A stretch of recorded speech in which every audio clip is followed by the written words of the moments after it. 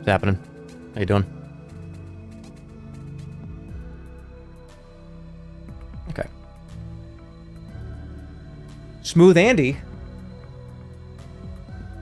What's that nickname? Smooth Andy. What's that?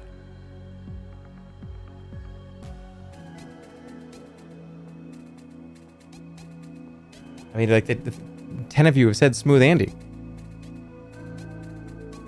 You're smooth. Oh, cool. All right, give me 1 sec.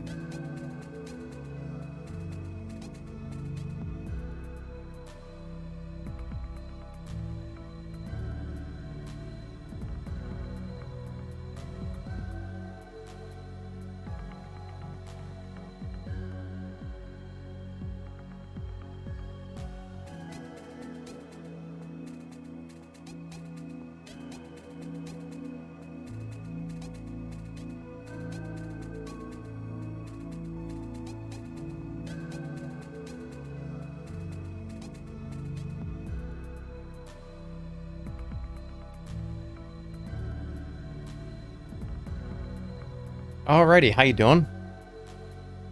Welcome back. We're going to continue our journey through Khare, City Blood of Traps. Got my tea here. I also have a coffee too from earlier, which gross. You spelled completing wrong. I don't care. Where, in the tweet?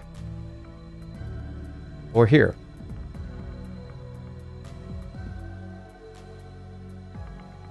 Because I gotta be honest, in the world of 2022, spelling mistakes no one cares about anymore. They really just don't. Back in like the 40s or like the 50s, it's like, oh, you misspelled that, minus 5 points on your grade.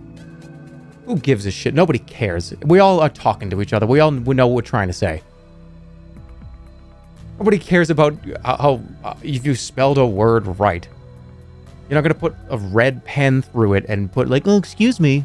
You know what I'm saying. We both know what I'm trying to say.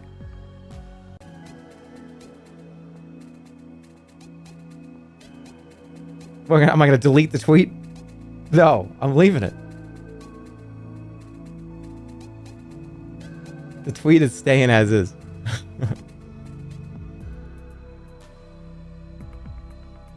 If we all started not caring, we would make a new language. All right, but okay, I get it. If I was sending like a formal letter to someone, I would want to make sure it didn't say like completely. But hey, I'm just a live stream. It's just me hanging out. Tweet it again. Yeah, for those of you that have asked about it or wondering about it, the thing that I was talking about on Thursday has been announced, and it's going to be a wild one. I did not know my team until an hour ago. This is going to be crazy. So Myth is putting on a Black Ops 2 event, and I'm on one of the teams. And I hope I do okay. I haven't played Call of Duty in like 8 years.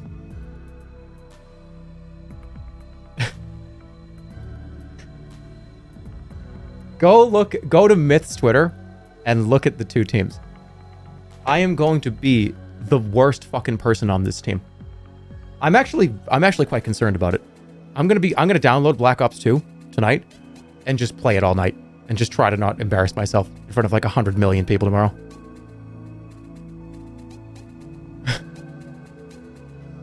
Practice now?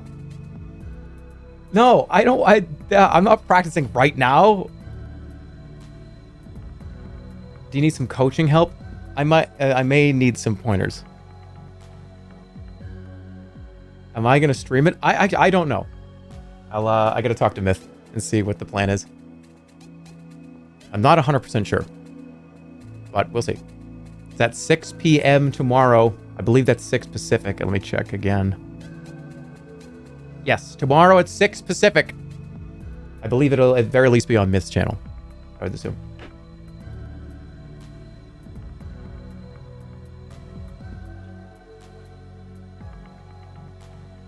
It was redacted. I don't know. I genuinely don't know. I'm being serious. I have no idea.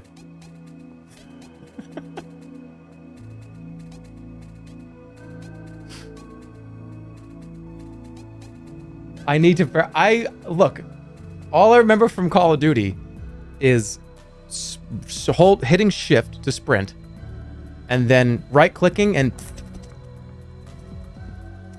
then dying. That's the only thing I remember. I don't remember anything else.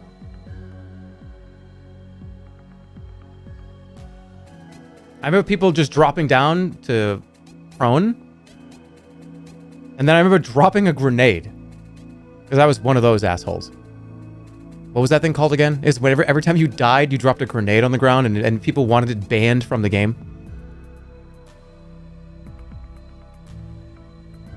It was like, please ban this from the game. Get rid of this. It doesn't need to be in the game. And I would get kills just because I died near like somebody. Yeah, I was one of those people. And I was one of those people, and at the same time, I also was mad at those people. I had, martyrdom. I had martyrdom equipped, and I would kill somebody with martyrdom and die from it and go, fuck that loser. And I had it equipped.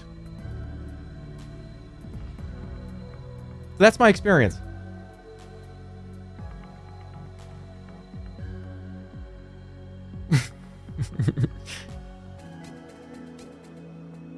I hope I do okay. I'll try. Dude, you're gonna be comic relief. Should I just bring a slide whistle to this event tomorrow? I'm gonna go 0-15, right? I might as well be like, I should make sounds and shit. Like, I'm just gonna be the jester. Watch me play like crazy, though. That would be fun. Say happy birthday to my friend, please. Hey, Mondus's friend. Happy birthday. No one else is getting that, by the way. Do what you're good at. If you're good at something, never do it for free. You see, but that's the problem, right? I've told you guys this before, and I mean this. If I'm like the weird clown guy that makes sound effects with his mouth, that's what I do over here. But if I go into an environment where I'm on a team with people and I'm just like, people are gonna be like, shut this fucking guy up. Shut this guy up. I don't want to hear this guy talking anymore. You know what I mean? Like, we can't bring that to somebody else's house, right? Usually, that's how I feel.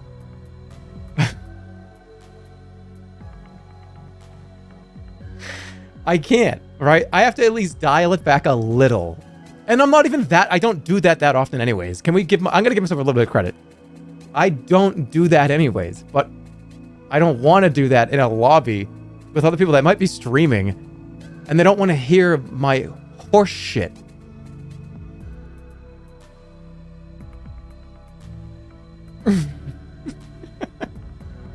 You need to do it more. Why else would they invite you? Oh, come on. Come on. Like, Myth is running the event, and he's got, like, a clipboard. He's, like, spent a bunch of time planning this. And he comes over to our lobby, and he's like, what the fuck, man? Jerma's not making fucking sound effects. That's what he's doing here. What? Come on, man. You're supposed to be doing sound effects. No, I'm kidding. It'll be a good time. I'm really looking forward to it. It should be a lot of fun. I'm gonna say I might surprise a lot of you. I really might. The wrong Discord.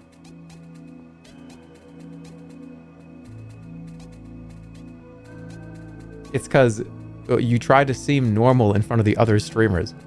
That's not true.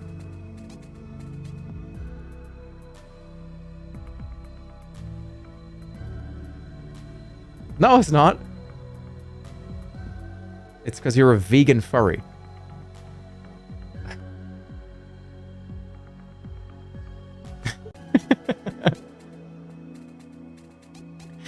Yeah, but I actually think it's going to be a lot of fun. obviously Myth reached out and it was just cool. Myth's a really cool dude. A really, really funny guy. So I'm honored to be invited in the first place. So I'm going to try to bring it my all. I'll bring it what I can. And by the way, this has just been going in my head the whole time. I've not heard anything else. And I'm sitting there going, this sounds weird. There's just cats. It's just in Sorcery. Well, now they're not there anymore, and you don't hear them. All right, so again, we're gonna try to beat part 2. We're gonna try. We're gonna absolutely get to the end of part 2. Sorcery part 2 today. Black Ops 2 event tomorrow. It's gonna be a wild time. I'm gonna do my best. And then Green Screen part 2 movie night is on Saturday. Very cool. You guys ready?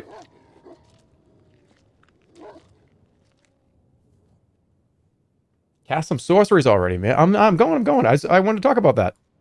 I got a cool event I'm participating in tomorrow. I'm going to talk about it. All right. So let's recap on what happened yesterday.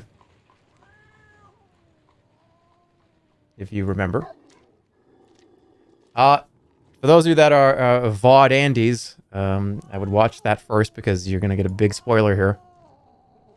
We got to the gate, North Gate of Khare, which is the end of part 2, but all these animals are just talking over me.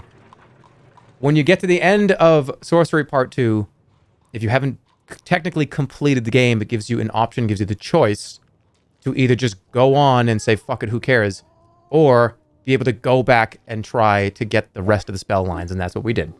So we are still looking for one more line, and it's down here, where we have not been down here at all. We have to somehow make our way from here down to here, or make our way from here to here and restart it one more time down here.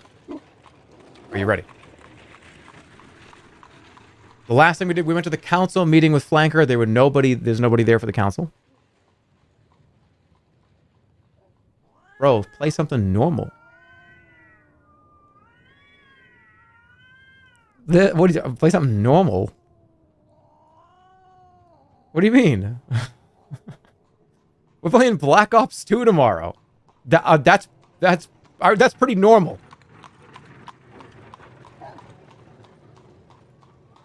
All right, the docks.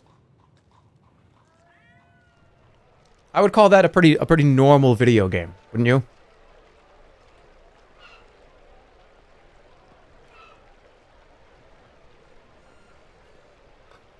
No, Call of Duty's not like what would you consider a normal game? That's a genuine question. What would you consider a normal game? I played Multiversus. Multiversus was a few days ago. Black Ops 3, Destiny 2. I don't want to play those games. Sorcery 2 is normal. Yeah, what's so abnormal about this? All right, so we're at the docks. You return to the docks. You still need to find somewhere to stay for the night, which, if you remember... Oh, it's still nighttime. We haven't gone to bed yet. Sleep in an alley. Sleep by the river. Sleep in the market. Or the Meat and Cleaver had that musical act. Was there, right? We could head over here. That's where the musicians were. We met the band down here. We shook their hand, and it was like, yeah, come hang out at the Meat and Cleaver later. So let's do that. Yeah, all games are normal games. You know what a normal... an abnormal game would be like... I don't know. How many times can you do a backflip in a row? Like that's like kind of abnormal, right? If we're like playing like that's like Mew who can do more backflips in a row. It's not like a normal game. How many times can you do backflip in a row? I don't know. None? That's just gymnastics. Well, no, that would be abnormal for me to just turn the camera on and do that. Like, hey guys, we're going to play how many backflips can I do in a row? It's like, what are you doing? This is like a video game. This is like just a normal game with like normal rules. That would be abnormal. That would be weird, right? So that's what are you talking about? All right, let's go. Let's go. All right, no, I'm not talking about like abnormal games versus normal games. All right, we're in the Meat and Cleaver. The Meat and Cleaver is a small, grimy place. It looks like it's been converted from a wood store. Rats run across the floor, and the customers at the tables look haggard and tired, as if just smelling the air is draining them. Damn. By the bar, a stooped and hunched innkeeper wipes his beer mugs with a filthy handkerchief. Okay. All right, Jerry the musician's over here, which is the person we want to talk to. So, I mean, we're going to go hang out with him, obviously. How many backflips can you actually do? I used to be able to do one. I definitely can't do that anymore. You look for Jira, but eventually it is he who spots you, waving from a particularly dark corner of the inn. Come and sit with us. We've got food to share and company. Sit, but don't eat. Sit. Reject the... Why would I reject the offer? This guy's been nothing but kind to me. Why would I be like, no, fuck you?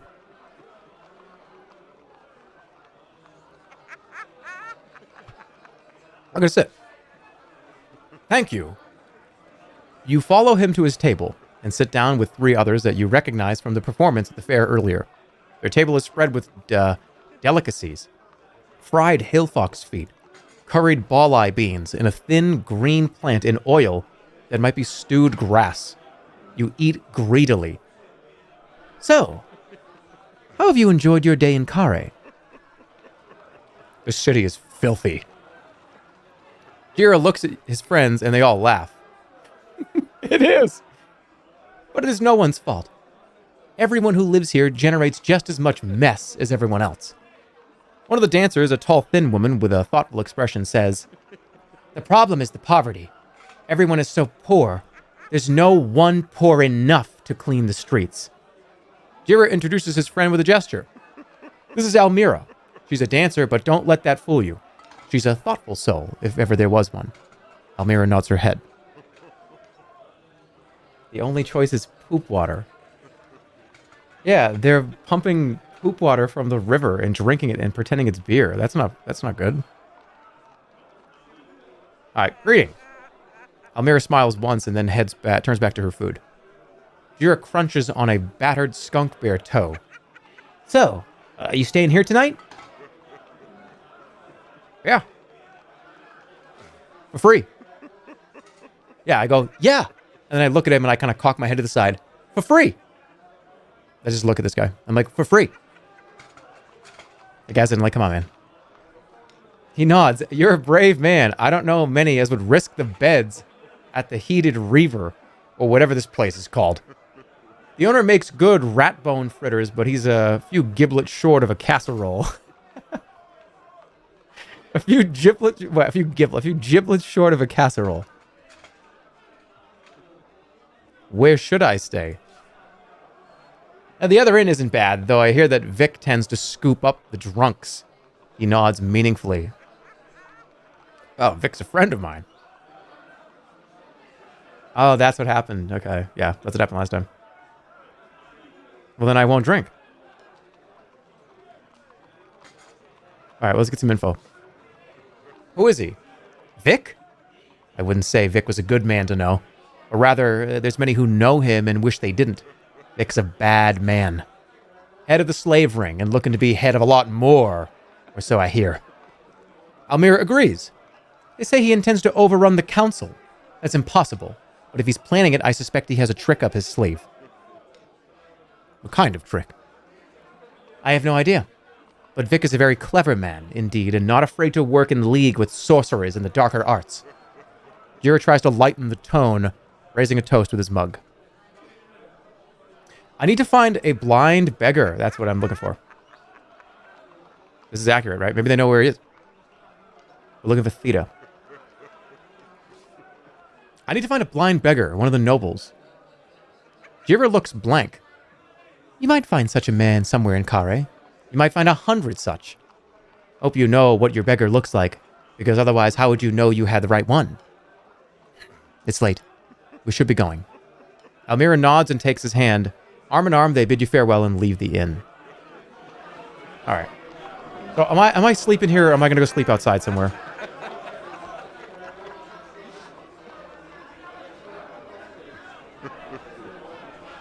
Should I sleep outside or sleep in here? I feel like want to get like attacked in here or something. I'm going to get attacked in here. Should I go sleep outside? All right, what is it? How much does it cost? I'm going to get attacked. All right, you march over to the bar. The innkeeper stands up as straight as he can to greet you. How is trade here? The man peers at you. Trade? This is a docks and I sell beer. Trade is the same as it's always been. I know the city is supposed to be going to the dogs and falling apart, but I don't believe it. People are always saying that. But they're still in here most nights, drinking their beer. I need food. How much is food? We're out of food, I'm afraid. He points to a group in one corner. Those lot ate everything. Musicians. They're always hungry, but good for drinking. Oh, no, I did eat. I already did eat. Never mind. I ate all the food. I'm sitting here going, oh, man, I'm hungry. I haven't eaten anything all day. It's like I just ate. I literally just ate all their food. And I'm coming looking for more? I'm the problem. I'm one of the musicians. I was part of their group. All right, what about a room? Do you have rooms? The innkeeper nods and smiles a wide, almost wicked smile. We do. Best in Khare, if I say so myself. People who stay here never stay anywhere as good again. 4 gold pieces. Yeah, that's fucked up. That's a weird way to... Why would you... That's weird. That was a weird way to say that.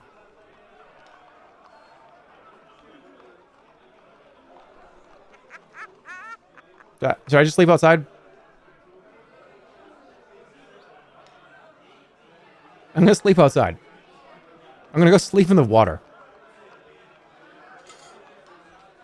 Yeah, I'm out of here. No, I don't... No. I was specifically told not to stay here by the musicians. They literally said, don't stay here. He was like, hey, don't sleep there. This place is fucking dump. Don't sleep there. I'm going to listen to him. I'm not sleeping here. You walk back out to the docks. All right, back to the docks.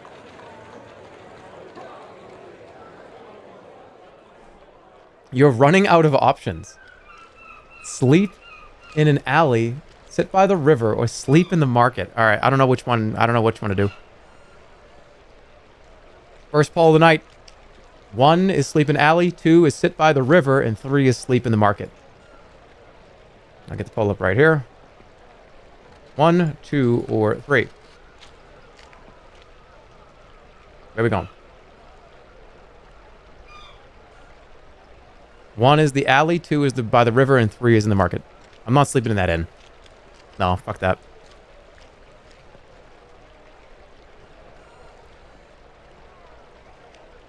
What do you feel? By the river. By the river? Isn't that like out in the open? I'm just gonna be lying on the beach in the open. Isn't that bad? You really want me to do that? Okay. Khare is renowned city as thieves and villains, and has not earned that reputation for nothing. To sleep outside is to invite disaster. Instead, you seat yourself by the edge of the fat, slug-like Jubaji River, where the air is by turns fresh and stomach-churningly rancid, both of which should help you to stay awake through the long watches of the night. Oh, I'm not going to sleep. Hey! You sit watching the river as it creeps past. Today has been a successful day, and you've made progress towards learning the lines of the Northgate spell. After a while, you notice a light on the far bank. Oh, it's because I'm tanking the whole day, that's why. Okay. Let's watch it. It is a lantern. For a while, it moves forward and backwards, then is joined by several more. Voices call to one another. They're looking for escapers, but escaping from what you cannot tell. As dawn breaks, one calls, Vic will be pleased. Clear night tonight. That name again. Glandragor's friend. The men disappear as the sun begins to rise. Your long vigil has left you tired out, but still in one piece. I got the health back. I'm good.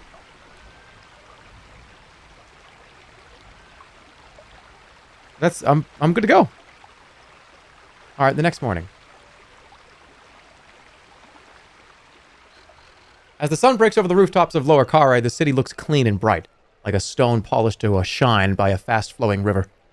The effect lasts for a beautiful moment, and then the people of Khare begin to stir, opening their windows to throw out their slop, shouting and cursing at each other as they do so. That's so... The word slop. That's one of my favorite words, can I just tell you? The word slop is just... It has so much weight behind it. It can be used as an insult. It can be used as a means of endearment, right? Oh, what you're gonna serve me this slop? I said that's not endearment. That's fucking horrible. That's really insulting. It's only as an insult. Oh, hey, yeah, give me some of that. Imagine calling something slop at a dinner. It'd be like, dude, what the fuck did you just call my cooking? Oh, so what I have here is I have a pan-seared salmon. Yeah, I'm a big salmon guy. And I have broccolini, very lightly torched to a nice crunch on the outside. Yeah, give me some of that slop.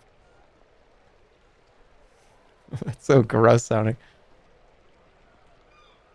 All right, whatever. It's only used as something gross or an insult. Okay, the effect lasts for a beautiful moment. Then the people come out. The city is stirring again. Now we're going to head for the bridge. The market traders begin to set up their stalls, fighting and threatening each other to get the spots closest to the ships. A few sly types, probably pickpockets, begin to prowl the shadows between the stands. Oh, real quick. Should I play that new horror game that just came out? What's it called? Something the Assistant or something? Yeah. The Mortuary Assistant. Yeah. All right, no spoilers. I'm gonna play it. I'll play it like in the next stream or two. Yeah. All right, I'll play it. You're gonna die playing that. I'll play it. It's really glitchy and buggy. Well, maybe it'll be fixed in the next, I don't know. Maybe they'll do a patch for it. Yeah, we'll do that in the next few days.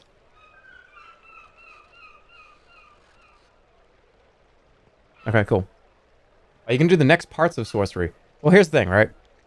I want to make sure that it's not just only Sorcery.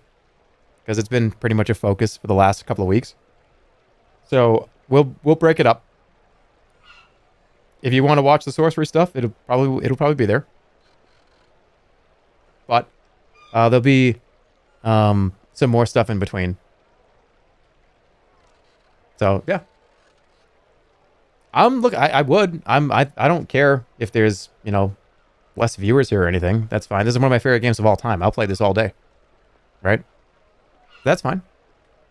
I get it too. If you don't want to kind of sit here and chill, have essentially read a book together. I get it. I do. But for those of you that do like it, then we'll keep doing it. But for those of you that don't, then whatever. Maybe we'll see you on the next one. It's all good. I don't care. If there's 5K, 10K, 30K, yeah, whatever. People like different shit. It's fine. Let's keep going. The market traders begin to set up their stalls, fighting and threatening each other to get the spots closest to the ships.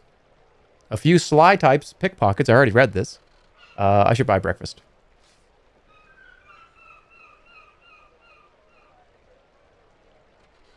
You wander the stalls looking for something to eat and find a stand selling bomba bread for 2 gold pieces. The smell is quite nourishing. I definitely need it.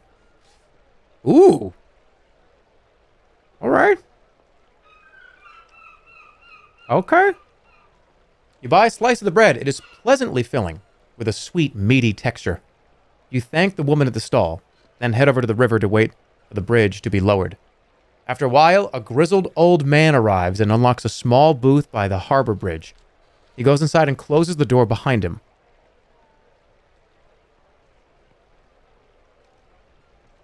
Meaty bread? Yeah, it means when you pull it open, you get the steam that comes out, and it's really chunky and like fleshy on the inside. I know what they're talking about. All right, should we go knock on the booth? I'm gonna wait. You sit down outside the booth to wait for the man to lower the harbor bridge. After a while, something happens. The old man leaves his booth and goes over to a contraption on the waterfront. He begins to heave and wind an ancient winch. It seems to be quite hard work. He's trying to move the whole weight of the bridge single-handedly. I go help. Excuse me, let me help you.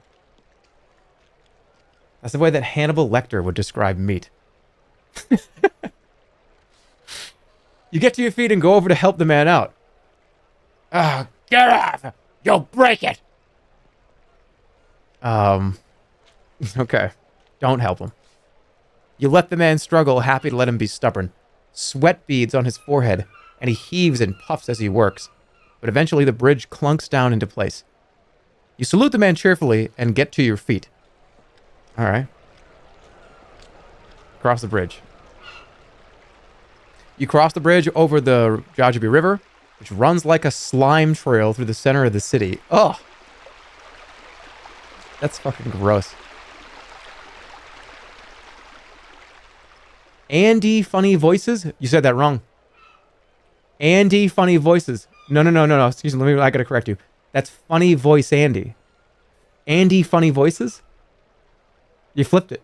You gotta get it right. Funny Voice Andy. Come on. Andy Funny Voice. I love that. That's my favorite comment of the week. I love that wording.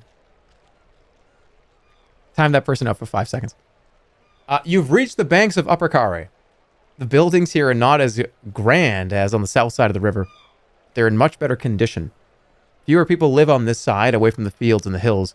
But those that do are richer. They are also most likely more dangerous. But of course, it is on this side of the city that the North Gate stands. You follow the road away from the river towards the fork in the road. Okay, we need to go down here. And I don't know if we can get there from here. I think it's impossible. Maybe it's not. If we go here and then down, maybe. Let's try it.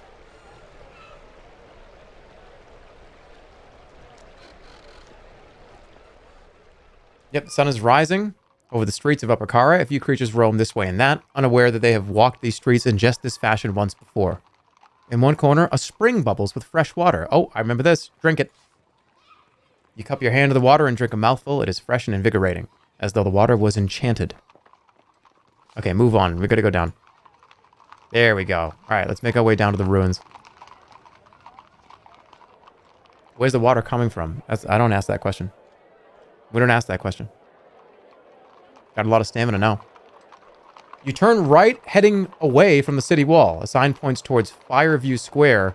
You pass large houses that have the aspect of official places of business. One is marked with the clawed fist of a moneylender. An elven woman is just leaving. She looks quite worn out already, this early in the morning. You stop the woman with a gesture. She looks up at you in some surprise. You seem distraught. What's this building? The woman looks at you in some surprise, as though she thinks your question must be a joke. It's a moneylender. Though why they call themselves that, I don't know. She gulps back a sob.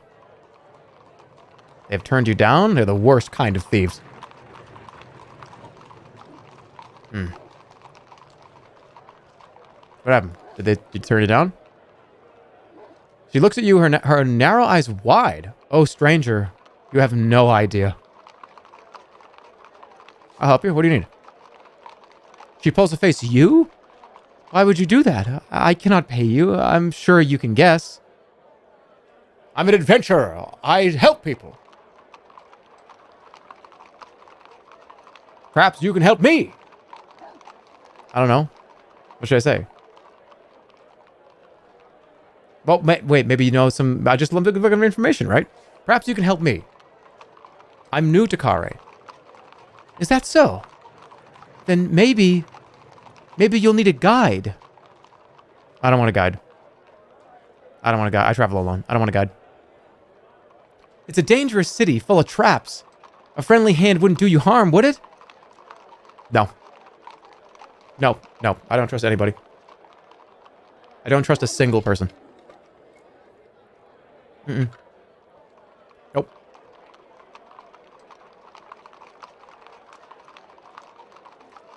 I don't want... Guys, I don't want to get, like, clubbed. You know what I mean?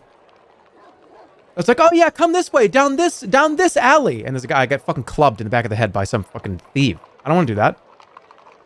That's happened to us, like, at least once or twice so far.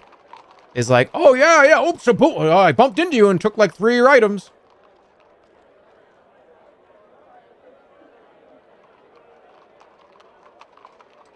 Alright, I'll leave it up to you guys. What do you think? Do we want a guide? Do we want someone to travel with us, or no? So the poll will be 1 for yeah. Oops. Well, we're doing it. I didn't mean to do that. Very well. She smiles, the first true smile you've seen on her face. Very good, stranger. I'll be happy to help you, if I can, for a fee. Where do you want to go? Oh. Oh, shit. She actually might help. I need to find a beggar in the ruins. She nods. The Fallen Quarter. That's very easy to find, if you can avoid the traps. She nods, clearly pleased. Take me there or I'll kill you. What? Like, I pulled a sword out?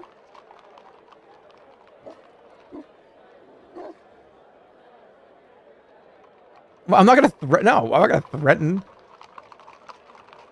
We can't be this, like, psycho that starts a this has happened in my last playthrough. I remember this is getting halfway through a conversation and then throwing a rock at someone. Like, oh yeah, I'm new in town. I'm the Analander. What's your name? Oh, I'm the great sage of the Western ruins. Oh, interesting. Can you help me? Sword comes out, stick it at their neck. Like, what? Why even start the conversation if you're gonna just threaten to kill somebody?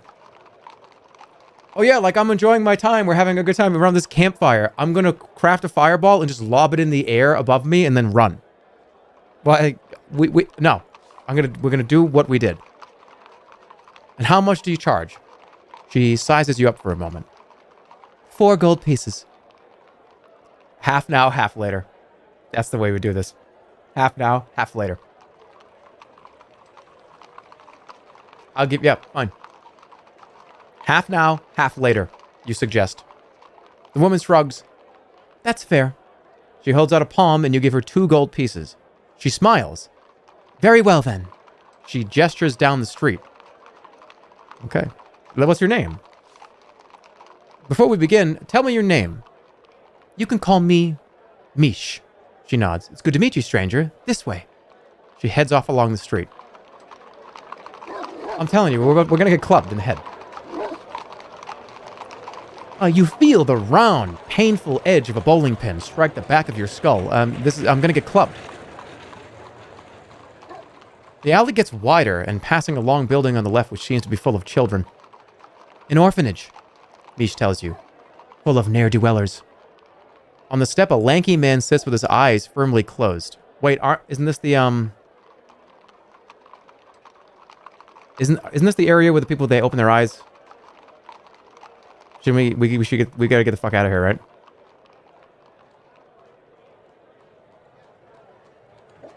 Yeah, I think this is isn't this the group of people that have, like, the fire eyes? Yeah, we're getting out of here. Ignore. Yeah, we got a place to be. We have a guide that's already walking. If we stop, we're gonna lose the guide. We're not stopping. We're not stopping for anything, by the way. You're back on the approach to Fireview Square. You see that? Mish says, pointing to the monument at the center of the square with a curious gleam in her eye. That's one of the great treasures of Khare. If you step inside, You're granted a vision of the whole city from above, so you can see where you need to go. Once again, you stand in the plaza of the Red Eyes, the heart of this half of the city port. In all directions, roads lead off, some no doubt to the houses of nobles and others directly into danger. On the other side of the square, the main road continues on through a low arch. 1,000 other alleyways lead off in all directions into Upper Khare. Yeah, we're not sticking around here. Lead on. We're not doing this. Yeah, I'm gonna get teleported. No, we're just going. Lead on.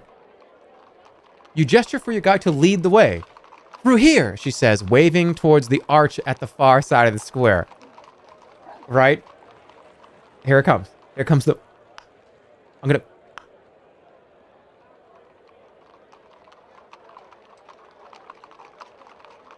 Are you sure? You ask, surprised by the direction. The woman smiles. Of course I'm sure. Do you want to find the beggar or don't you?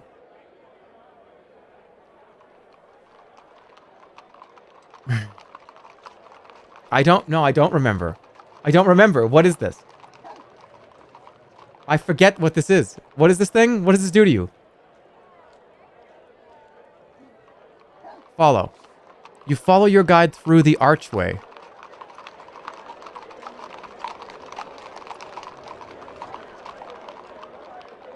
You follow Mish between the narrow buildings until you reach a fork. To the left, the road continues towards... Oh, I thought it wanted me to stand in the middle and get... I don't know. Okay. While the right leads to the shorter street.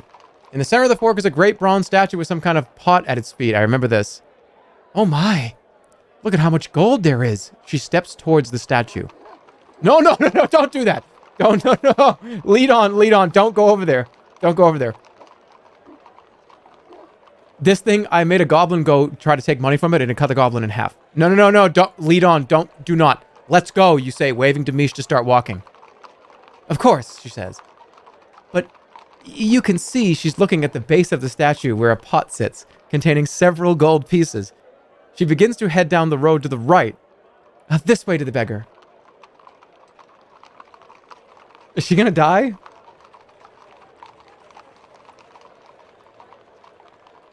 Was that a different statue? Oh, but this can't be good either.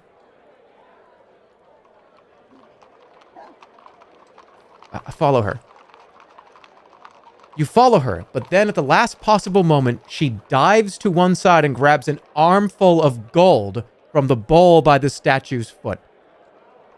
That'll teach those moneylenders to not pay out, she cries, stuffing nearly 20 gold pieces into her pocket. Oh, god damn it. From somewhere behind her, there is a noise like thunder of something moving into life. Quick, put the money back. Put it back. We were just kidding. Yep. It was a joke. Look for the noise. I gotta draw the sword. We can't run. Quickly, put the money back. She's an idiot. Leave her. Abandon her.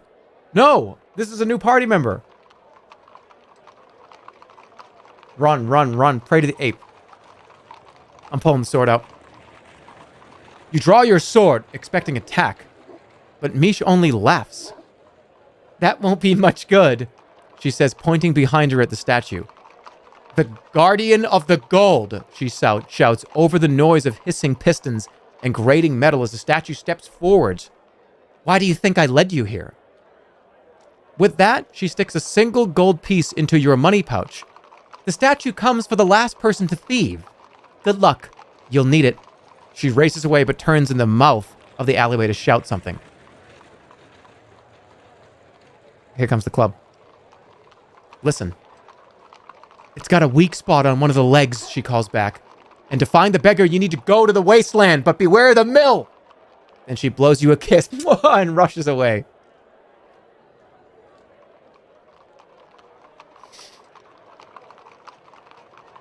Well, we did get some info. Am I always left? Okay, you don't have time to be angry. Looking up, you see the statue's right arm sweeping down towards you. Leap left. You jump left, straight into the path of the club. We got clubbed. Actually got fucking clubbed. It just took like 12 minutes to happen, which sends you flying backwards. Picking yourself up quickly, you see the bronze giant has leapt from its pedestal and is advancing towards you. You adjust the grip on your sword. You rush forward, dodging the statue's stamping foot. But when your blow lands on the metal, it only sends a painful shockwave up your arm and does no damage to the creature at all. The statue's leaning back for another swipe at you. You'll have to find this thing's weak spot, if it has one, or else you do not stand a chance. One of the legs. In the milliseconds available, you scour the creature for scratches, blemishes, anything that might suggest a chink in the armoring. Left leg, right? You said one of the legs. Left leg? Left leg. You race forward towards the creature's left leg and spy a small metal plate. Twisting your sword around in your hand, you drive it into the crack and begin to lever the panel open. The giant flails this way and that, trying to shake you loose, but you are determined. And finally the plate flies open. A blast of hot gas ejects from the statue. It sways and then topples face down into the street. I'm alive. You gasp with relief and take a moment to recover your breath. You've survived, but your elven guide has disappeared. Will all the statue's money? You see, we don't care about spelling, right? Who cares? It's with all the statues. Who cares? I told you, it's 2022. Nobody gives a shit. I know what you were trying to say. I'll just re-say it. It's fine. I don't care. Who cares?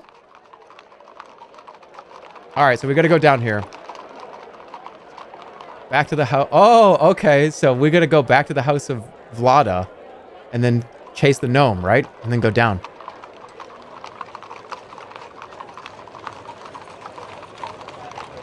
Side street. Could we get there from here too? No, we definitely have to go straight down.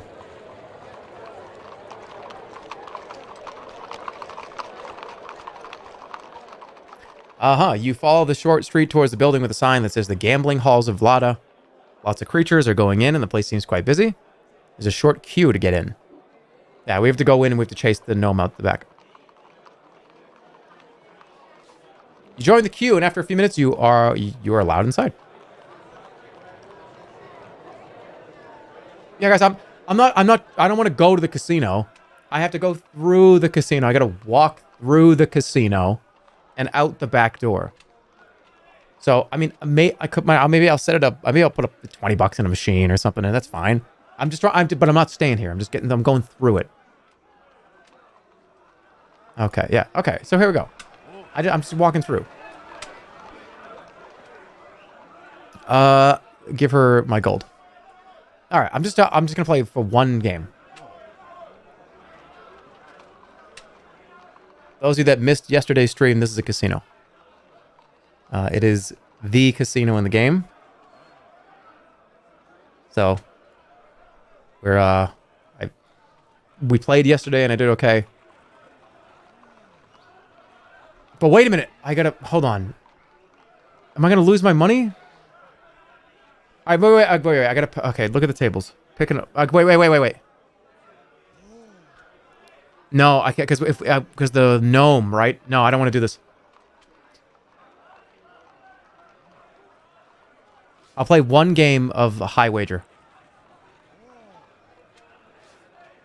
All right, we're gonna play we'll do one 10 gold bet and then we're out. Let's go. Versus the innkeeper.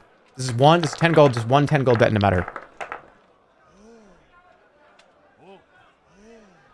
Okay, so let's start with two threes. No, I have literally everything. I have we'll do 1 2. 2 ones, okay? 3 ones. That means he has to have to do 4 ones. Say it. Oh, you are in trouble. That means call it. There's no way you have 3 ones. I win. See, we're just going to play. I'm going to just sweep this guy, and then we're going to get out of here.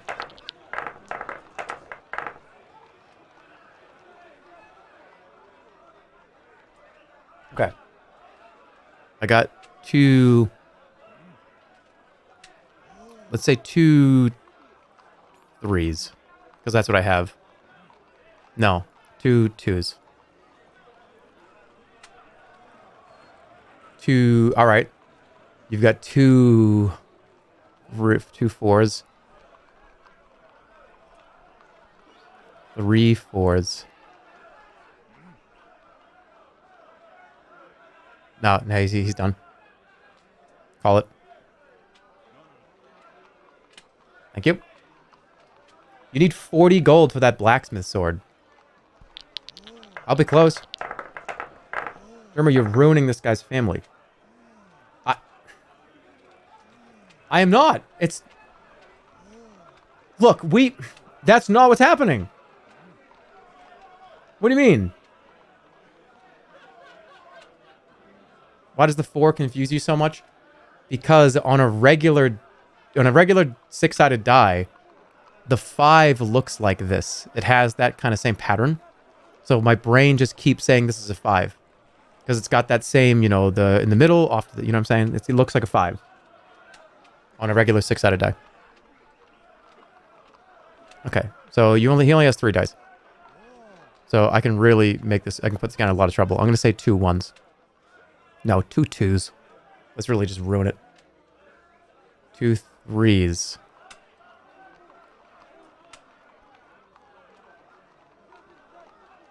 Okay.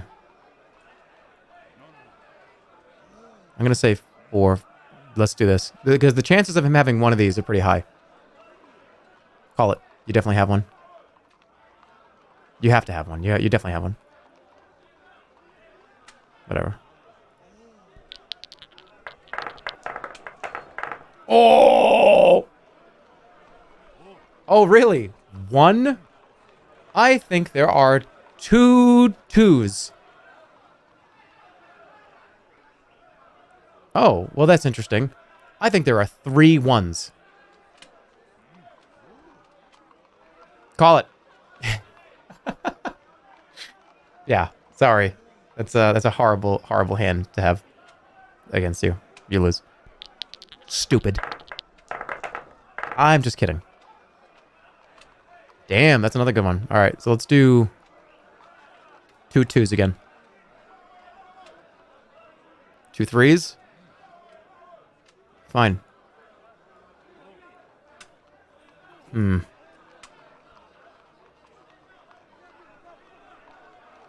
How many die? He has 2 die, which means he probably has 1. So if I have to call this and it's wrong, right? Okay, so that's assuming that he's saying that he has doubles, which no way. All right, that was unlucky.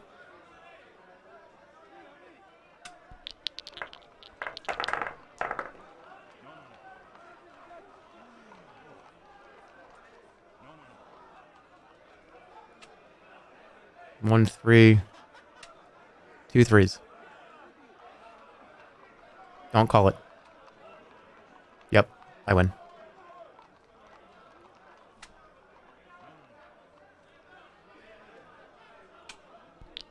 All right, then we cash out and then we get out of here.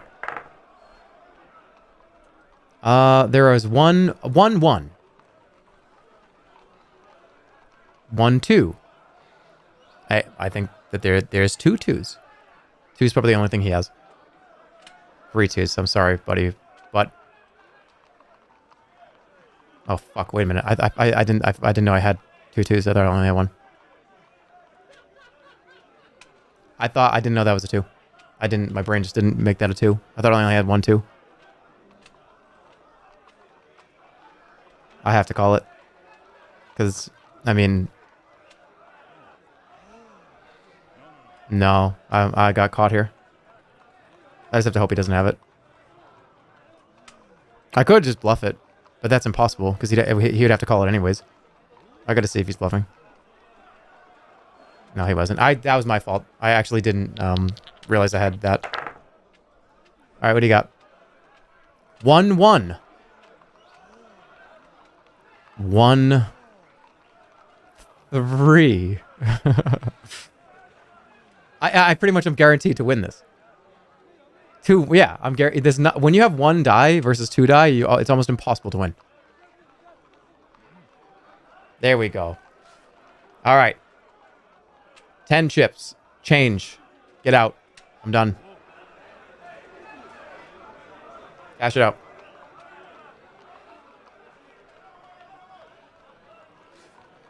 Cash out. Bang. 26. Okay, so wait, how do I get to the ruins? Down here and up?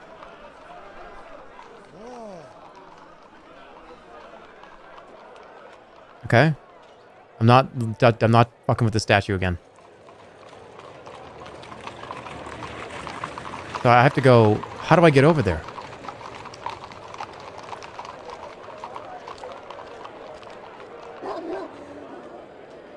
Could I go up and then this way? Let's find out. Up and left, I think, yeah. Leave the square. Yeah, there we go. Okay, cool. Let's go.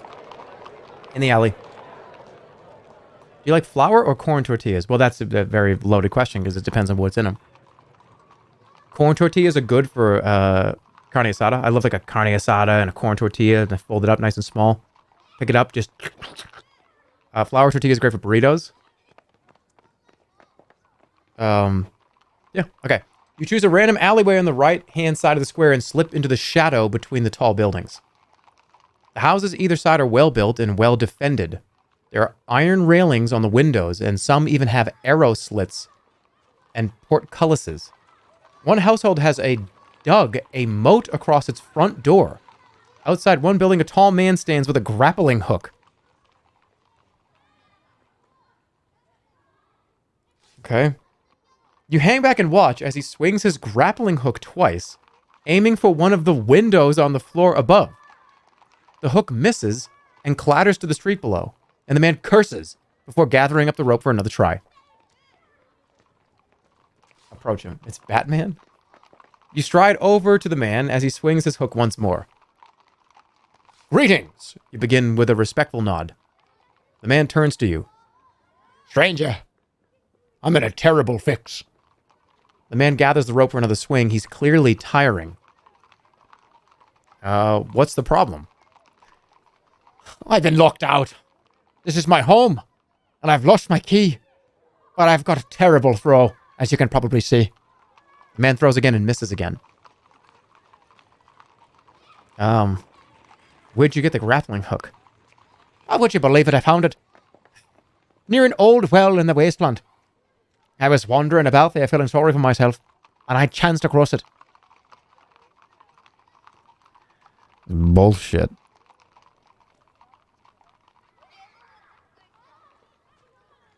You a thief? Are you a guard? Answer the question. You reply coolly. Listen, if I were a thief, do you not suppose I would be better at getting this accursed thing to land on the sill? To demonstrate his point, he swings again with considerable effort and once more misses, ducking to one side to avoid the hook as it falls back. The man gives up. He winds up the rope around his shoulder and then cups his hand to his mouth. Esme, will you just open the door and let me in? For a moment, nothing happens. Then a bucket of slop is thrown out over the man. He stands dripping in muck. Who is that? You ask from a safe distance away. Take my advice, stranger. Never marry an elfin. They may have lovely eyes, but they are thoroughly untrustworthy. He stalks away up the alley. Time for you to move.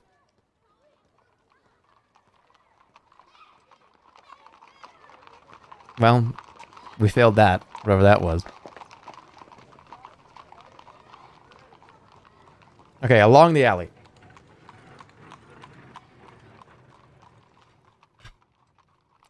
Well, I don't know, the guy's out there with a grappling hook thrown at random windows. What, am I going to trust this guy? Hey, yes, let me see that. I'll do it. And then I go, boom, shoot the grappling hook out into the window, break the window, and the guards come and club me in the back of the fucking head. We've seen that song and dance too many times. The street is falling into disrepair around you. Something has blighted this region of the city. Even the trees in the gardens behind the mansions have turned black where they stand. The only greenery is the moss on the stone walls. There are no rats scurrying underfoot, and only spiders roost in the rooftops. You pass a particularly grand house, its doors locked with a heavy iron chain. Look at it. There is a metal S bolted beneath one gable. Perhaps it's an owner's mark. Perhaps it is there to stop the wall falling out onto the street. There's a ringing noise from down the alley. A hooded creature with a bell around his neck is approaching in shuffling steps. Oh boy.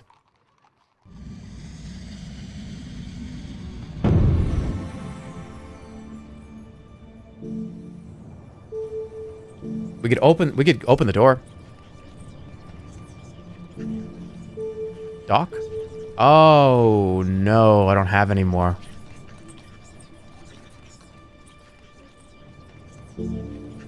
There's always Jig. But we don't know what this is. I could do sus.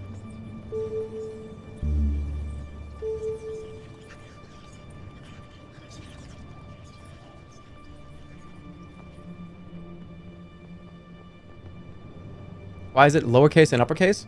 Because they're different spells. So capital D-O-P is open doors, but lowercase D-O-C, like lowercase d is a different spell. I don't know. It's a spell. Who knows? It's either Jig or sus.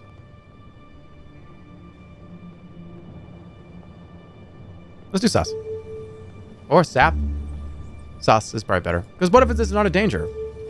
Sense danger.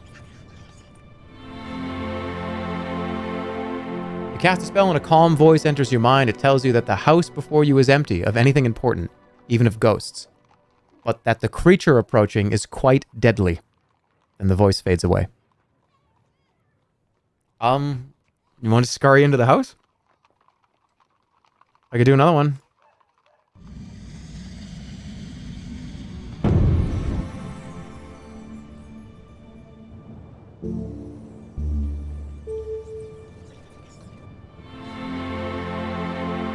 You cast the spell, pulling out your little flute and playing a merry tune. The figure in the cloak stops suddenly, and then in awkward and painful steps begins to dance. The sight is macabre and cruel, and you hear the creature wheezing with the effort of every movement. Oh no, this is like bad.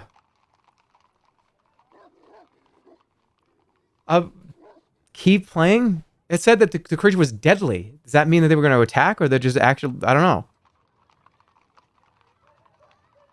Keep playing?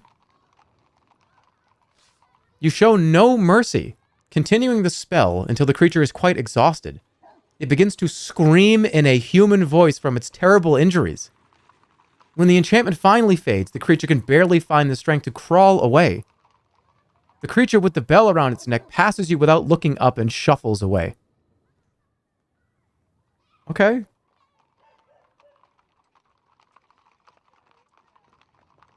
But Sus said that the creature was dangerous.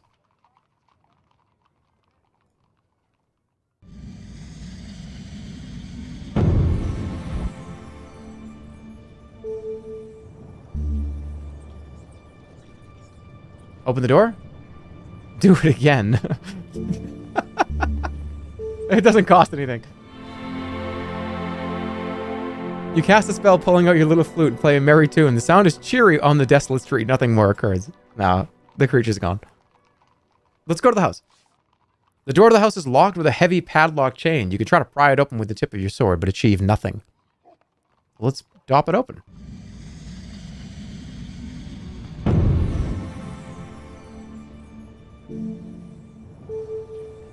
Open locks and doors. Cast the spell over the heavy chain and it tumbles to the ground. Enter the house. You slip through the wide doors into the old empty house. An empty mansion. You push open the doors and step inside the dark house. It is a mansion on a grand scale, larger even than the abandoned house you explored on the lower side of Khare. There are at least 3 floors and 2 great doors leading off to wings on either side of the entrance hall. From the back of the house comes a voice. "The Lord is not home." I know. That's why I'm here.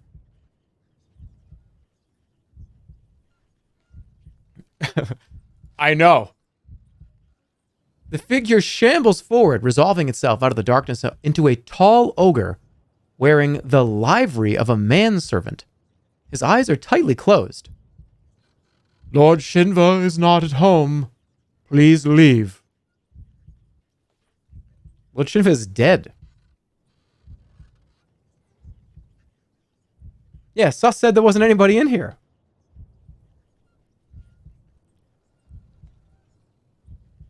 Lord Shinva is dead, isn't he? "Indeed. He will not be returning for some time." Returning. Is he not dead? "Not so dead that he might not yet be revived. But I hold out very little hope. My service will continue regardless, of course." As he speaks, you notice a flash of metal from his neck. Some kind of collar, made of a strange, dull-colored metal. Then the collar is covered up by his shirt. "I must now ask you to step outside," gesturing towards the door.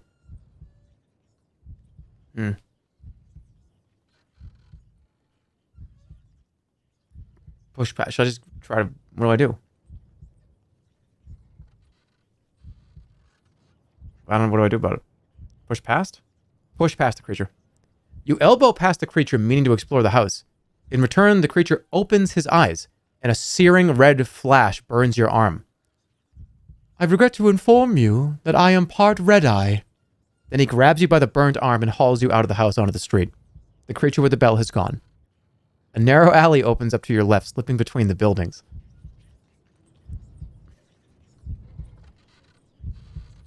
God damn it. That's bullshit. Rewind. Rewind. I can't.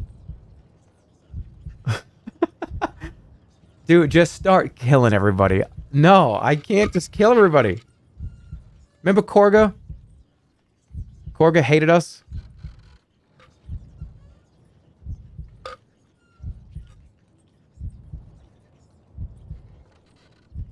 I'm gonna go down this way. Because we didn't explore this. Or I wonder where the beggar would be. Down here, maybe? Who cares about Korga? I don't know. I'll stay on the road. The buildings are thinning out. Through a gap between roofs, you can make out a tall, crooked steeple some way away, like a finger pointing up towards the heavens. A dark shape sits at its very tip. As you watch, the shape seems to grow wide, then flatten once more, as though it had opened and closed. A bird, perhaps, or simply a flag, draping downwards in the still air. Okay, we're looking for Theta. We need the spell line. Once again, you're emerging from the alley into a wide area of wasteland. Once this was a busy city district, but now it looks as though a hurricane has leveled it. Nothing stands higher than head height. A few staircases lead to nowhere, and in some places a door still stands. Plants grow from every crevice and crack as though someone had poured green paint over the whole scene. Things are constantly moving and shuffling between the leaves. The road, such as it is quickly smothered by piles of wreckage. There are lots of other ways to pick your way through. One possible route leads up and over the side of a broken down house. Another passes by what might have once been a mill. You would have to climb over the mill wheel to continue this way. We were told to avoid the mill. Right? Didn't somebody say, don't go near the mill? That was the guide, right?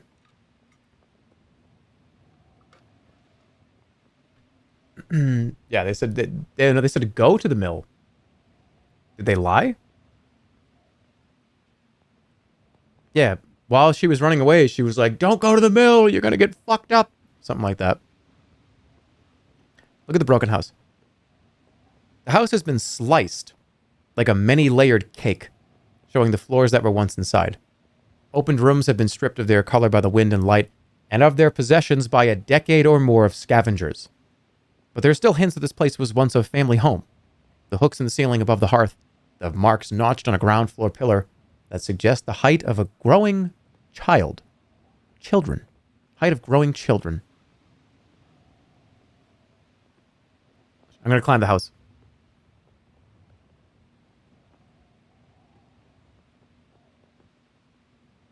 Look at the mill. Who would build a mill out here so far from the river?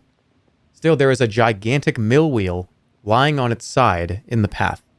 Despite the state that the building next to it is in, the wheel itself seems perfectly intact and has not even lost its perfect circular shape. We were specifically told to avoid the mill. So, oh, it's a portal trap. That's right. That's right. A perfect circle on the ground. Climb the broken house. You clamber up the fallen rubble to the roof of the broken building. From here, you get a clear view across the rest of the wasteland. It stretches for a mile or two and will take about an hour to cross on foot. And at its far side, a tall iron fence thick with ivy slices across the land. Perhaps to keep the people of the wasteland out, or to keep whatever is beyond the fence in. In the distance, you see dark shapes moving across the sky. Climb down the other side of the house. You make your way down the far side of the building and look back onto the path, which soon forks. This is actually really important because I don't know where this person is. Lord Theta is in the ruins. Lord Theta can be found blind and begging in the ruins of the fallen quarter of the city. He's a beggar.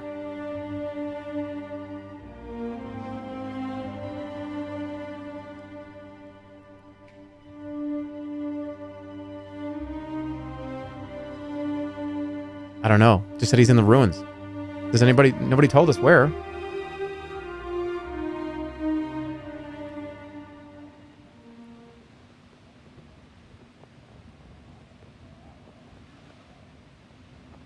He could be anywhere. Let's try right. Okay, you follow the path to the right between broken foundations and cracked streets. On one side, a roof sticks half out of a sand dune. On the other, a front door lies flat on the ground as though leading to a hidden cellar. Then the path comes to a building that, amidst all this destruction, is still standing.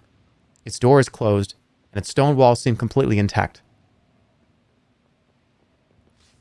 You try the door and find that it falls open at the slightest touch. Go in the house. You might be in the house. The house consists of a single room with a large table and a large chair, and in the far corner, a sealed box. Everything seems in good repair. The wood looks waxed and polished, and the hinges on the box are free of rust. Is it a mimic chest? I don't know. From the doorway, you stop and look around, and that's when you notice the foot sticking out from under the table. Look at the foot. You go over to look at the foot. It is clawed and a dull shade of gray-green. It is about the size of your head and sticks out from under the low table. This house feels dead. Even the air inside seems not to move. Did I just kick the foot? All right, I'm gonna prod the foot. Reaching forward with the walking cane you found in the house. The one opportunity to use the cane is here. I take the cane out and go poke, poke. That's the only thing the cane has been used for. Nothing happens. All right, poke it again. Feeling more confident now, you prod it once more. Still nothing. Seems like this creature is either very asleep or very dead. Okay. Go for the box. No longer concerned about the creature, you head over to the box and lift the lid. Inside are a series of small round stones, carefully carved. Lift out a stone. You pick out one of the stones at random and lift it from the box. It isn't heavy, but it is exquisitely smooth.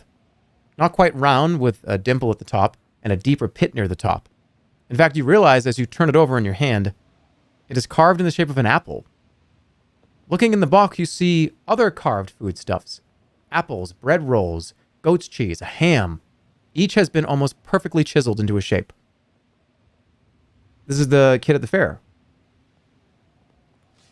You search through the box, hoping to find something of value, or else something to explain the purpose of the collection, but you discover nothing more. Turning away, your eyes fall on the other side of the table, where the head of the creature lies. The face is clearly stone. The eyes are stone. The open mouth is stone. It is a statue of a Sven, or else it once was a Sven. In its hand, you see it holds a stone shovel.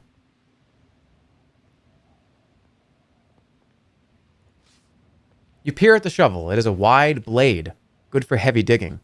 This creature was a gardener, perhaps or a farmer, or more likely, given his lonely outpost near the necropolis, the city gravedigger. But now he is solid stone. Such things are not impossible. Perhaps he buried a wizard's lover. A day too soon, perhaps. You step back outside into the dying sunlight. Oh. Interesting. I wonder what you could do there. You make your way between blasted walls and weed-encrusted rubble. There is a constant movement in the corner of your eyes. Rats scurrying to hide under the stones and the cracks. The path turns around a large stone fountain, which has toppled over on one side, revealing an empty well leading down into the earth. I don't want to go in the sewer. Move on. I'm not going in the sewer. All right, the edge of the wasteland. Did we miss it?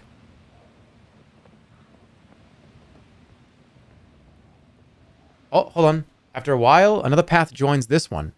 Looking back along it, you see a toppled steeple. A track climbs the rise at your back towards a low hovel. This is the far end of the wasteland. Ahead, you make out a line of tall, dark trees.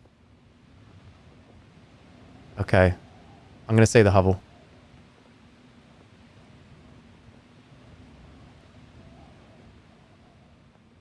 So, hey, do all your jokes come from this game? I would say like maybe 10% of all the jokes I've ever made. Maybe like 7% of everything I've ever said has been directly from the text of this game. No, maybe like 4% of everything I've ever said.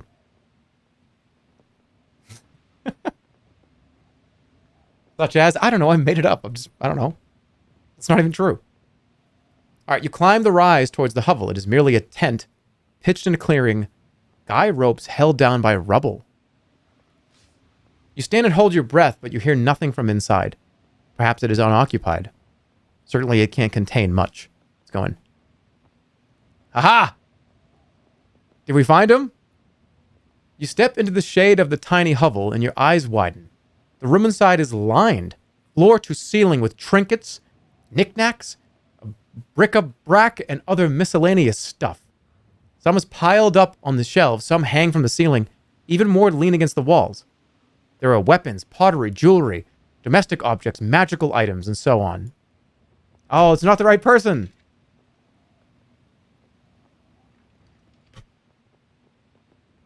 Who is this? Sitting cross-legged on the floor in the midst of all this mess is a small bearded gnome who rubs his hands and greets you as you come in. I've come to rob you.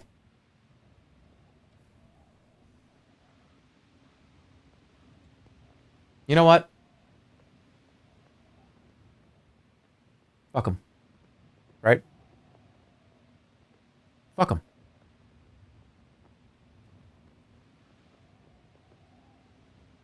You know what I'm saying? Should I?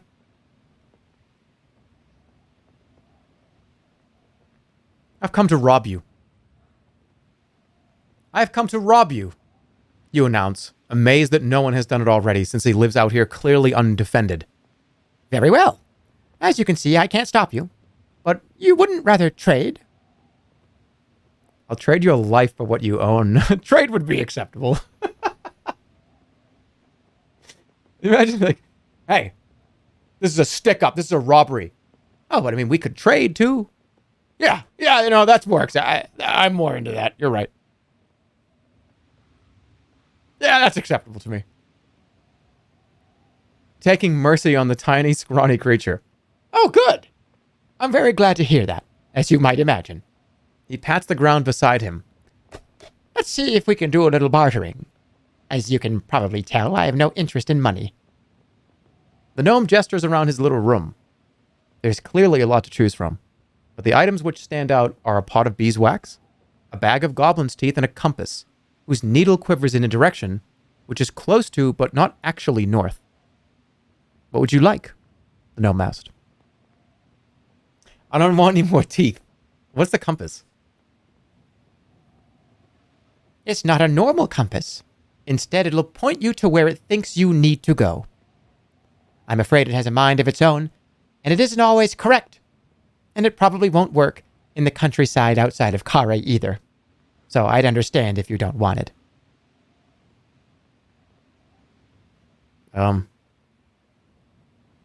Well, we're like on our way out of Khare.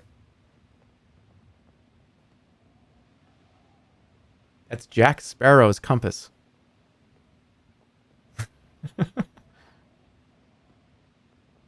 It's not. That's not going to do anything. Honestly, it's not going to work.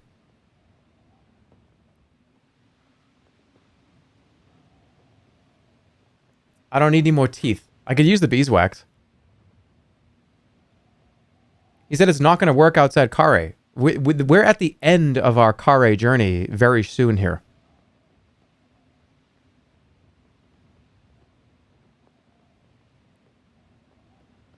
Teeth or we riot. He could be lying. All right, I'll take the compass. Sounds intriguing, you reply, not putting the compass down. Anything else? Do I have beeswax? Oh, no. Okay, I have beeswax. Yeah, guys, I have 8 goblin teeth. I don't need any more.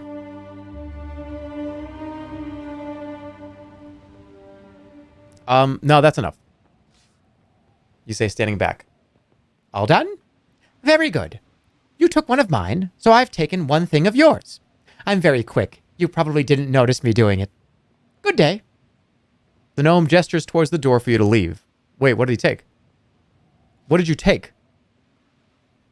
The gnome looks surprised. Well, really, I have no idea. I'm a kleptomaniac. That should be fairly obvious. And what's more, I couldn't see into your pack when I was taking it, could I? But I'm very fair, and I took exactly the right amount of things, so we're all square. What did he take?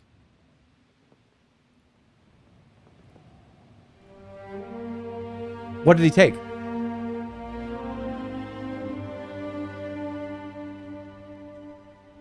Am I missing something? Skull cap, wig, bone, sun jewel. Badge of the noble, 26 gold. Tinderbox, walking cane. What did he take? He took the chain. He took the silver chain. He took the flute? No, he took the chain. He took my silver chain. A magical silver chain that acts like a snake for a fucking dumbass broken compass? I'm attacking this guy.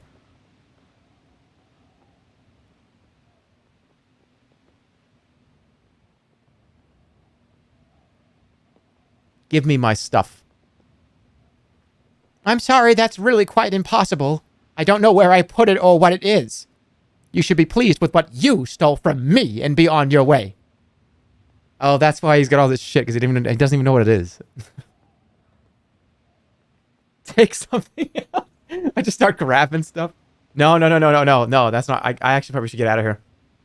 Because if I take something, if I just start grabbing shit, he's going to grab stuff from me and be like, well, you took something of mine, so I took something of yours. I wonder if should I just attack him? Threaten him. Give me my things or I'll squeeze you to death. For a moment, you seem to see something move in the corner of your eye. Look here. I can't help it. And in all this talking about it, I've gone and stolen something else from you. So really, I do advise you to just leave. Kill this mug. Kill him. You give in to your worst intentions and strangle the gnome where he stands. But with him dead, you'll never find your property. You do search of the...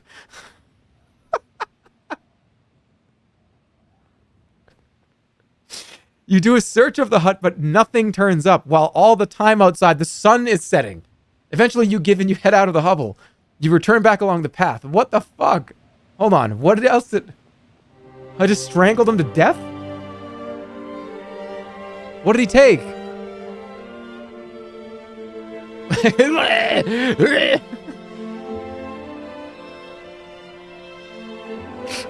Oh, he took the wig. No, I need that. I genuinely need that wig. I need it. I genuinely need that. That's the thing that lets me talk to animals. Are you not going to let me rewind that? Well, and by the way, why did I put my hands around his neck? I strangled him to death? Why wouldn't I just kill him with my sword? Why would I choke him to death? I put my bare hands around his neck and squeeze him to... Wait, did I say that? I did say that, didn't I?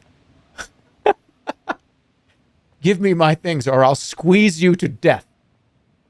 Why was I in the mood to strangle someone? I have swords and magical spells, and why would I don't need to strangle someone. There's no reason for this. I have magic. I have lightning bolts and... Alright, run a poll. Can I rewind and just fuck this place and literally just not even go in here? It's got to be at least 75%, yes. Can I rewind? Or do we lose 2 items for no reason? Do I have to live with my decision?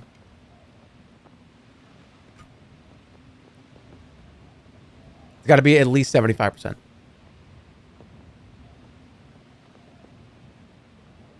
That's what you get. It's a free rewind. I know rewinding is... I know, it's polarizing. I know, right? Do you live with your decisions and just take it as the game goes? Or do you... No, my finger was still there, so I can still do it. I think there's an equal amount of both that make the game fun, right? Because there's been a lot of cases where I have not rewound. It's like, no, we got to fucking live with that. It is fun, though, to play this game.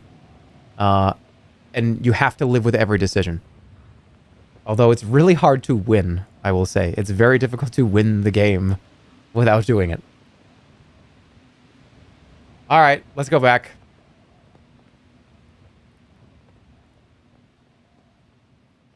We're just...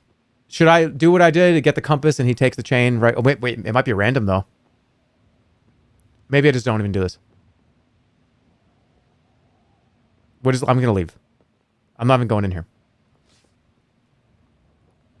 Nope, don't even bother. Okay. We're going to the steeple.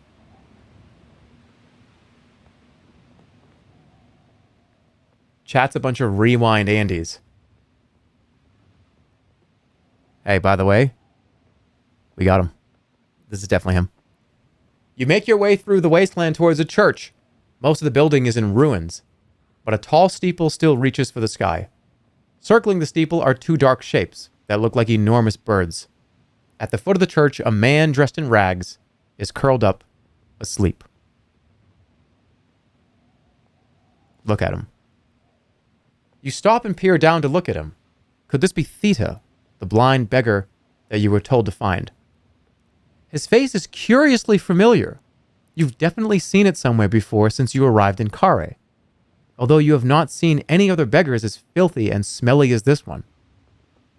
Is this the guy from the very beginning? We could have killed this person in the beginning. Thomas, yeah. I think we could have actually killed this guy. Let's wake him. You reach down and wake him gently. At first he doesn't respond and you wonder if you are too late. But then he sits up sharply. Who's there? I'm under attack! I'm under attack! He rubs his eyes, then reaches out with a dirty fingertip to your face. All right, let's take it slow. One voice Andy. No, sorry, it's Andy one voice. Get it right. Or don't even say it. Wait, okay, should I give him something? Introduce myself. Greetings, you say. The beggar groans and grumbles. What did you wake me for? I can see in my dreams, you know. Maybe that joke from the first game? For the first time you played? I'd rather stay there.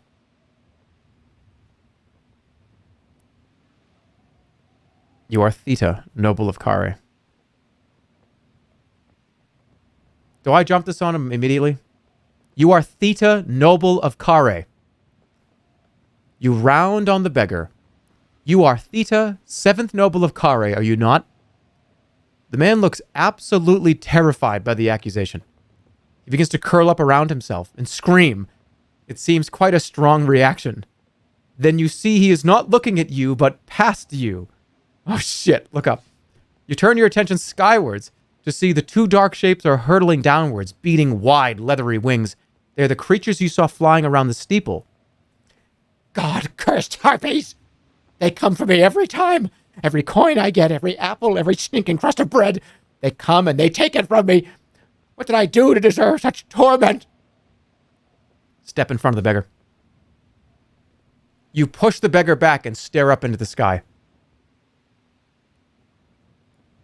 It's terrifying looking.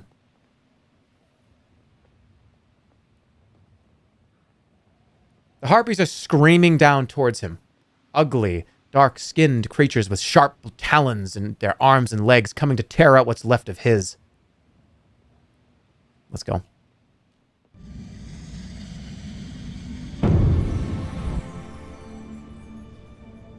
Okay, this is important. I don't have a pebble. Shield. Could I do cats? What would cats do? I could do giant. Giant would help.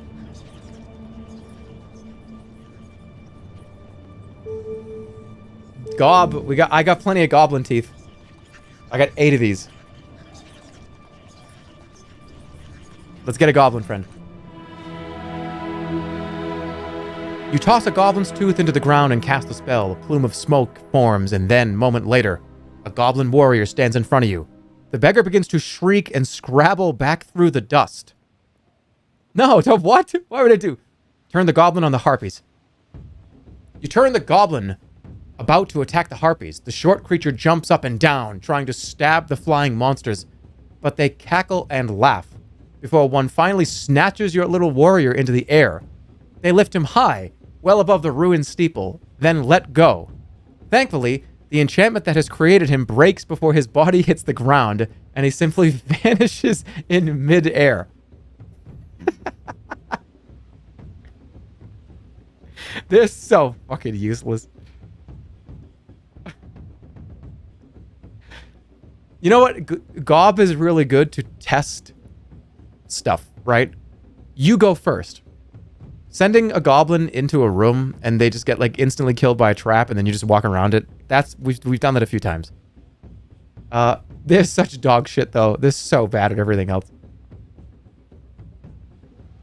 All right, they come screaming for your neck. They only got 5 stamina though, so I'm gonna go full blast here. Got it. It flexes its long talons as it turns in the air once more. It's still fighting. All right, I gotta pull back, I think. You think he'll go more than 5? Yeah, he will. Oh, what the fuck was that? 0.1? Look out! They never give up, these harpies. They never give up. Full blast. Oh, that's fucking that's awful. That's truly bad. I might have to do it. I'm gonna do it again. That's actually terrible.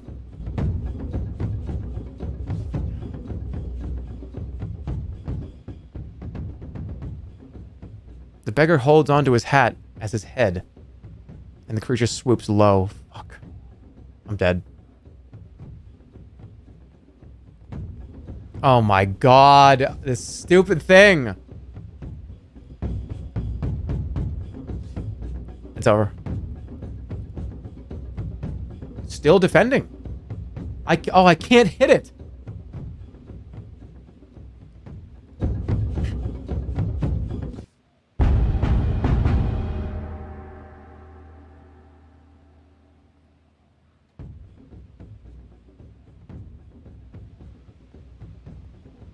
Okay.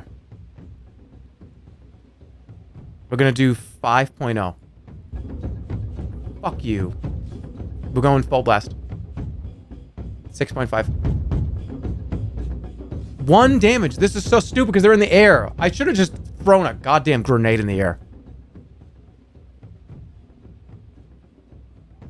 Definitely coming in hard.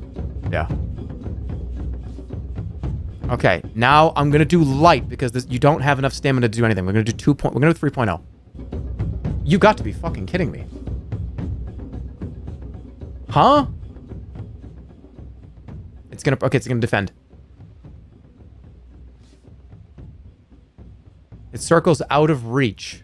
Defend again. It flies up to the roof of the old building. Okay, defend again. It wheels high into the air, screaming to the other. What? What the fuck? I thought he was high in the air. I didn't know he was what? It said he goes high into the air.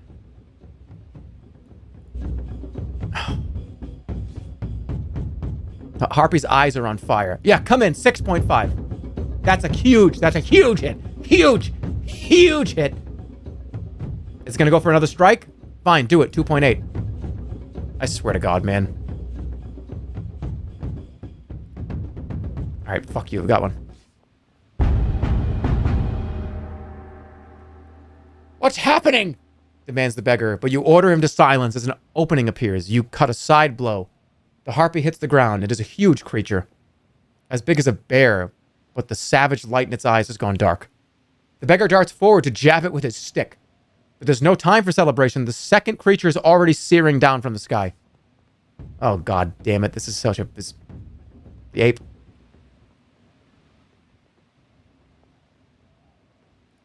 Thank God for the ape.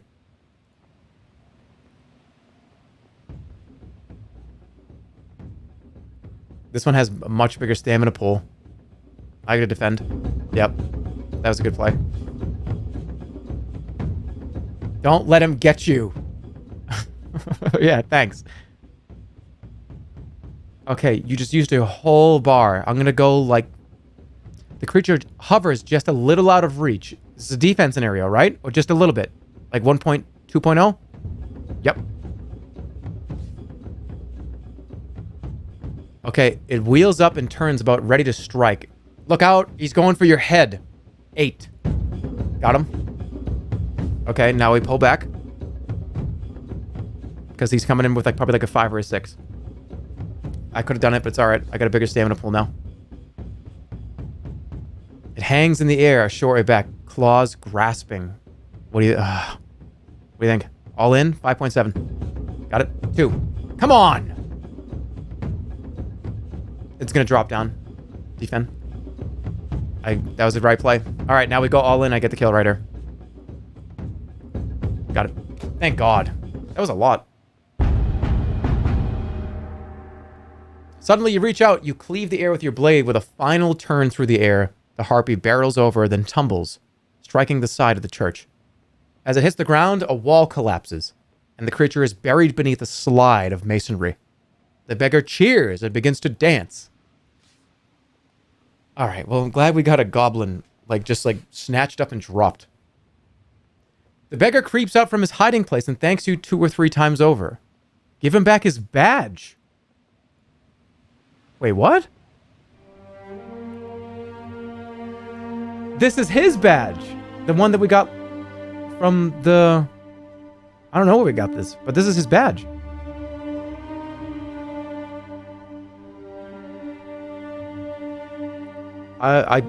Okay. I forgot we had this.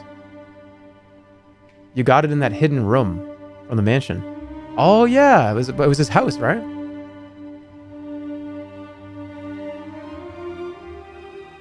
All right, here. Take your badge.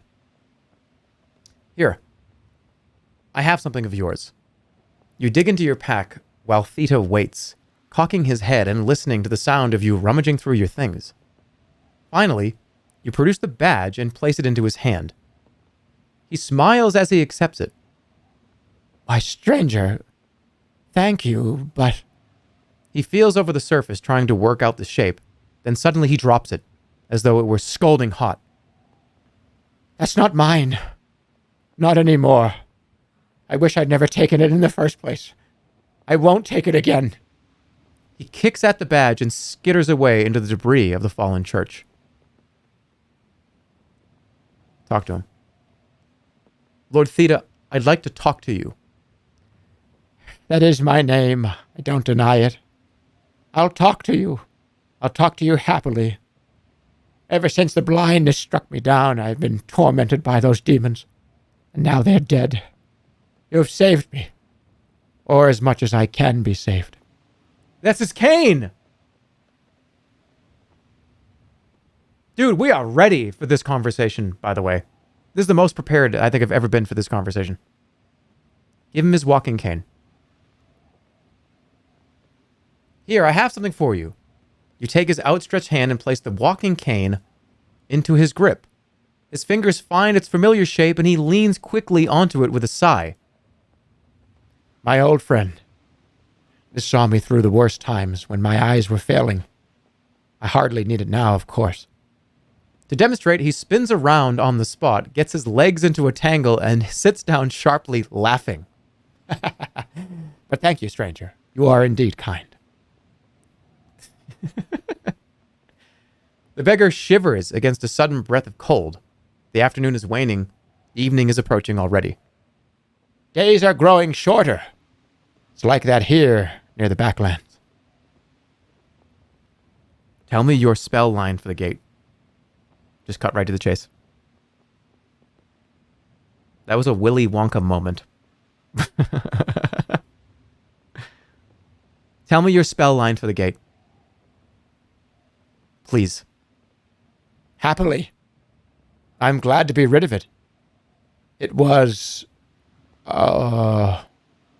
No, my memory's not as good as it was. Let me see. It was, He racks his brain thinking for all he is worth. Shit. Hit him.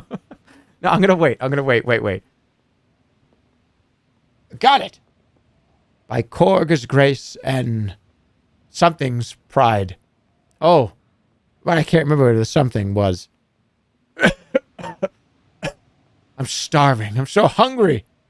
But you have no food you could offer him. Oh, come on, dude. Try to remember the rest of the line. He shakes his head. It's gone, I fear. It's gone, like my sight. It was the name of a god. One of the old gods. The god of pride, no less. And maybe you can find out elsewhere. You could ask Korga, the god of grace, for his help. He lives in a temple that way. He waves roughly northwards. Shit.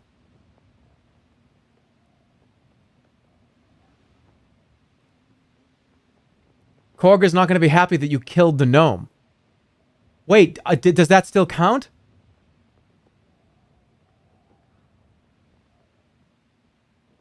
That doesn't still count, right? Have I killed anybody? No, let's be honest.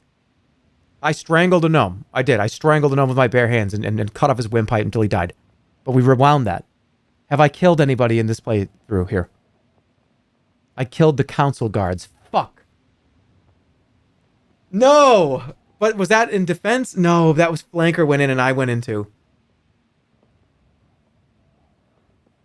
No, I need to feed... I have to feed him. I need to feed him.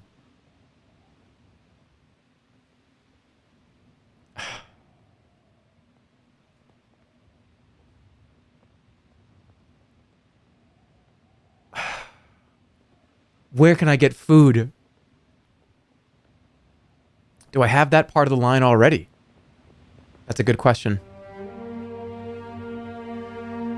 I don't have it.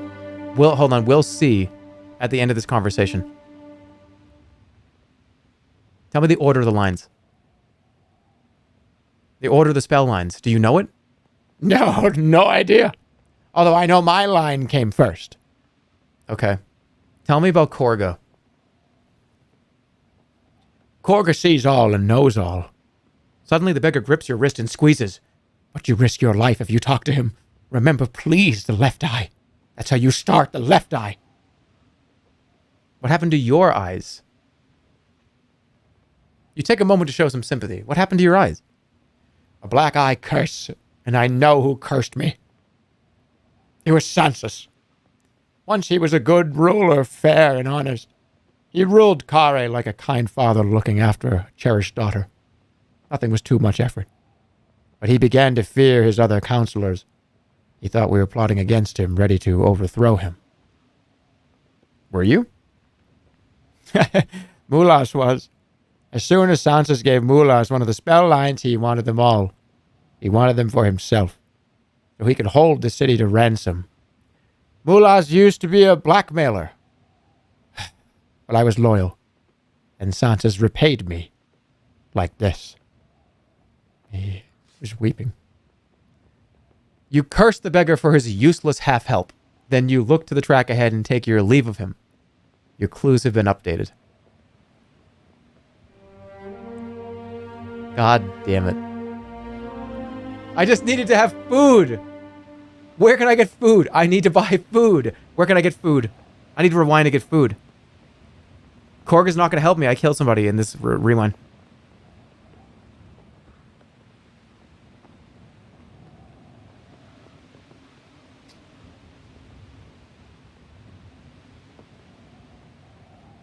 God damn it. Check the sewer.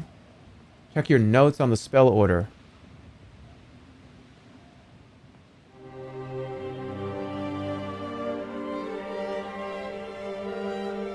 Where is it?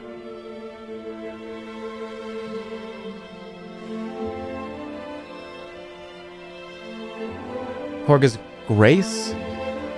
Wait, I know it. I know it. I already know it. Korga's Grace. No, you don't? He gave you that part. What did he not give me?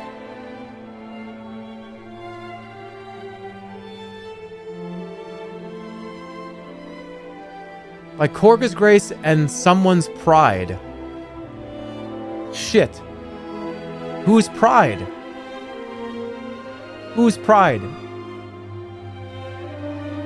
The god of pride is who?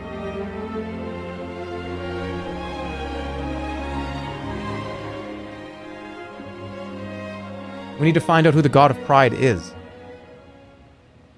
Shit. Oh no. Can we get it here? Korga, no, Korga's not the god of pride. Korga's the god of grace.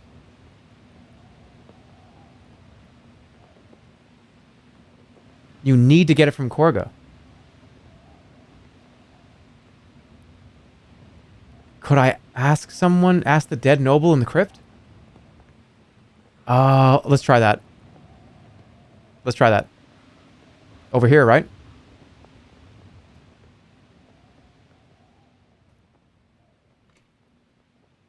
Okay. Defense. Is it slang? Shitfuck doesn't know. Damn it. We're so close. I need literally one word to complete it. I've never completed this. The path ends at a tall and ancient iron fence overgrown with weeds. Through the dense leaves, you can make out a wide area, dotted with stones and small buildings and straight, somber trees. It's an acropolis of mausoleums and tombs. Slang's the god of malice.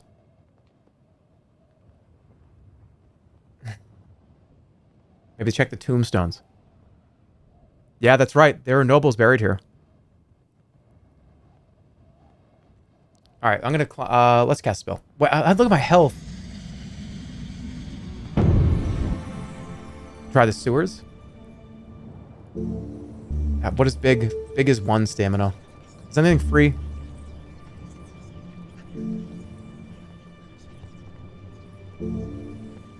Zip.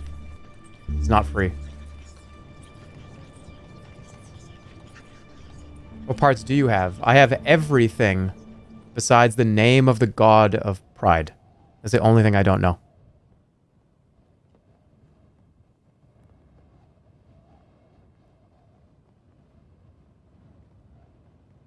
Hopefully this doesn't kill me. I'm gonna climb it. You test the ivy. Seems tightly wound about the railings. Wedging one toe between the metal bars, you grip the cords of the plant and haul your way up. Then the second foot is up, and you are climbing. Though you can feel the plant tearing under your hands. Keep going. Ow. You keep going, hoping that if you move quickly, you will clear the fence before the ivy comes away. You don't manage it. Near the very top, you feel the sap leaking between your fingers as the cords of the plant snap. Then you fall painfully back onto the rubble-strewn ground. However, all is not lost. Where the plant is torn away from the fence, a foxhole has been revealed leading underneath the fence.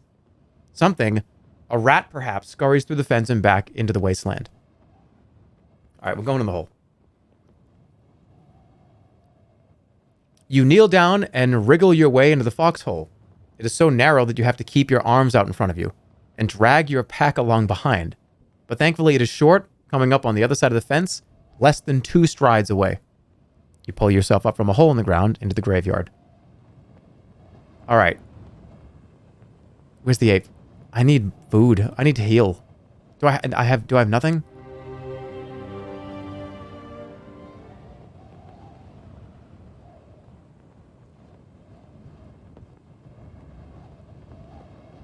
Fuck.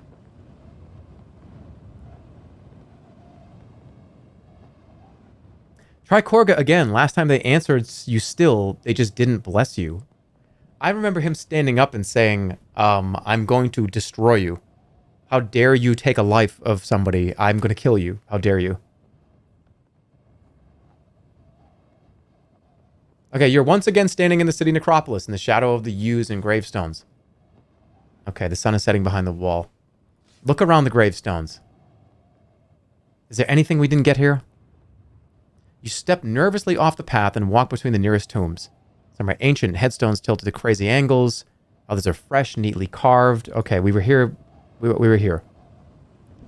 Is anything here?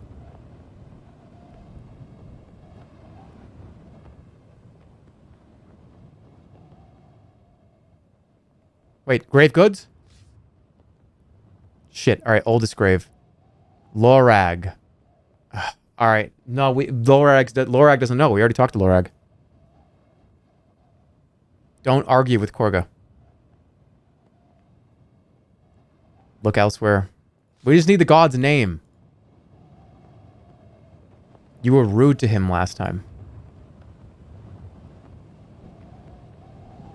Somebody said, there are 2 ways to get the final part of the spell line. The second way is a bit eccentric. I love how you put that. That's great. It's a little eccentric. Go to Korga. You don't need the Korga's blessing. All right, we'll go to Korga. Let's go to Korga.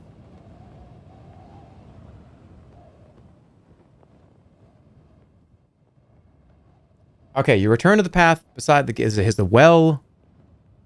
All right. Wait, is there food in here? Pull up the bucket. Yes! Drink it! Thank God. Thank God. I'm so happy, because you can rewind, right? But if you have 1 HP, 1 HP, 1 HP throughout all of your rewinds, you're kind of just screwed. All right, we're gonna go talk to Korga again. We'll see if he says anything different.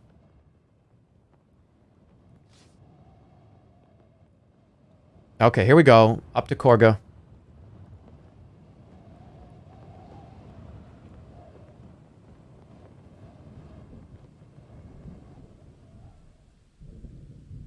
You will not get the line from Korga. You need to go into the sewer. Should I go into the sewer? Is that the way? It's all right. All right. Is it going in the sewer?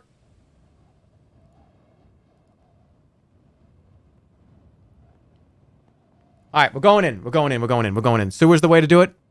We're going in. There probably is another way, but look down. Yeah, the wells lead to the sewer. I hope you're not lying to me. Throw a coin in. Can I not climb in this? Wait, is this not it? Throw a coin in. Stop throwing coins in. How many coins do I have to throw in here? How many coins do I have to throw?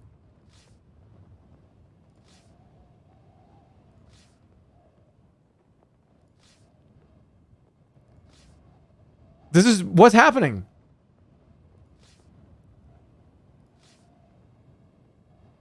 Back it up, back it up. I thought I could go in this one. I can't go in this one. I can't go in this one. I can't go in this one.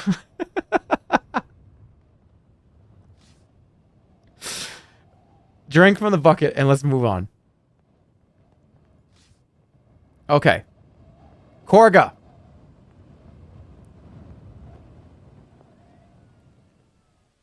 Oh, God. You walk for half an hour through thick trees along a narrowing track until you reach a fork in the road. To the left, the track gets narrower. To the right, a massive shadow looms. Yep, okay, so we've been through here before. We're going to make a move.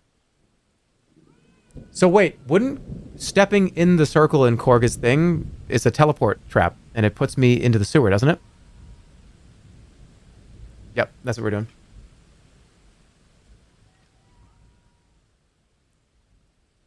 Okay, let's make a move. No. What? Okay, look for an opening. Oh yeah, we pay the gargoyle, right? Drop in a gold piece and look into the eyes and we get health. Yep. Very good. Climb up. We're going to cast a spell. We're probably going to do big.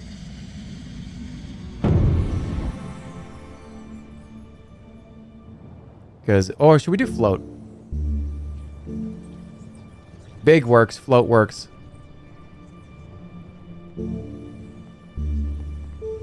They're all one stamina. Yep, we scale it halfway up. Here we are. Look at the view. It's beautiful up here. Walk around to the north face. Look at that. Isn't that cool? Watch the torches. They're going crazy. Climb higher. Okay, here we go. I'm just literally going to walk in. I'm going to give the double middle finger to Korga. I'm going to say, hey, fucking suck my ass. And then I'm going to fucking leave. I'm going to walk directly into the trap. I'm going to make him so angry. I'm going to be like, hey, fuck you. You're a piece of shit, piece of shit, piece of shit, piece of shit, piece. And then step right in the circle.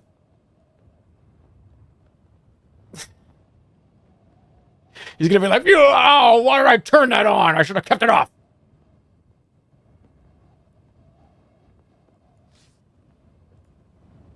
Yeah, were you going to follow me?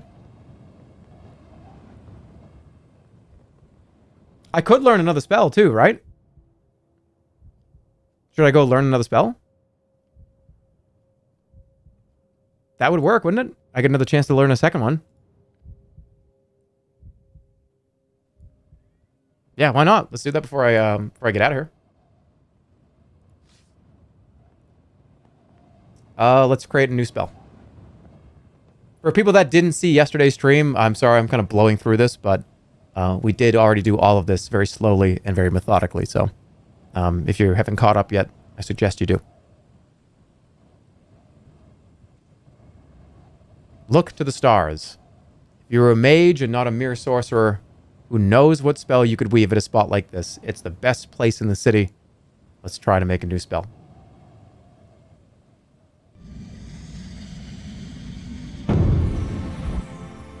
We did purr last time, which is summon 1,000 cats. Tack is really good. Tar. Puke. Puke exists. Luck. I'm imagining luck is probably a good one too. Black is really good. I think we can just create whatever. Do tack. Tack. What's lure? Luck, lure.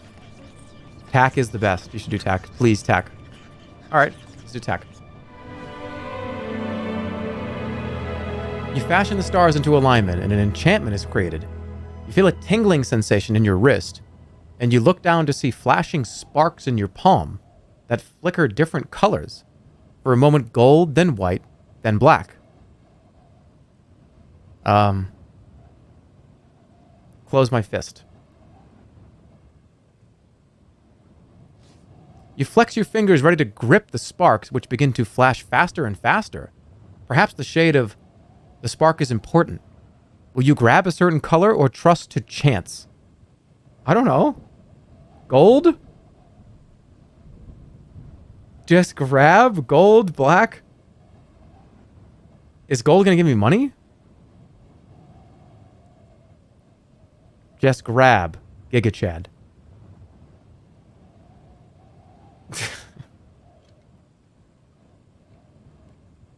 I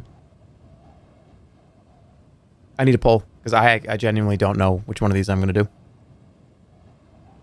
1, 2, or 3.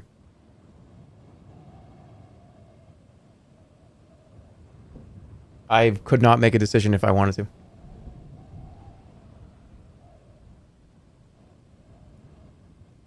Yeah, one is wait for the black spark, 2 is wait for the gold spark, 3 is just grab whatever.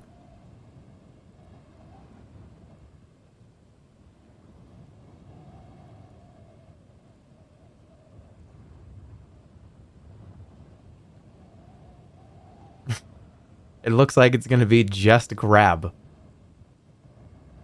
So you want me just to close my eyes and just Giga Chad? Just who cares? Okay. Why would you guys do this? This is not my decision, so... If I explode when I do this, then it's not my fault. Alright. Just grab. You have no way of knowing the spell, how the spell will last, so you waste no time. You close your fist tight. The sparks are hot in your palm, but the pain fades quickly. And when you reopen your fist, you found that you are now holding a wooden face mask of black wood. The sparks and the spell itself are gone. You found one of the secret spells of the Temple of Korga. The icy wind chills you to the bone. That is a new spell that I can do. That's fear, right?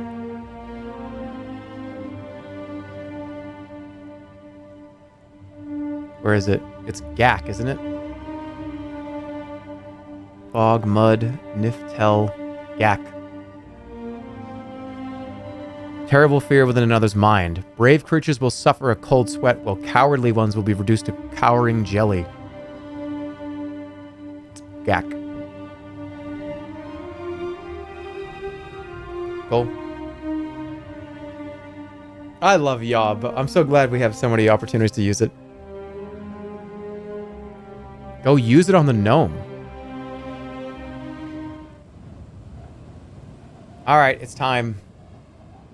Then head back down and just go right in. Should I try to steal something? What is tack, though? What does that do? Is tack on there now?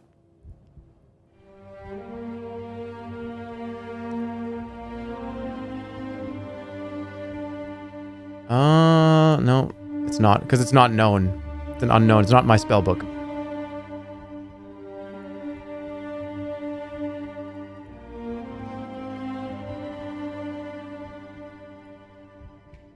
It generates one of 5 magical items. That's awesome.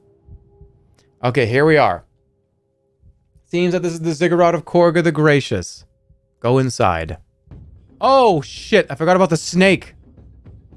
I forgot about the snake. No, you dick! Oh my god, rewind.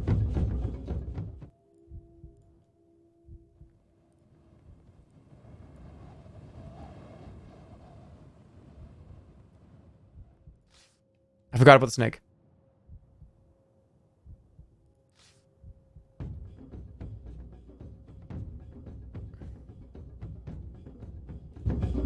Get out of here. -4, -4, -4. Full blast again. Kill him. Kill him. Kill him. We cheat. We cheat. We cheat. We cheat. All right. Korga, you're a little bit of a dick. There's Korga up there. Steal something. Yeah, fuck this place. The temple is cluttered with so many valuable artifacts, it is hard to decide where to begin. There are sculptures, plates, candlesticks, and shields of solid gold. A table covered with a silk cloth holds a crystal decanter and 4 golden goblets. In another corner, a fountain showers with an endless stream of diamonds and jewels. Take a handful of fucking jewels. You go over to the fountain, gazing in wonderment at the sparkling splendor that issues from its spout. You could simply put your pack underneath the stream, open, and make enough money to hire an army to take with you to Mampang. You take a fistful of the jewels, but then you freeze. The humming sound in the temple has become louder, and you have a strong sense that something is watching you. Turn around and look. You turn your gaze up and see nothing, but wait a moment. Weren't there 4 stone demons up in the rafters above the altar before? The gargoyles are flapping in the air above you. They are still stone, but now their jaws are working, and their teeth snap in the air in front of their faces. You begin to ready a spell, but the creatures know a sorcerer when they see one. In moments, one has dived for your right arm, and with a single bite, severs it clean away. What? You look down in horror. You will not be able to cast any more spells now, or wield your sword well. The gargoyles, however, back a little, perhaps hoping that the punishment has been suitably severe. I can never cast a spell ever again.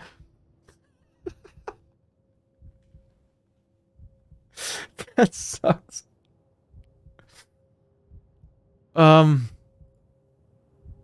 We ain't living with that. I know, I'm a cheating Andy so bad right now. Whatever. I don't care.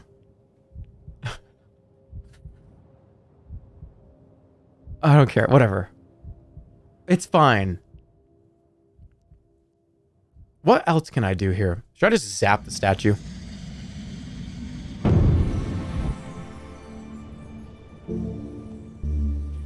Should I just cast lightning and put it directly into Korg's head?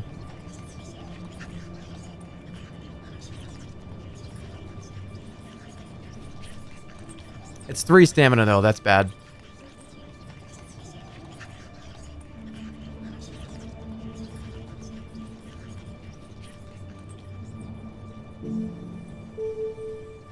Do hot and just burn this place down.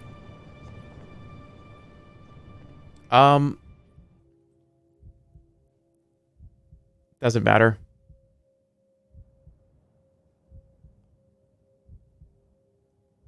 I mean, I'm trying to just get to the sewer. Because the sewer is where we can apparently figure out this last word, maybe. Alright, I'm just walking across. Let's go. Nonsense and superstition, you stride across the carpet towards the idol, but along the way something happens. Although you cannot be sure of what. One moment you are in the Temple of Korga, and the next, you are in the sewer.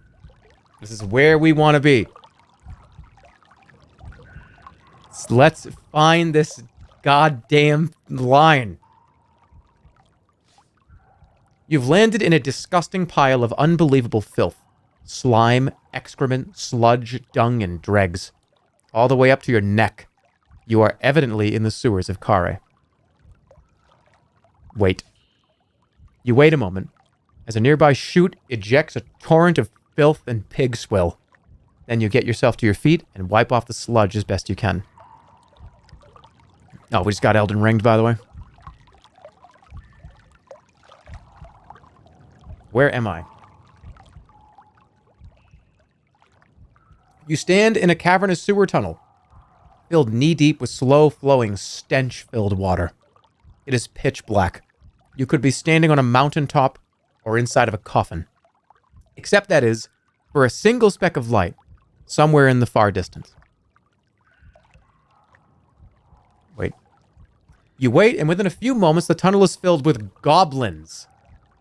There are not 1 or 2, but a whole army, led by a tall, stocky elder goblin, and chanting a weird, guttural song. They pause a short distance away from you, and the leader steps forward. Ye should not be here.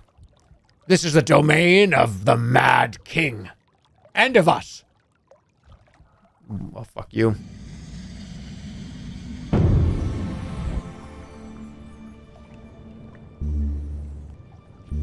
Yak, Or God. Damn it. I could be the new God. Hot. That's too much stamina though. I need to do things that are not stamina. Yak would work. Pop would work. I don't have any pebbles though. Dud would work, but that's stamina. I think Gak is good. Let's try it. It doesn't cost any stamina. Gak. You cast the spell, whipping out the black face mask. The goblins shake and quiver with fear. You are clearly a powerful being. We will not trouble you. And with that, he waves his army on. They march off into the tunnel. Jeer at them. You call and jeer at the goblins as they pass, but they are well trained.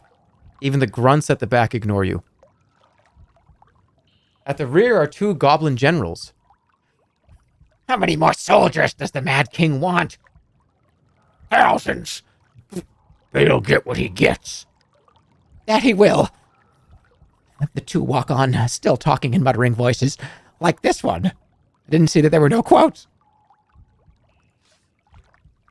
The goblins are tramping away up the sewer. Alright, head the other way or follow the goblins. I mean, where does this go? This goes down here, potentially up. This goes up and potentially over here. I'm gonna follow them with the face mask on and just be like...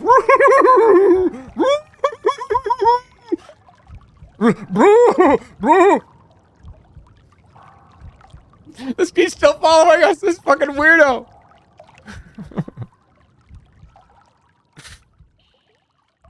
Jim Carrey from... Yeah, I'm gonna be running around... That's exactly what I was thinking of. Do you know what I was... Holy shit. That person... I didn't even say it, but that was exactly what was in my mind. Jim Carrey from The Mask when he's in the office. And he's holding it up to his face and it doesn't work. And he's just going like... And he's making all these noises and jumping around. That is what I was just doing. That was in my head. I just didn't say it. I didn't know how many people were going to understand that.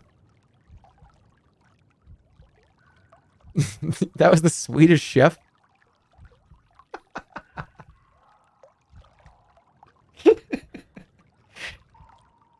Hey, is the mask in the Library of Congress? Is it? Because it better be. That's like, has to be, right? Can somebody look that up? Is Jim Carrey's The Mask in the Library of Congress?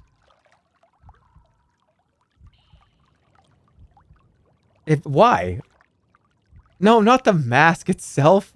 Like the movie prop. I'm talking about the movie. I think people in Congress like want to go look at it.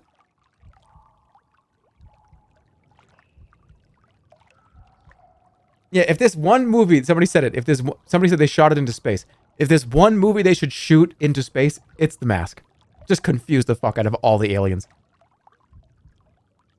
There's only Jim Carrey's The Mask and a wheel. Like a car tire. Like, what the hell is going on with what is this? Just that would be crazy, right? What the fuck even is this thing? A car tire with the hubcap on. That's all of our inventions. Oh, we found this strange thing, sire. Look what we found. We pulled it into the beam. It's a wheel. That's what they put in their thing, in their time capsule. A fucking wheel in the Jim Carrey movie. Well, we aren't going there. They would never. No, we would never get invaded. We would never be invaded. Why would you invade this place? Why would you ever care? No. We can just skip that planet. They sent out a wheel and a Jim Carrey movie. We don't have to worry about that place. Don't shoot any interesting technology there, right? It's like, oh man, we should share our tech. No, are you kidding me? Don't send an iPhone up there. Send a burnt torch and a wheel. They're going to skip our planet.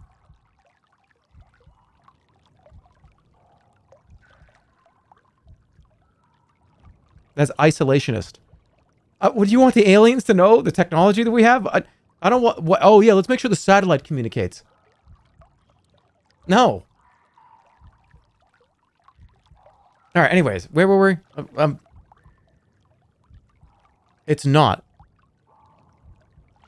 Jim Carrey, the mask, is not in the Library of Congress, but Shrek is.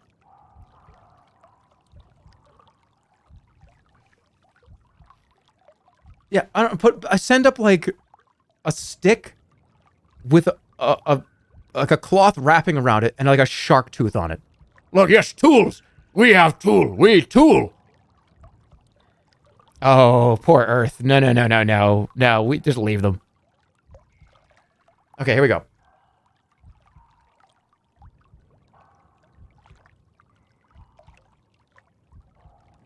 Send up a stick. Yeah, the fact that it would be in a rocket ship means we have the technology to have a rocket ship communicate in the first place. That would be even more bizarre, right? Why? We're not fooling anybody. Why would they put this in the... We have rocket fuel, but they're showing us that they have primitive tools.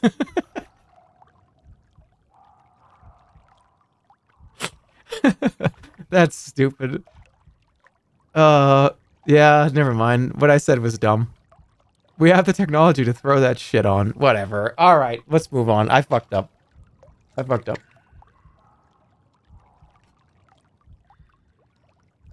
You trail along behind the goblins like a shadow.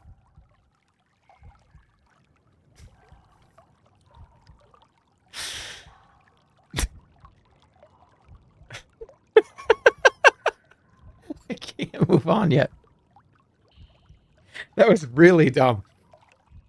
I don't know, for some reason I was thinking about, in my mind, I'm thinking about a tool with like earth carved in it somehow, being shot out of a cannon into space. Like it's not a rocket.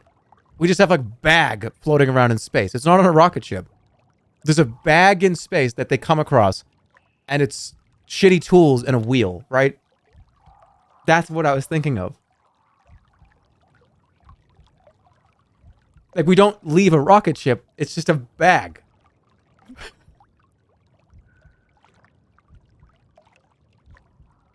Like these like primitive cavemen are just taking their tools and throwing them as hard as they can into the air. We'll get soon. Strong. Reach space.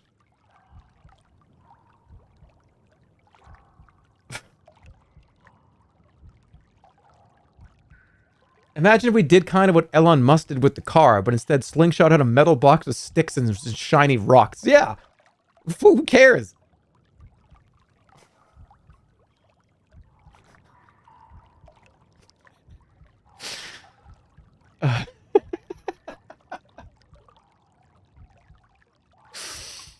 All right. I'm done. We're gonna move on. It's just too stupid to not at least spend 5 minutes on it. What if wood was rare to them? That's true too. Like shit, we gotta be careful. What if wood was an unbelievable resource? And the aliens are like, wait a minute, they have wood on this planet? Liquefy it and take all the trees. Don't send anything to space. They can come find us, okay? We don't send anything to space. Some people might see it as a threat. Boss, there's a metal box here that has earth carved on it, and there's an axe in here. Shoot the fucking beam at it. That's an act of violence. That's a threat.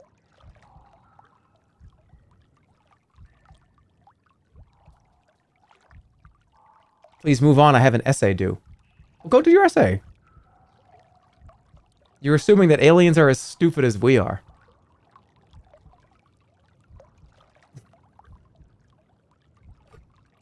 This is a declaration of war.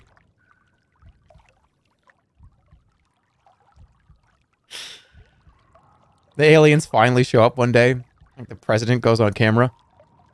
Ladies and gentlemen, it's the president. I just need to make sure everyone understands that the aliens are arriving on Tuesday. And they think we're all primitive cavemen and cavewomen. So, for one day only, Please, everybody, don't speak in any languages. Everyone crawl around and say noises and grow your beards out as long as you can. We gotta keep up like the actual thing here. We gotta keep the personas up.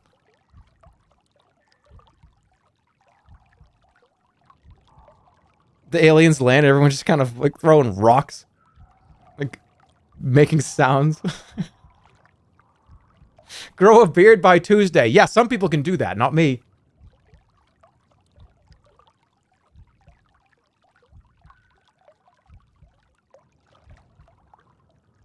You do it in the Bernie voice.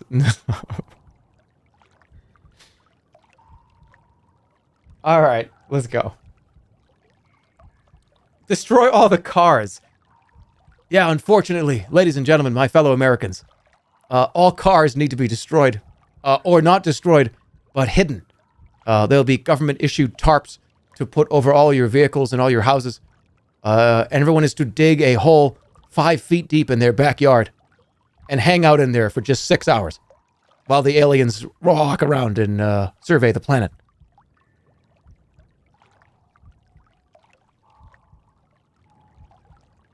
How long would you have to keep that up? What if they wanted to hang out? Oh, this is beautiful. What a wonderful planet. And they're so primitive. I think we'll stay here for 2 or 3 parsequins. Oh, 2 or 3 parsequins. What's that, a week? Oh, on your planet, that's 3,000 years. Oh, well. Well. I'm going to do it for a little bit longer.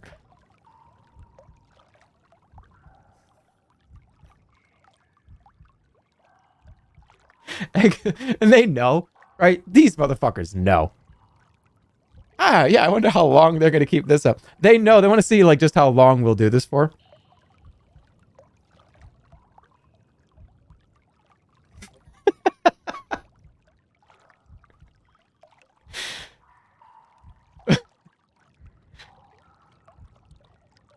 I feel like you came from an alternate reality. I'm from this reality. What do you mean? Look, just because the Marvel movies came out and we're like, look, there's this Spider-Man and there's another Spider-Man. We don't know shit. Guys, it's just us and the cockroaches, okay? I'm sorry. It's just us and the cockroaches and like the bunny rabbits. There's nothing else. It doesn't matter. That's a big spoiler. A spoiler for what? I don't know. Look, I get the theory. But the fact that, okay, so there's like an infinite amount of me sitting in this chair having an infinite amount of rants about the alien joke? No, it's just us and the bugs. There's nothing else. It's just us and the fucking earwigs.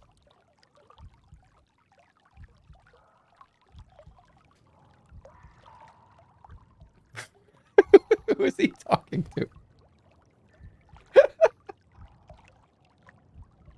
I know I'm stalling. All right. I'm not stalling, though. This is just an interesting conversation.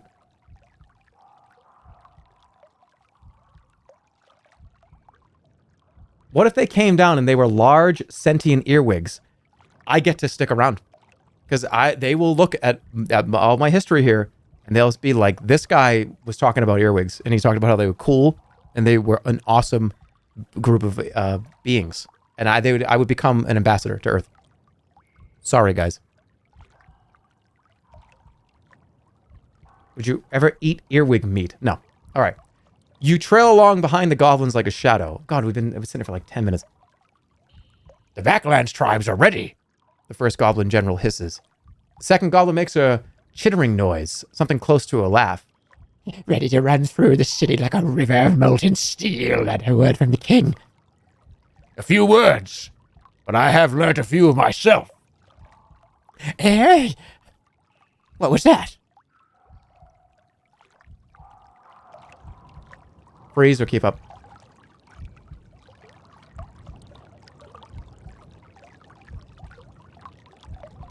I probably get high, right? Hide over here.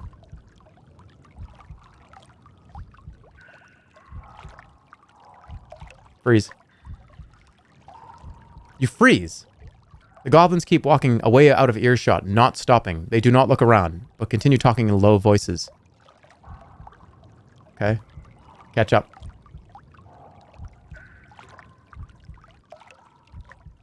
You hurry up and catch up with the goblins. I thought I said a corpse. The tunnel turns a corner as something glints from the side of the sewer. I gotta keep up. I have to keep up. I have to keep up. I missed it? You missed the spell line? What?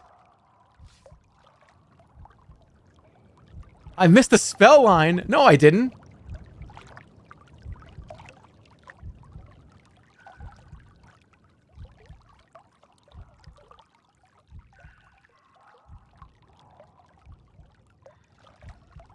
Keep up. I'm gonna run right into them. Keep up. I heard nothing. The other replies. You heard a keep pace just behind them in the dark. Further on. You know one of the lines? One goblin is quizzing the other. The goblin spits in agreement. I overheard the Mad King whispered to himself. And Forger's pride. You can't believe your luck. It's the second half of Theda's spell line. I got them all now. I win. Got it. We've got all the lines. We just don't know the order, but it's okay. This is the first time I'm ever going to complete part 2. Truly actually getting the good end and not the bad end every single time. Okay. Let's look at it. You stop to look at it, losing the sight of the goblins. It's a vial of potion. Sniff it. You uncork it and sniff it. It's Blimbleberry. Quaff it. I should probably quaff it. Yeah, I quaff it. You unstopper the Blimbleberry potion and knock it back quickly. You feel a little better, and all traces of hunger are gone also. The goblins disappear. So, does that actually mean that I know everything?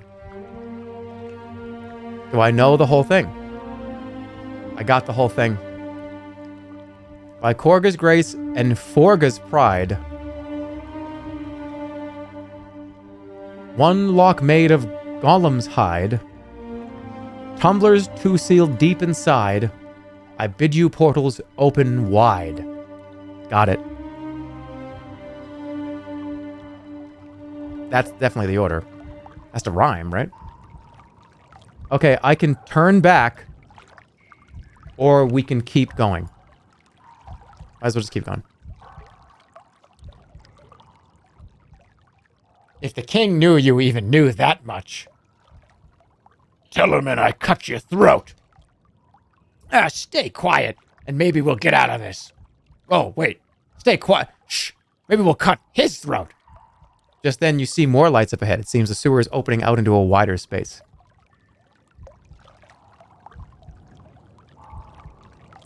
The opening. All the lines rhyme? Do they?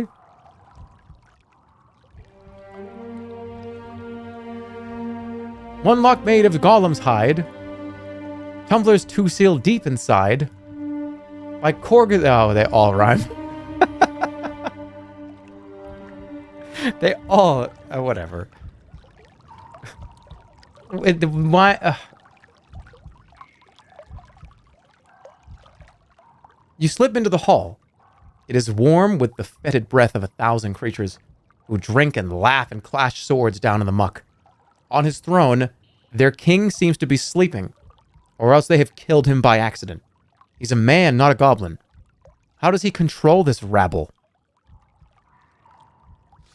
You wait, transfixed by the strange scene.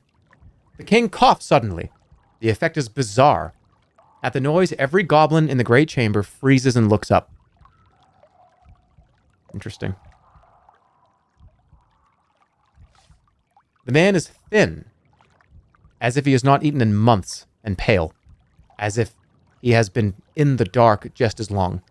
His hair is long and gray, and he slumps over the side of his throne, as though desperately ill. His clothes are long, soiled robes that perhaps were once quite fine. On his hand is a ring, a diamond ring, which he gazes at periodically. And on his head, he wears a gray circlet of a dull silver metal you cannot quite place. The king pushes on the arm of his chair, attempting to stand, then shivers and falls down. Silence. The chamber is suddenly quiet. Look at his face. You peer through the gloom, through the grime and dirt and the thickness of his beard, trying to see his face. There's something familiar about it. You've seen it somewhere before. The king fingers the circlet on his head, as if scared it will slip. My creatures, the time is almost on us. As the night draws in, we will rise up and open the gates. We will rub this filthy city clean. He has broken off into a fit of coughing.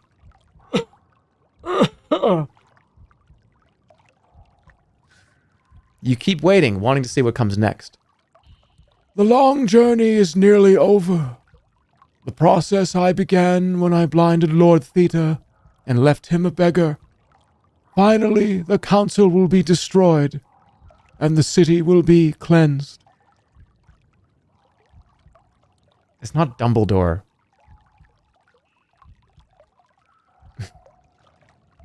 So this is Sansa's. Yeah. This is the first noble.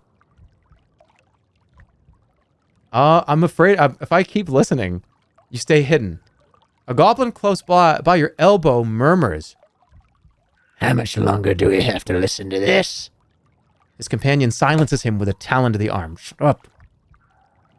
Wait and listen. You stay hidden and wait.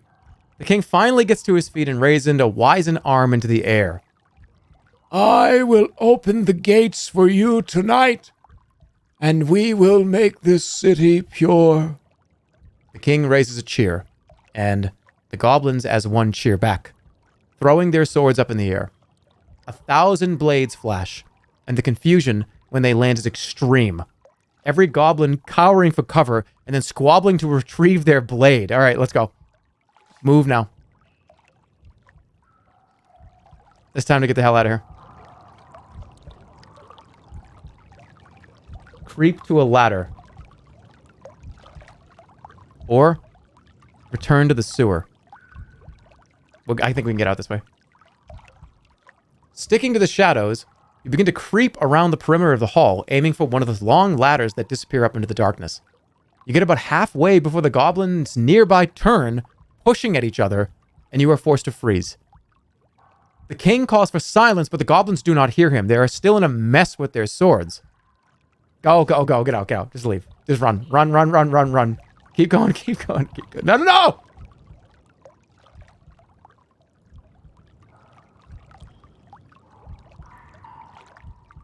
You creep further around the edge of the hall. The king calls again for silence, clutching his circlet with one hand. This time, the goblins fall silent. You realize with a heavy heart that you've missed the best opportunity you will get to escape the chamber by the ladder.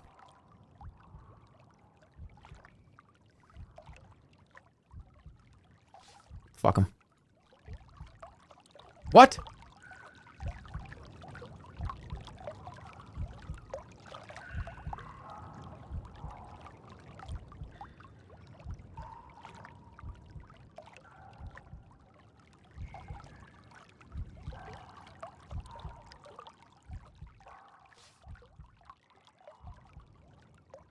Okay. Look at his face. All right. Okay, you know who it is. Familiar. All right, go. Andy, rewind. That's fine. Yep. Keep going. Make a move. We get out. The long journey is nearly over. The process I began when I blinded Lord Theta and left him a beggar. Blah, blah, blah, blah, blah, blah. Let's go. And we're out. How much longer do we have to listen to this? Make a move. We're out. They raise a cheer. Hooray. Make a move. We're out. Get out. Leave. Quick. Taking advantage of the confusion, you scurry quickly up the ladder. For a few rungs, you are in the open. It must look like a strange, oversized rat climbing the rigging in this underground cell. But you climb fast and quietly, and are quickly lost into the shadows overhead once more. You climb the ladder into a narrow stone chimney, which climbs at an angle. After a while, the ladder gives out, and there is nothing but stone above you in the distance, a circle of light. Oh, God. I'm gonna fall right back down on my back. Gum? Raz? Sharpened blade. With I can probably stick it in the side. Force field.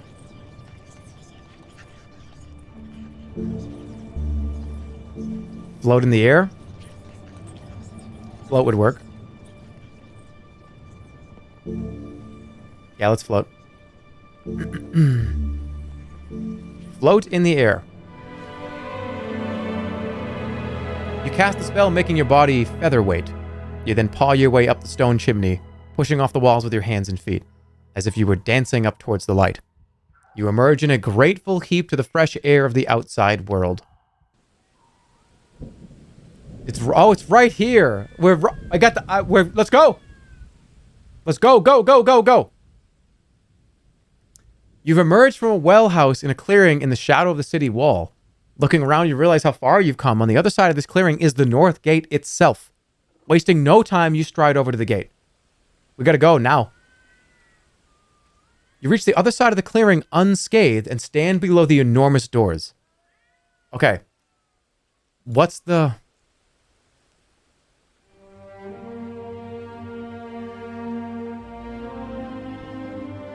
The North Gate spell. I know what the first line is. Here it is. Something that the Korga's grace, one lock deep inside I bid you. Korga, lock, deep, bid. Let's go. Recite the spell. You knock firmly on the door until you wake with the voice. You knock firmly on the door until you wake the voice within. Do you know the spell to open this gate? You close your eyes and try to recall the scratched poem in the sewer chamber. By Korga's grace and Forga's pride. One lock made of golem's hide. Tumblers two sealed deep inside. I bid you portals. Open wide. You stand back to see what effect your lines have had. The voice has gone silent. You wait impatiently to see what will happen. Then the gate creaks. The tumblers drop. And the wooden panels begin to move. The door is opening. Booming out, the voice declares, "The gate is under your control."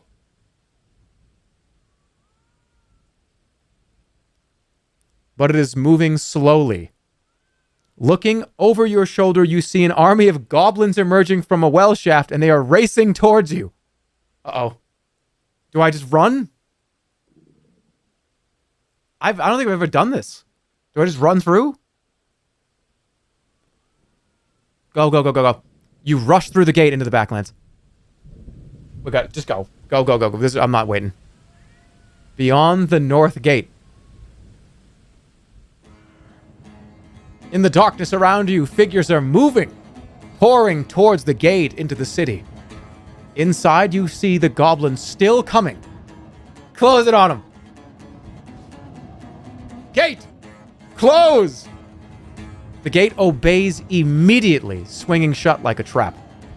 From the low hills around, red-faced marsh goblins are springing up and pouring towards the sealed gate like flies into a fallen ox. They begin to scramble on top of one another, trying to bridge the wall with their own bodies. Destroy the goblins. The goblins must be destroyed.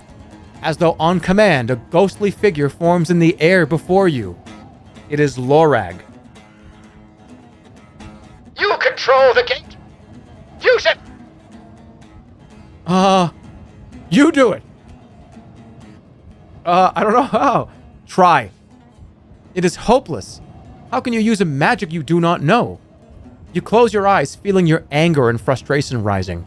The hated goblins, this meddling specter, the long and difficult road behind, and the one still to come, all seem to bite into your very soul like wolf teeth. There is suddenly a terrible sound and a smell of burning. Open my eyes. You open your eyes, there's not a goblin in sight, just blackened grass around the gate, and black soot in piles on top of the wall. The ghost nods slowly to you. Oops, I had that on. All the... I'll keep it on, fuck it. All the hatred of a whole city, of thieves and liars and murderers, stored for centuries. A little leaked out into the red eyes. The rest was waiting for this, for one, strong of heart enough to use it. Go, we say. The long road is long. Huh. He gestures to the path ahead. Be safe. You nod and turn to go.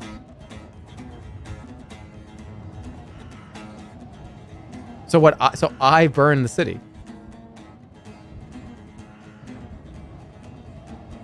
So I did it.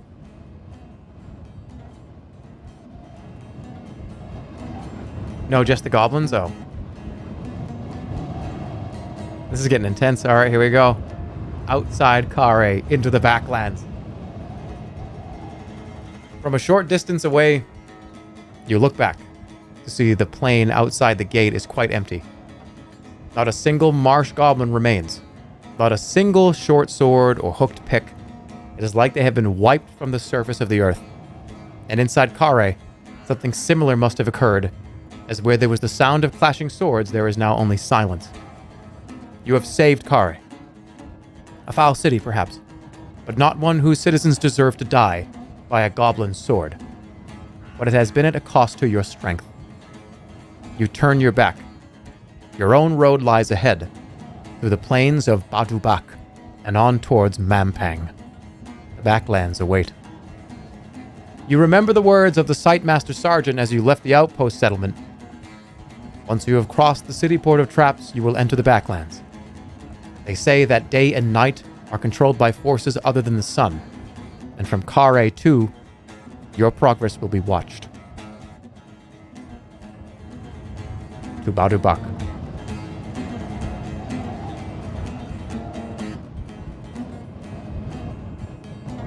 Your journey across Khare is complete. In the course of your journey, you committed murder and saved the city port of Khare from destruction. You played 11 games of Swindlestones, winning 9 and losing 2. You learned the truth about what the crown does, a riddle about the sleepless ram, and that silver weapons harm the undead. You collected a fantastic number of magical artifacts. A large lump of beeswax, a cloth skull cap, 2 giant's teeth, 7 goblin's teeth, a black face mask, a green-haired wig, a bracelet of bone, 1 sun jewel, a bamboo pipe. Also, you found a bottle of poison, a bottle of bark essence, a bottle of snakebite antidote, and a tinderbox.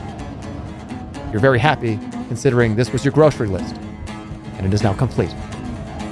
You're still armed only with your original sword, and have no rations and 25 gold pieces, and a spellbook. The adventure continues in Sorcery 3, The 7 Serpents. Out now.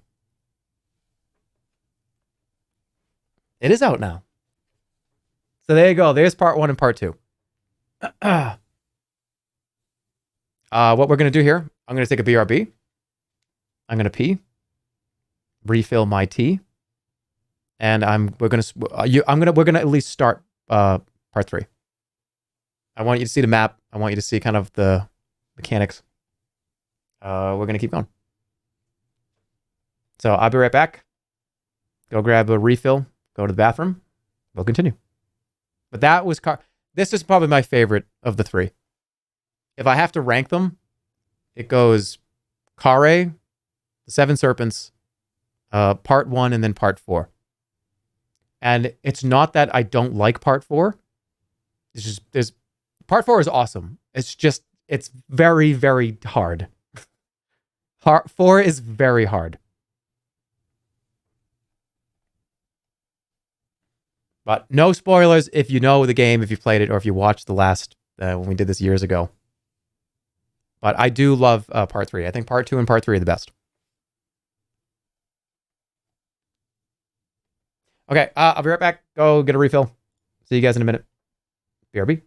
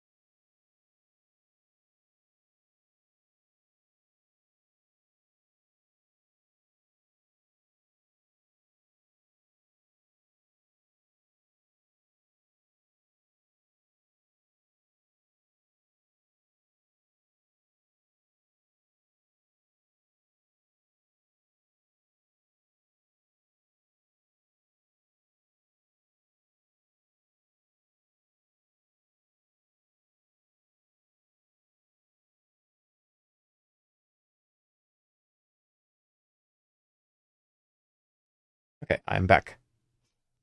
I am back, but I need to make sure I can get this to work.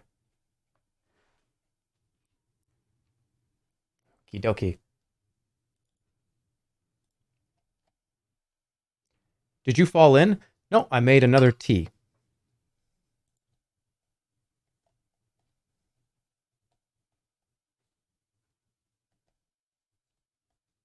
Yeah, I know we're effing right now. It's fine. Because I was downloading something. Downloading the episode. Okie dokie. Make sure I can capture this.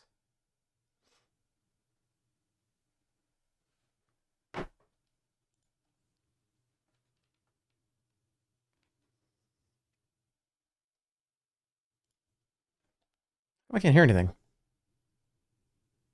Can you guys hear anything? Hey, there we go. Okay.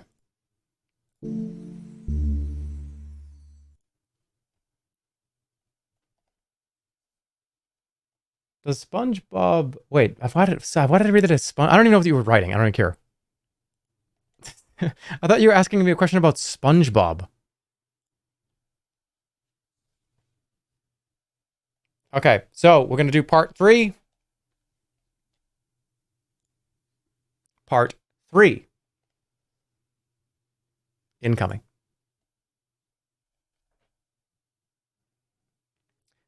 Here we go.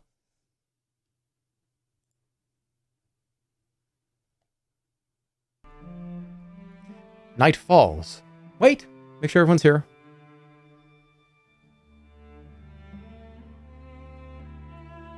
We're good?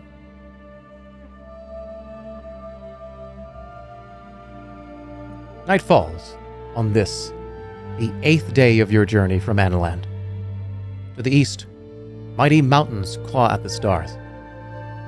You stand on the edge of Badubak, a wild and evil place. Beyond lies Mampang Fortress, the Archmage, and the Crown of Kings. The path has been long.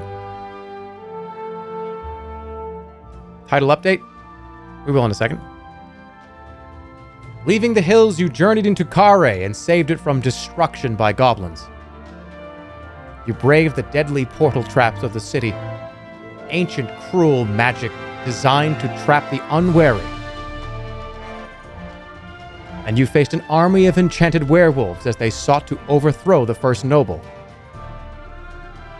Well, I fought one werewolf, but, you know, I could say an army. I fought one werewolf, that's fine. One werewolf attacked me on the road, and I killed it. But the backlands are different.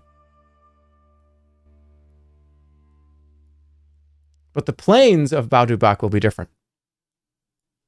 Once long ago, this land thrived, prospering in the warm shadow of the fortress of sorcerers, high in the Zanzunu peaks. Then something changed. They say the last refugee to reach Khare declared only, they are all gone. The north gate was sealed and the backlands left to die. Now the gates stand open. They say the land beyond the gates is cursed. No one from the young country of Analand has ever crossed this wilderness before. You will be the first. The old world is counting on you. But already you have no food. This stage of your journey will be punishing, but you cannot turn back. Ladies and gentlemen, Inkle presents a story by Steve Jackson. Steve Jackson's Sorcery! Part 3. The 7 Serpents.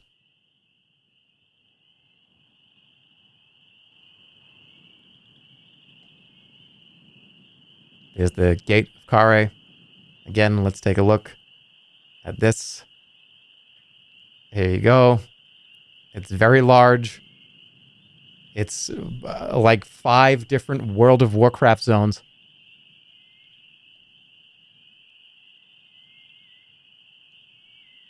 And something else happens here, too, that's even more ridiculous. And you'll find out if you don't know. And if you do know, don't tell anybody. Because it's cool. It's cool. And we're going to let everybody figure that out. No spoilers.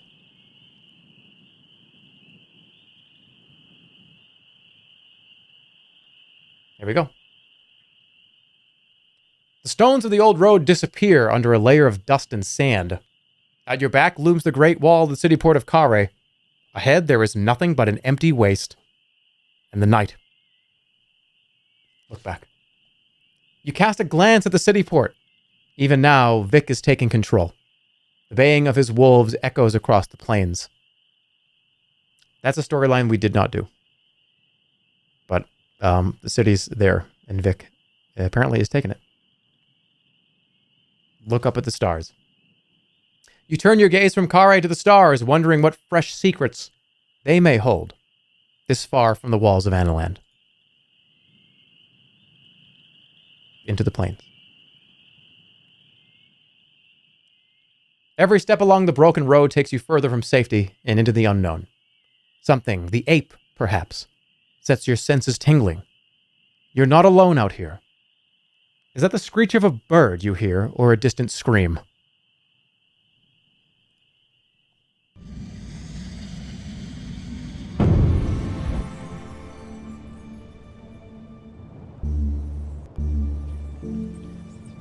We could talk to animals.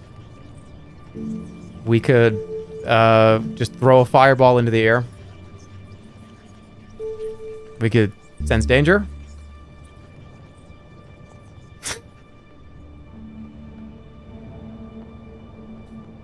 Let's talk to animals, right? Let's try it. It doesn't cost anything.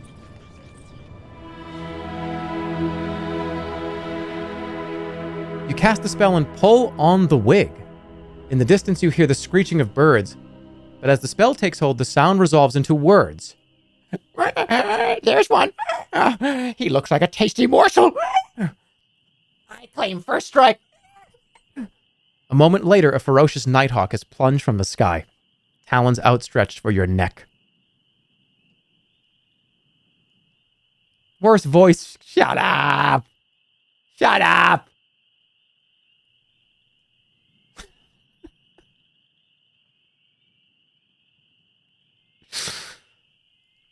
That's how you do a bird. That's a bird voice. What do you want me to do?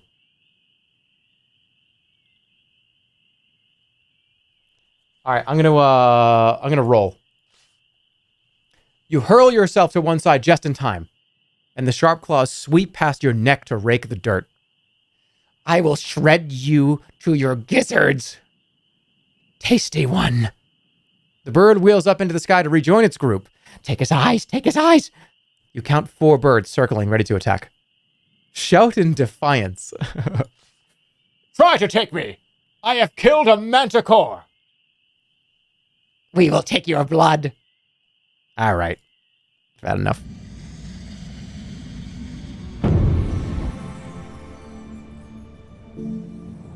Are they stupid?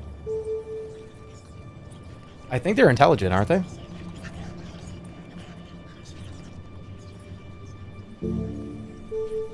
Oh, that would be all right.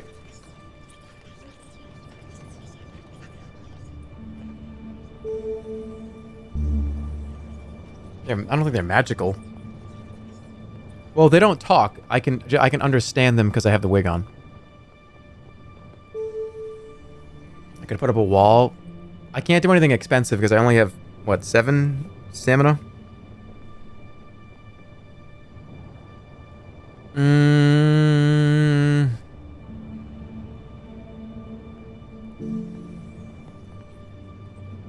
I'm gonna say...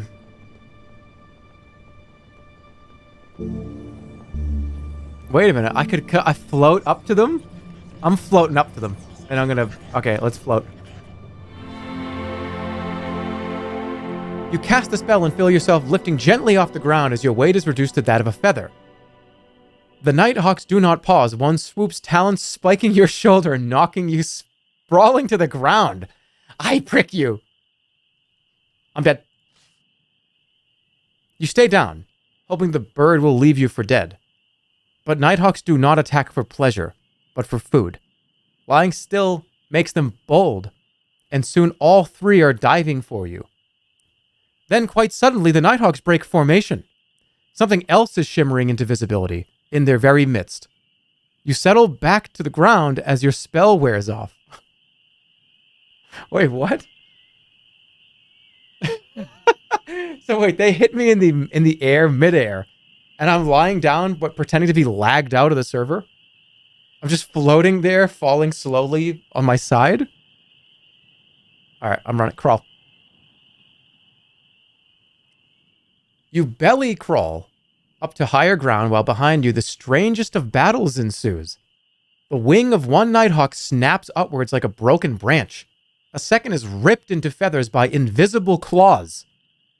The remaining birds scatter. There's nothing left but your mysterious savior.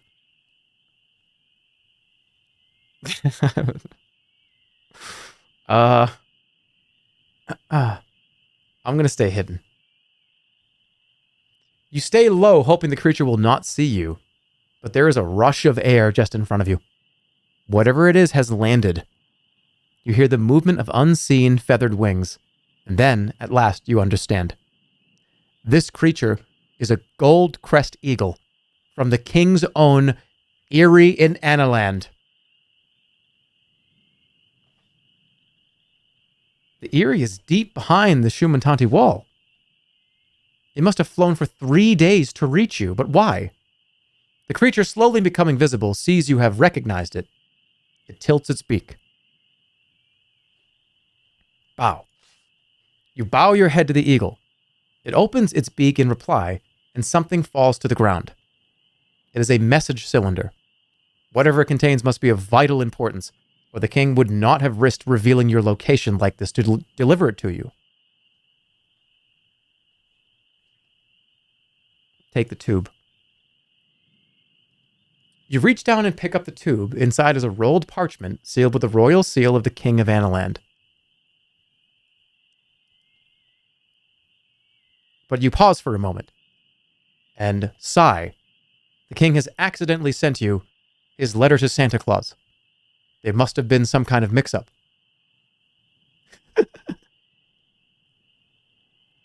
Okay, let me read this. We trust these tidings reach you in fair health, but must warn you of impending peril. Your mission is discovered. The Mampang's eyes have spied our plan, and word is on its way to the Dark Fortress.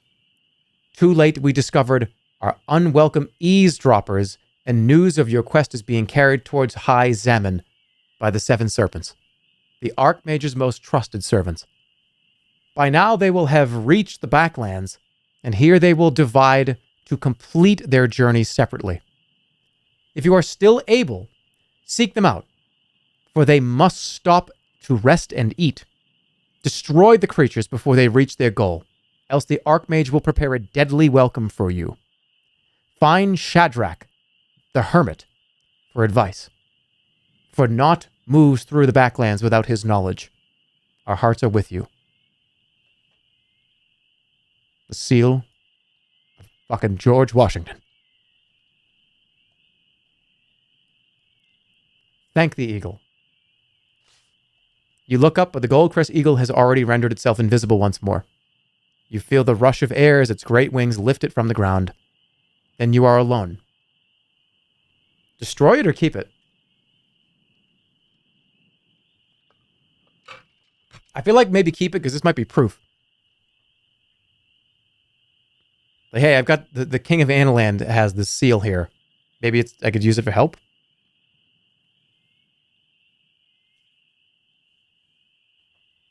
That's possible, right? Or destroy it because if somebody finds it on me, then they know what I'm doing here. Keep it to show the hermit. Yeah, I'm not sure either way how this would work.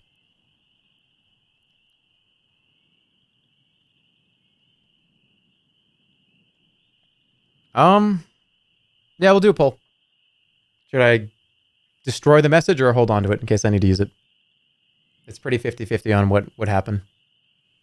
I need food and I need to sleep. This is bad. 1 or 2.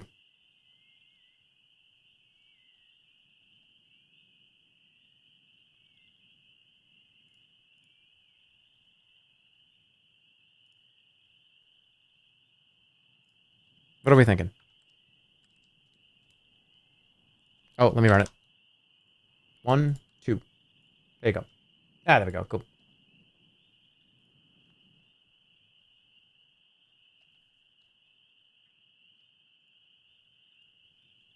Starting off pretty strong to keep it. Yeah, it's 1 and 2. 1 destroy, 2 keep.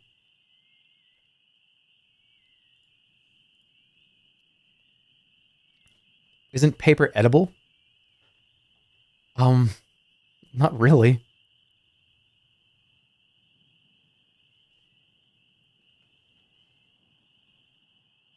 Yeah, 2 is keep. Yeah, 1 and 2. Come on, what are you talking about? All right, we're gonna keep it. You roll the message up and slip it into your pack. It would seem the Backlands are not as deserted as you had supposed. You must find these 7 serpents and destroy them, or your journey will be for nothing. 2 new clues. What are the clues? 7 serpents. 7 serpents threaten your journey, for they carry a message that will warn the Archmage of your coming. Shadrach the Hermit can help you. Only silver weapons can harm the undead. You are given a clue about the Backlands. For sleeping of the sleepless ram, seek the one they call the Sham. Okay. Still have all my shit, right? Yeah. Alright, back to the road. The stars turn in the sky overhead. Taking the pole as your guide, you rejoin the old road and make your way north. Before you, the Backlands stretch away to a dim horizon. How can you hope to locate 7 serpents in such a wilderness? My spirit will guide me. The ape. My spirit will guide me. You will no doubt require the ape, even more than ever before, out here where nothing else can be trusted. And the ape has told you to walk off of a cliff. So you do it. No decision is permanent. Rewind at any time. Was that wrong? After about half an hour, you see a deep black line across the earth up ahead, and catch your step just in time. You are 1 pace away from the edge of a sheer cliff. A few loose stones disappear over the edge and clatter away into the dark. Look for a way down. Rest until daylight. I need stamina.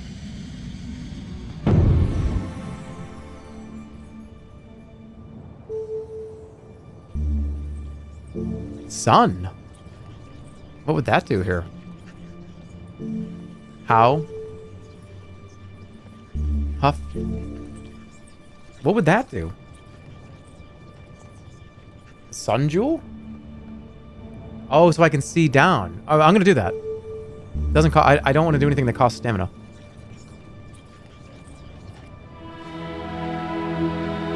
Looking to the stars, you craft the magic, and the sun jewel in your back begins to pulse and throb with a brilliant, blinding light. With the light from the jewel, you look over the cliff and make out a set of worn, carved steps leading downwards. It seems there definitely is a path here, or there was, many hundreds or thousands of years ago. Climb down. You creep towards the stone steps and begin to make your way down. Okay, that works.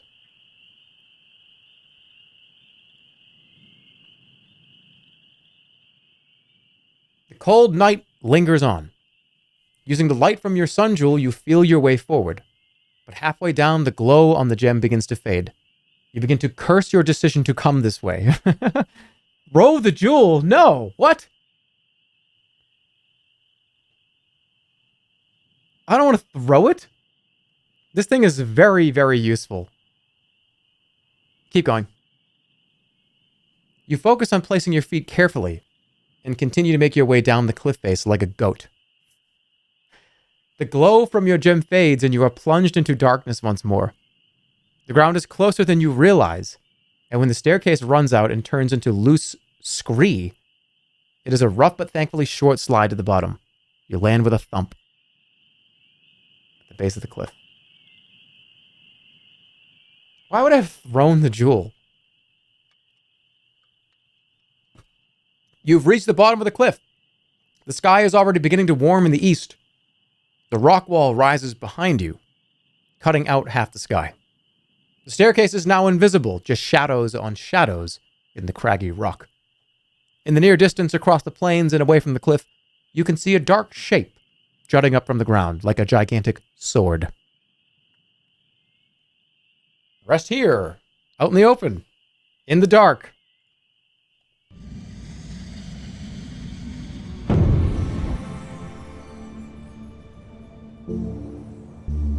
Zen. Zip, I don't have. I could teleport. I didn't get whatever the green ring is.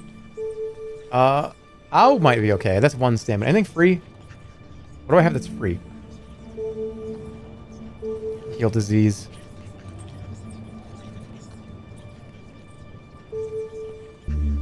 This is a lot, isn't it?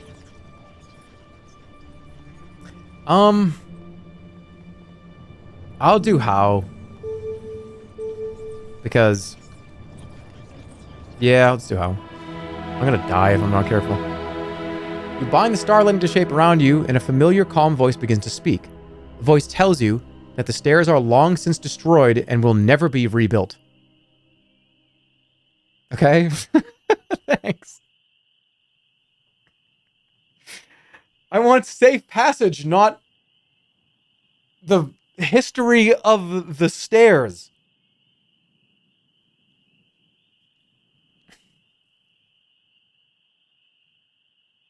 I'll rest. Let me look at the cliff. You gaze up the soaring arc of the cliff, barren rock, dusted by what little scrub can cling onto its sides. It is as if some great clawed hand had scooped out the earth. The foot of the cliff is pitted with shallow holes, no doubt dug by animals. You peer through the gloom, trying to make out more details. Whatever the structure is, it does not appear natural, but equally, it does not appear to be intact. It seems to be sliding into the earth. Strange. The backlands were said to be uninhabited. I have to sleep. We have to. I have to rest here. You find an old foxhole and scramble inside. At least you've eaten already today, so do not need to eat again. To avoid hunger, though, more food will make you stronger. You'll need to eat once a day. All right, close my eyes. Nothing bad. Nothing bad, nothing bad, nothing bad. Nothing bad. You close your eyes and let your tiredness overtake you. The silence is loud in your ears. Slowly, you're understanding the true loneliness of this place. You long for human company, even the withering insults of flanker, but there is no one here. You feel quite safe, and you do not dream.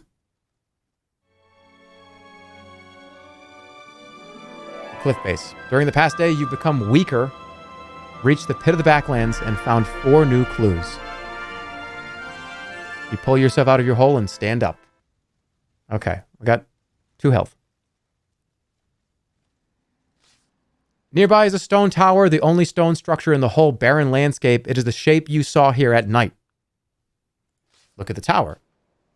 The tower stands some way across the plain, almost in the foothills of the ridge. It lists to one side, but appears not to have crumbled into ruin. Let's move on. This, then, is the plain of Badubak, an endless expanse of dust, broken only by the thin outline of an ancient road. No one from Anland has been here. No one even knows what happened to this place. Once, it was the Archmage's country, his fields and paddocks, and now it is too barren to even be a place of death. What do we do? This is quite the early decision. Somebody just came in and said, "What the fuck is happening?"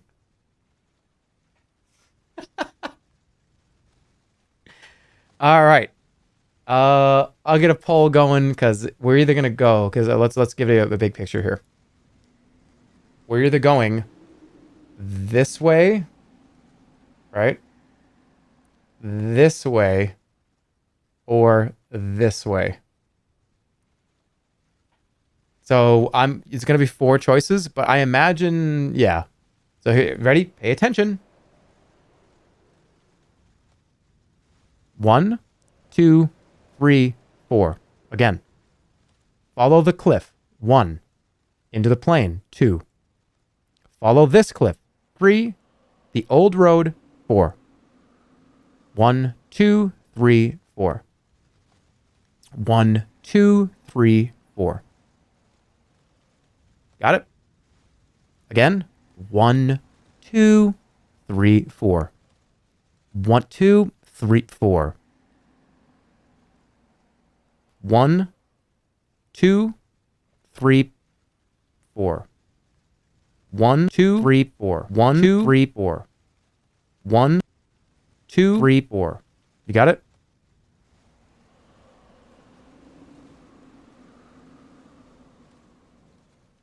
Four. 2, 4. 3, 1, 4. 4. 3, 4. 4, 4. 2, 4. 2, 1. Did I get it right? Did I get the code right? Where are we going?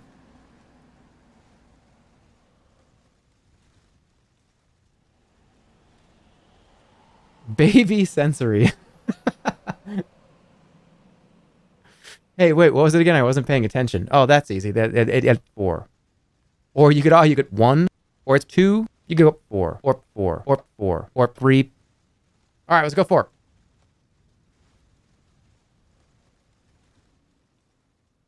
You leave the shadow of the cliff for the road that cuts across the plain. The air stirs a little, still cold, but at least fresh. From here, the path is uncertain. Badubak is a wasteland, and there is no pass through the great ridge that forms its eastern border. The forest of Snatta is uncharted. The Zanzunu peaks and Mampang seem remote. The forest of Snatta to the east of the ridge is uncharted, and the Clatterback steppes are said to be home only to under-evolved half-humans.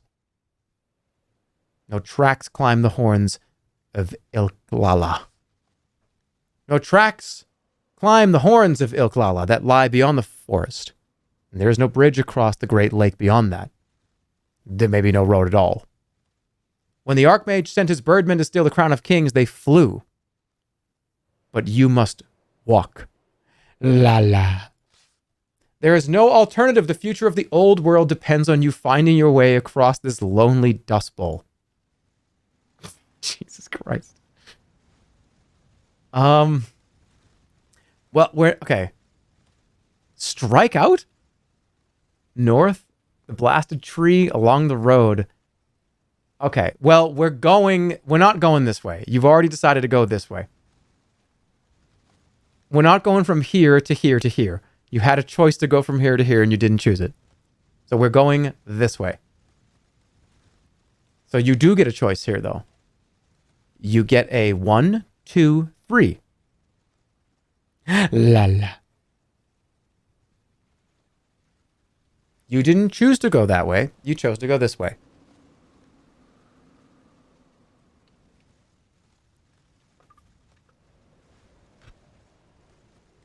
One, 2, 3.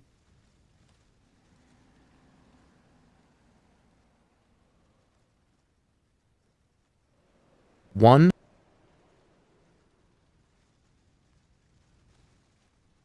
Two, 3.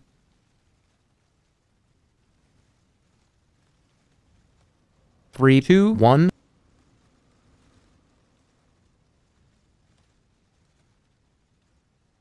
2, 2, 2, 2, 2, 2. 3, 3, 3, 3, 3, 3, 3, 3, 3, 3, 3, 2, 2, 2, 2, 2, 2, 2, 2, 2, 2, 2, 1, 2, 1, 1, 2, 1, 1, 2, 1, 1, 3, 1, 2, 1, 1. Pretty sick fucking beat.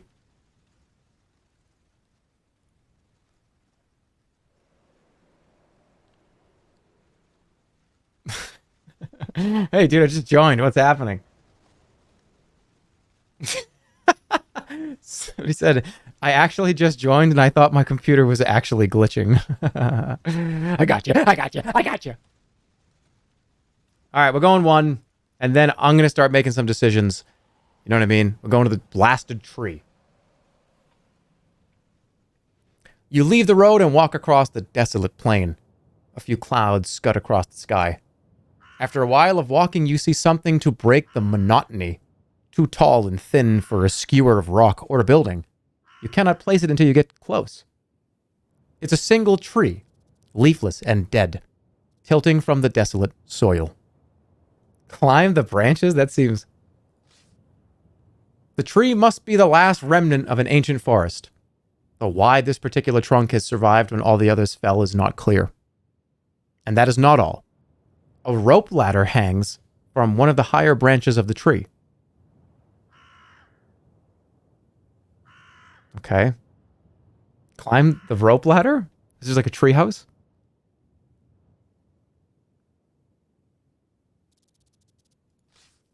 You scramble up the rope ladder to get a view across the lands, but the branches seem to be alive.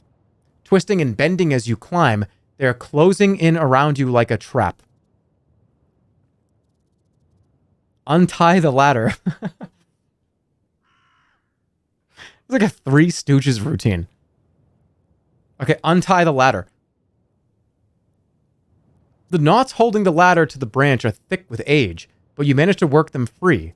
The branch underneath seems to lift in relief as it is removed. A moment later, another branch draws backwards behind you and releases, knocking you painfully to the ground. For a moment, you hear a sound almost like a laugh. Who's there?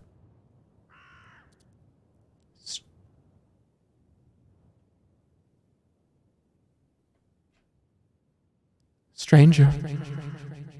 Stranger. Show yourself. There is no response. Surely this land is a desert. You're entirely alone, are you not? We'll find out.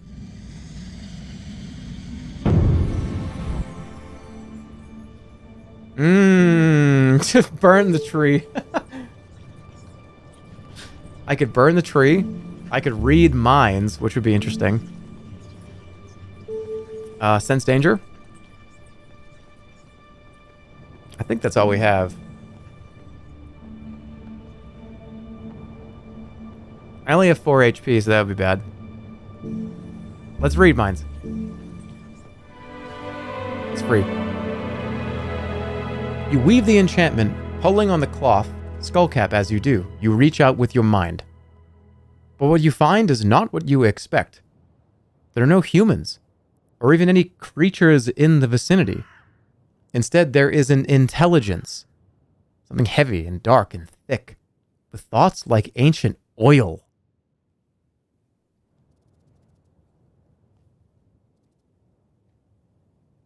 Talk?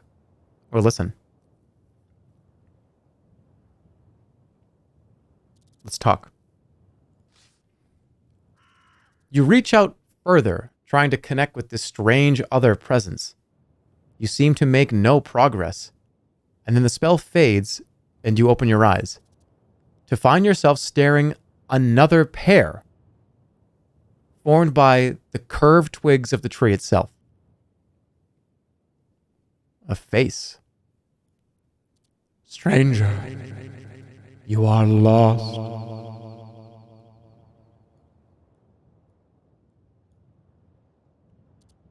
What makes you say, who are you? What are you? Be warned, I will not be played with. I am a spirit and an old friend. Okay.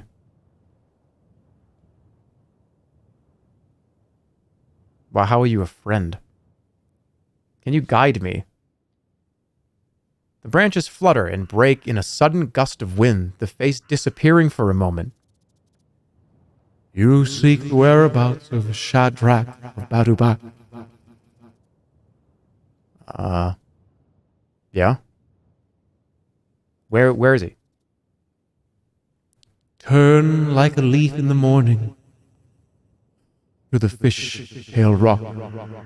He is expecting you. Another strong breeze catches the branches and disturbs them, and when they settle, the face has disappeared. Fishtail Rock. Come back. Get back here, you motherfucker. Wait. You wait a short while, but it's no good. You walk away from the shade of the tree. All right, we got a clue. Fishtail Rock. All right, let's keep going this way. We're not going back this way. You've already made your choice. East along the road.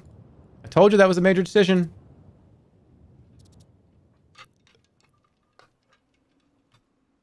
Can you pray to get healed? I can. I don't want to use it unless I have to, though. You walk on across the plain until you meet the edge of an old road.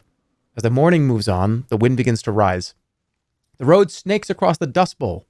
In the near distance, you make out something through the haze.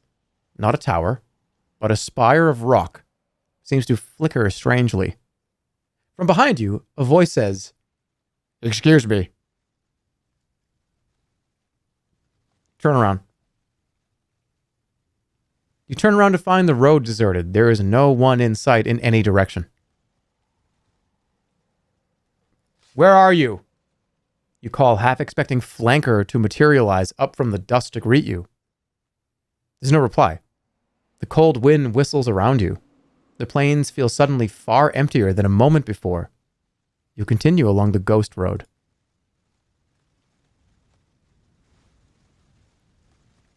Okay.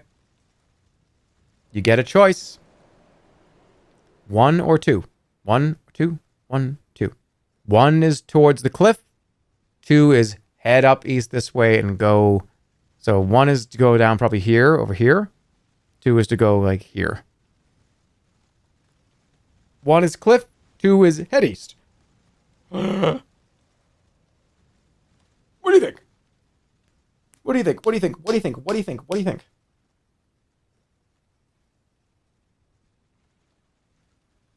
Please, can you hit the 2 button a lot again? No. No.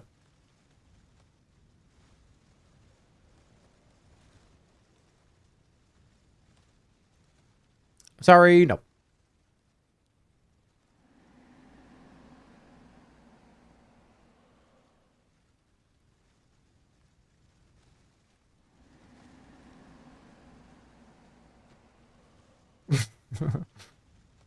It's close.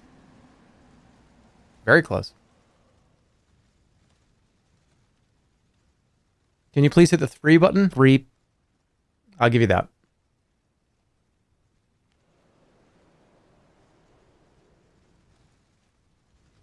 I mean, I'll give you this 2, right? Like 2? No. Yeah, I'll give you 1. A lot of you guys don't want to go to the cliff. Interesting. Okay. I don't remember what this is. I don't remember what this is either. I, of all the games, forget these next 2 parts more than anything. Khare is my favorite, so I obviously remember a lot of stuff, but I don't remember very much from this. Very much gone from my brain. All right, we're going east.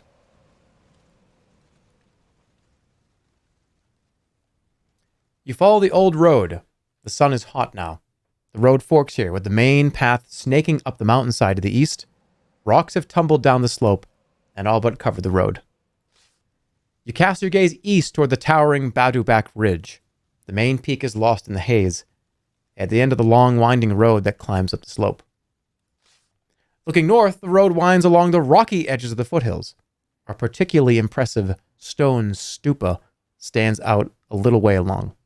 Stones shift and move underfoot as you walk.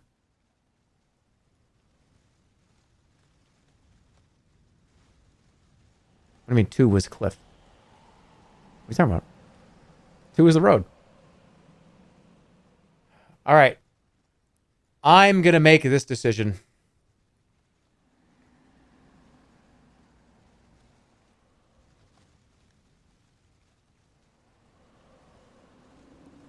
this way, heading towards the Clatterbox Steps, or up here into more of this kind of plains area.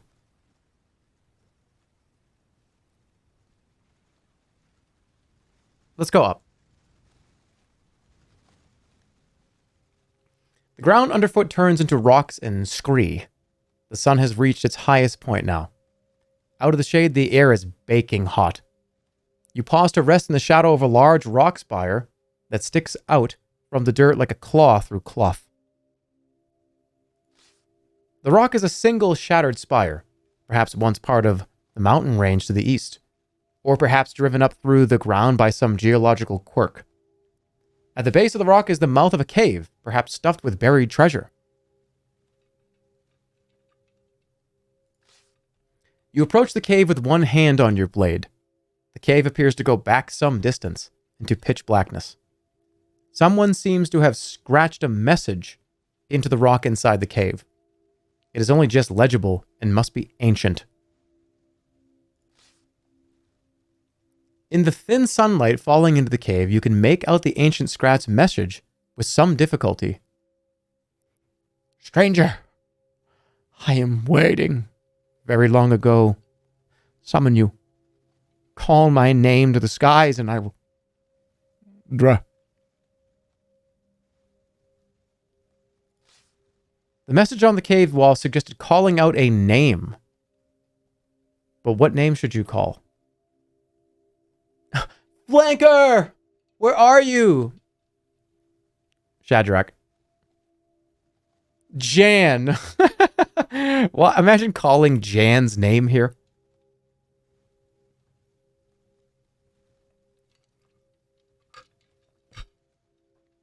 I mean, we're going to do this, right? Because that's... Shadrach! You cry the name across the plains, and the echo of it seems to set off a distant avalanche.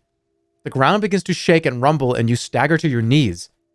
The very earth is moving as though it was splitting or merging back together. You reach down to steady yourself, only to find that the grass is growing between your fingers.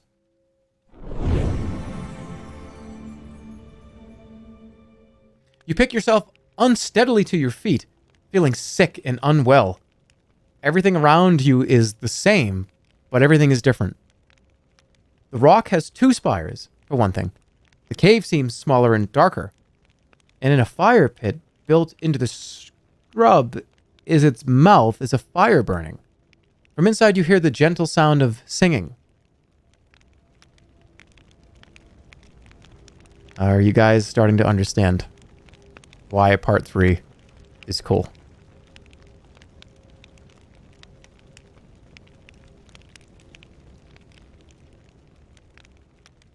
You will soon. You guys just got Elden Ringed. Yeah. Yep, there it is. You got Elden Ringed again.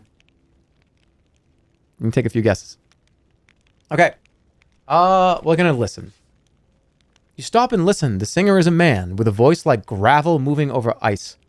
He sings in a language you do not recognize, but its tune feels at once arresting and ancient, and the melody seems to soothe your soul. You approach the fire. Call out for Shadrach. Shadrach! I am here! The singing stops abruptly. There's a coughing and a wheezing sound, and then an old man hobbles from outside the cave, limping on a stick. This must be Shadrach himself. But you recognize the face as that of the tree spirit you met earlier. Ah, it's you. I've been expecting you. He waves a hand around the landscape. Welcome back.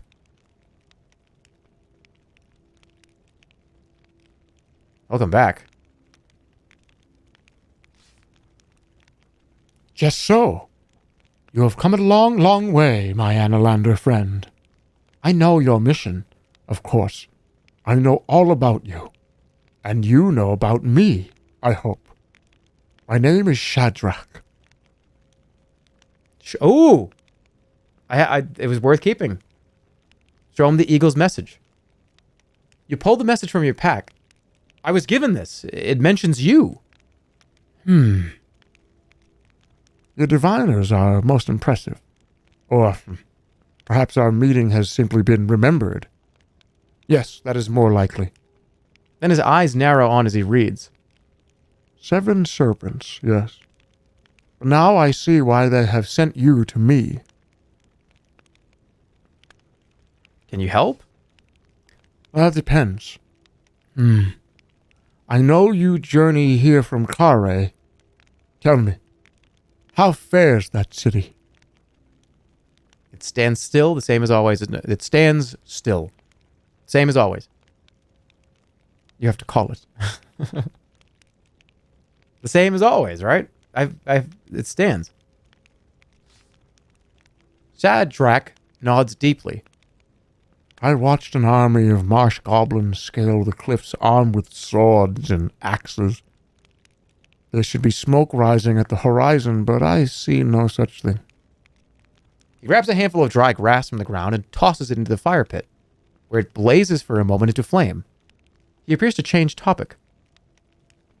I must warn you that no one from Analand has ever crossed the Backlands alone and survived. The serpents? Yes, but not only them. The very rocks and earth here are lost. Things become unstuck. And you have now become unstuck yourself. I don't understand. He demonstrated with his finger as he speaks, twisting them together. The old world and the ancient world have grown together like thorny bushes. To journey through one is to journey through the other. Do you have any food? The ancient world. You ask, looking about yourself at the fields of grass that have appeared to replace the desert. Ishtara, the place that was my home. You are most welcome. Unexpectedly, Shadrach stumbles. He smiles at you weakly. Ugh. Are you unwell? This whole land is unwell. I will not be able to stay for very long. Please, ask me what you need to know and then leave. You play swindle stones? You come all of this way to speak with me. And you want to do it by playing dice. Why don't we talk? Oh, you're just afraid I'm gonna win. I do not think so. And what do you think you have to gain playing swindle stones against a telepath? Is beyond even my cognizance. You have any food? On my 3 wishes, right? I asked the genie, asked the mage the questions. I'm hungry. I want a car, and replace the toilet paper in my bathroom because it's low. Like, could I ask for anything worse? Like, I could get the answers to the universe. Do you have any food? That actually is important. I am too holy to eat. But if you can reach Kariyama, north of the river, you may be able to eat well there, if it still exists in your time. Most likely it does not. Shadrach is shivering slightly now. His face is pale beyond the ruddy beard. How did this curse come to be? The land was cursed by the Archmage to be forgotten. And so it has been. And so it will be. Not long now. And then all you will see will be gone. Only timeless desolation will remain. But why? Because of you. The Archmage punished this whole land to make a trap to kill you, before you could kill him. He is a dangerous enemy, and he is quite desperate. I understand he has sent 7 serpents to kill me. The hermit nods, most seriously. The serpents are most terrible. I have often seen them, but they are no mere snakes. Do you know of their legend? Tell me. I don't care. Just tell me how to tell me. Yes. I can do that better. It is said that thousands of years from now, a few years ago for you perhaps, the Archmage of Mampang fought and slew a mighty Hydra, which dwelt in the caves of High Zaman. So formidable a foe was this creature, that the Archmage took its 7 heads back to Mampang, where he used his dark arts to resurrect them as 7-winged serpents. They became his personal messengers, his assassins, his force in a dark place. Thousands of years from now? Indeed so. Look about you. I fancy this valley was not green with grass when you entered it. He's right. It is the same valley and yet not the same. I don't understand what has happened. How much you ever lost on Swindle Stones? I need to get a better mic? Guys, there are no other mics that are better than these. You understand? I'm not talking through like a fucking $40 desk microphone.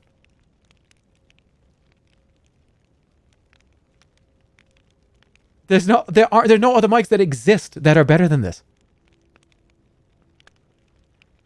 They don't exist. They genuinely don't. My room has loud sounds because the AC is always on because it's 100 fucking degrees in Vegas. You got one guide? Yeah, of course. I'm gonna defend myself.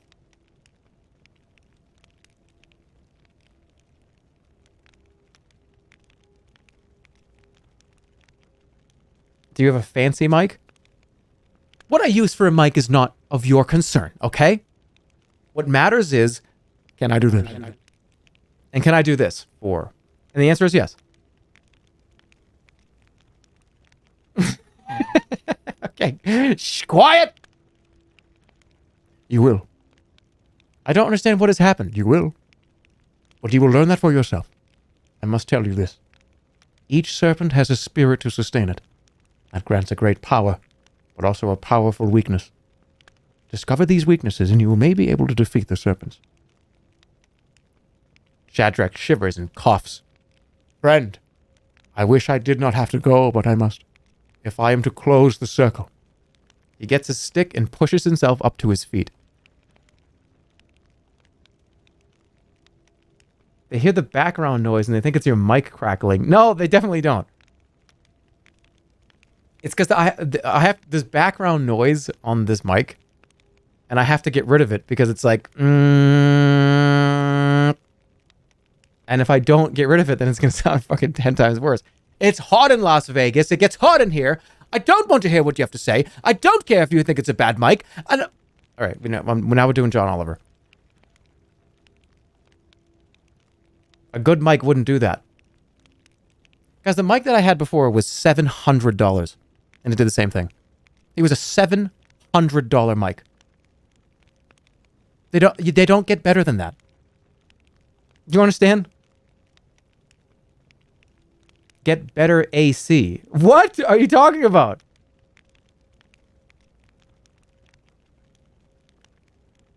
I used that mic for like 6 years.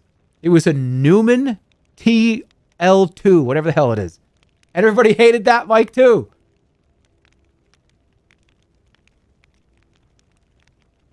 Just stream out of the fridge. I'll stream from the fridge microphone from now on.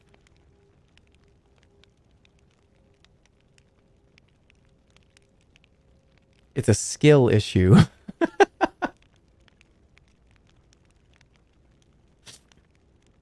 Buy something good. All right, now you're all just fucking with me now.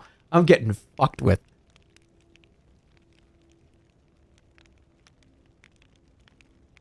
He's a rich fuck. Guys, I bought that microphone I bought in 2015. I got 7 years out of that mic. I got a lot of time out of that mic. And I might go back to it. It's possible. I used that mic for 7 fucking years.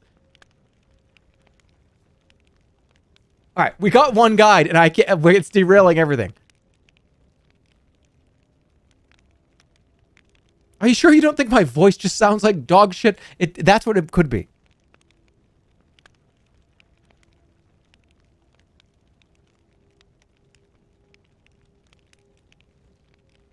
I'm gonna go. You know what? I'm gonna buy one of those.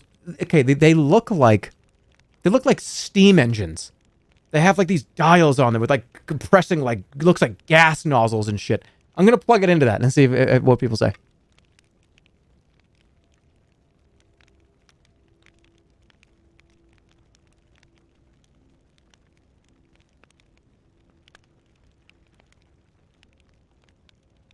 No, I have a mixer. I plug this mic with an XLR into a mixer. And without a noise gate, you would hear all the horrible sounds coming out of my mouth. Hire an audio professional just to tune your shit for a day. Yeah, just get in there and fix everything. The AC is going a lot. And so it's just like...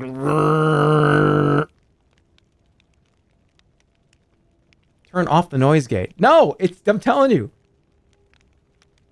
We want to hear the horrible sounds.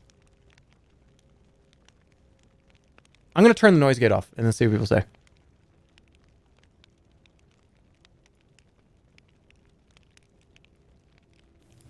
It's off.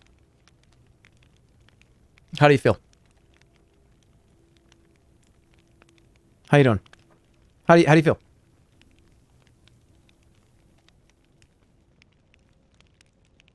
That's a huge improvement. It really isn't. It sounds nice and crispy. It's not crispy. You're not there's nothing, there's no crispiness that you're hearing. Try screaming. Ah! It's exactly the same.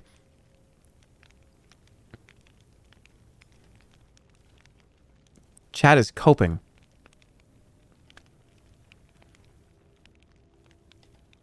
Go plug in the... All right, I'm moving on. I'm not going to let one guy derail... Look, everybody's audio sucks, okay? Everybody's audio sounds like shit. Everybody. If you turn the volume all the way up and you put your headphones on, and you just go, what's that sound? What does it sound like?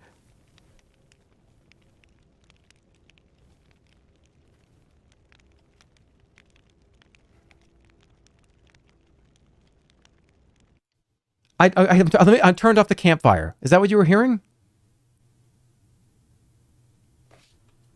I don't hear a difference. Well, this is it without the... Did I just get fucked with for 10 straight minutes?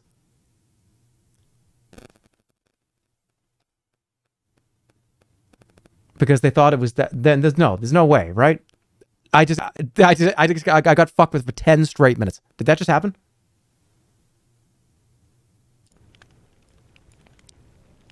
Because you heard this and you made a joke about how my mic sucks because it's cracking like this.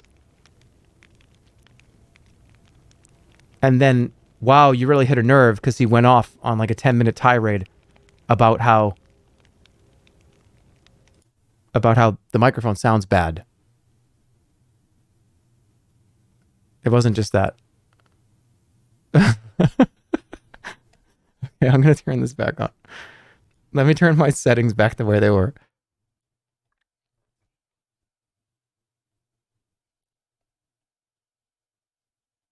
All right, we're moving on.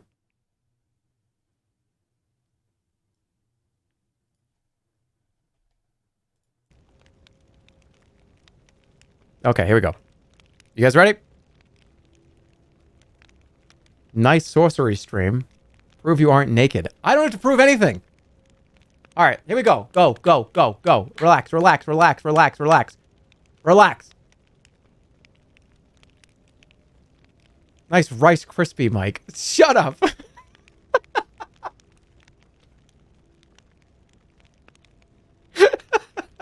Come on, man.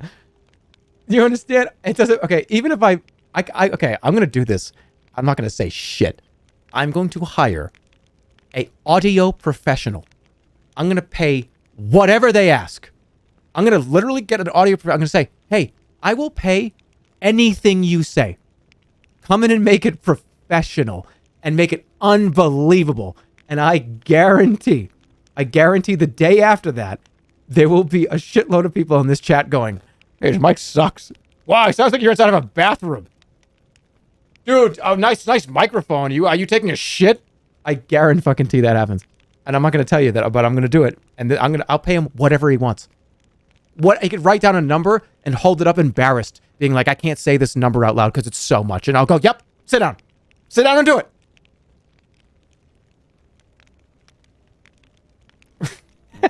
Okay, let's go.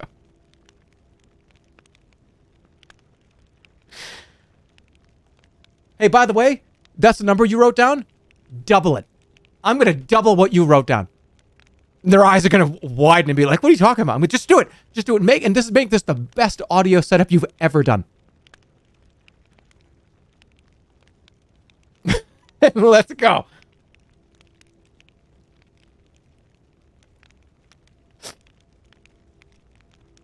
And we get it. You're rich. No, that's not the point. The point is, you guys are dicks. That's the point. Your noise gate's too aggressive. No, it's the art. I'll just quiet and wait till when I hire this motherfucker. I just called him a motherfucker, but I'm gonna be their friend. I just said it because you've got me. You're in my head, and now you're in there rent free, and I got to get you out of here. We got to get back to this. Now you're in there rent free, and here we go. I'm removing you from my head. No, not flexing money. No, what are you talking about? Who is he talking to? I'm talking to the one person that said, hey, your mic sucks, punk. And I was like, hey, you know what? You're not calling me a punk too. And the person got banned. They got permanently banned. Because that's a mean thing to say to somebody. Anyways. Where were we?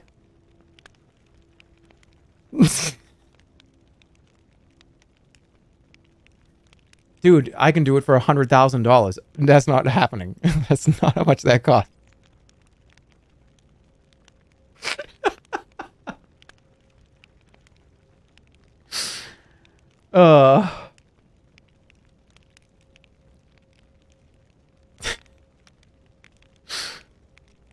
See, the problem is if I turn off the noise gate, if I turn off all the compression, it's the microphone.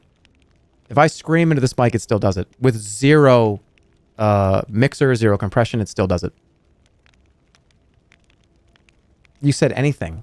No, I said I would double what they wrote down.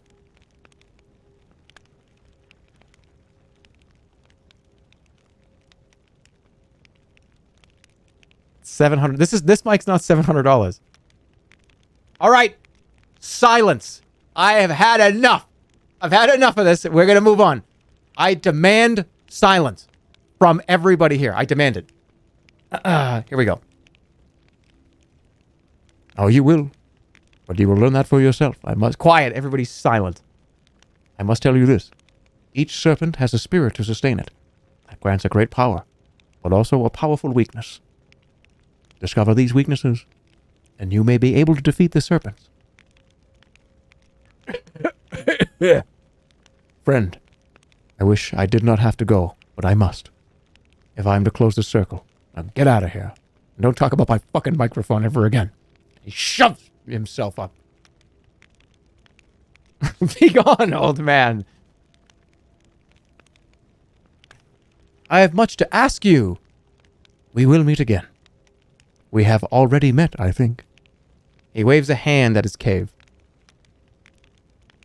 I have left one more thing for you in there. Travel well. Remember, when you walk through the fields of Ishtara, you are safe from the serpents. But if you do not return to your own time, you will never defeat them. Ishtara? This land. My land. How can I travel between these lands? Look to the beacons. If any have survived in your time, they will hold a little of our ancient light still. There is one to the north of here, at least, by the river. Go there. Reaching over, he places his hand on either side of your head. You feel a great lightness entering your body. That done, he turns and stamps away across the grass.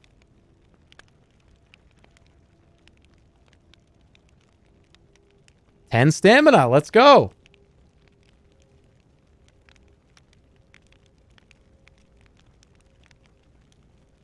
DS Mike. Ban the word Mike from the chat. Ban the word Mike from the chat. I don't want to see it ever again. M-I-C, ban it from the chat. I never want to see it again. Okay. Let him go. He leaves, heading west across the plains and fading into the hazy dust that hangs in the air. You muse on what you have seen. It seems there is more to the backlands than there first appeared. You are left alone by the cave mouth once more. I take some stuff from the cave. You look into the cave again and this time find a strange horn hanging from a hook on the wall. It is ornately carved from strange twisting shell. With a hide of leather, it is a gale horn, one of very few in existence. You lift it down with great care.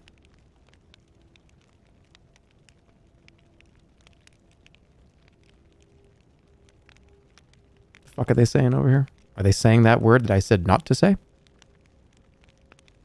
How dare they? I can't believe they're actually saying these things.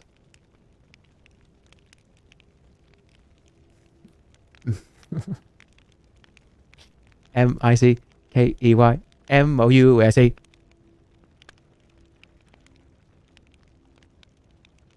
Blow the horn. You place the horn to your lips and blow a note. It is a clean and mellow pitched and makes the air stir with echoes. It is both powerful and likely to be valuable should you decide to sell it.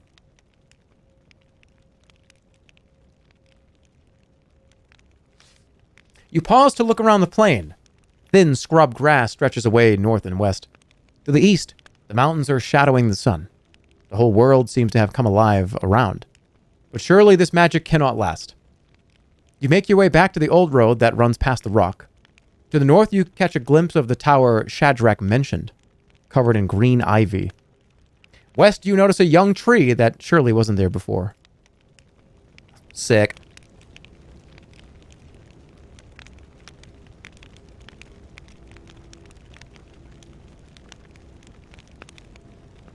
So this is the tree that we were at before.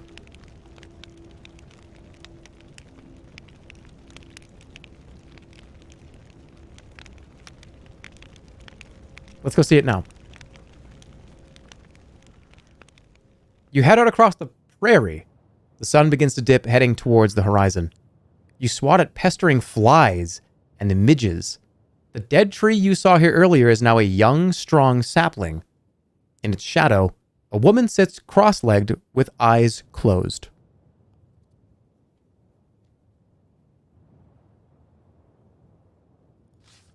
You watch the woman for a moment. She's breathing in and out slowly and murmuring under her breath. Perhaps she's praying. Around her neck, she wears what looks like a giant's tooth on a leather string. I've got a few of those. A fleet of long, thin birds swoop and career overhead, snatching flies from the steamy air. Steal the tooth. I have enough teeth. I got 2 giant's teeth.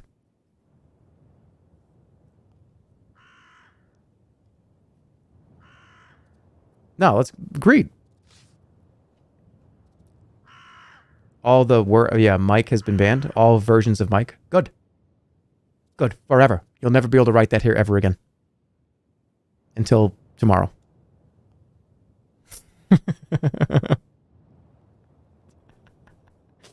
Audio input device. Come on. Give me a break. You approach the meditating woman and kick her. Why would I kick? Greetings. The woman opens one eye, then shakes her head sadly. You're meant to be over there, she says, pointing a little way to the east. What do you mean? No matter. They tell me I will get better at divination with practice. She offers her hand. Sure. You shake her hand and she laughs. How very formal. Well met, stranger. My name is Elthira. Welcome to Ishtara, the land of peace and plenty. Yes. Will you sit with me a while? Sure. You sit down on the long grass opposite her. She smiles at you. I need to practice my third eye. she says, tapping what appears to be a small gem stuck to her forehead. Perhaps we could play. And reaching into a pocket, she produces a handful of small stones. Swindle stones. She looks amused. Swindle stones? My teacher has used that name before, but that is not what we call them here. They are mind stones. I try to read your thoughts as you try to read mine. Will you play?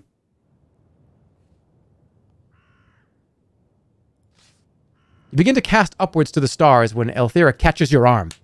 Please, this is not a game of magic, but a game of inner sense. But you can read minds. That's unfair. No, I am learning. But the sense is weak with me. Please help me practice. What are we putting up stakes here? Perhaps if you win, I will give you the dice. How's that? Okay. Okay, Althea counts out 4 dice each and waves at you to bid. Scammer?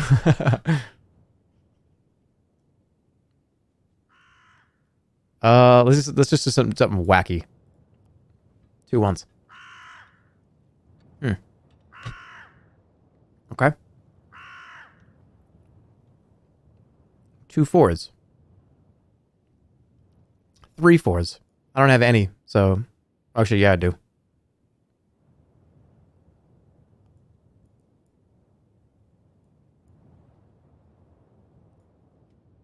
Four 4s, do it. For people, head north to Karima. For magic in a view, there are the beacons, the towers, but the real wonder is Lake Ilklala itself. Should I call this? That means you have to have 3. Call it. Mods are punishing us. Dude, one guy has so much power. You do. Just so much power.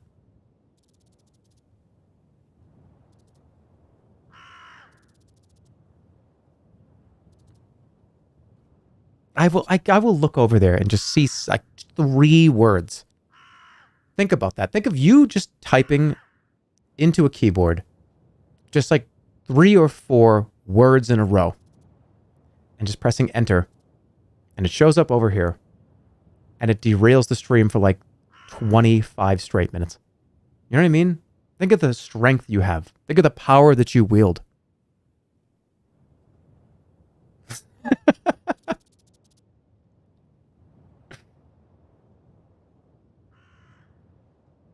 Okay. 2 2s. Let's go 3 2s and let's call it. Well, you have to have 3 of them, so good luck. You're not very good at seeing the future.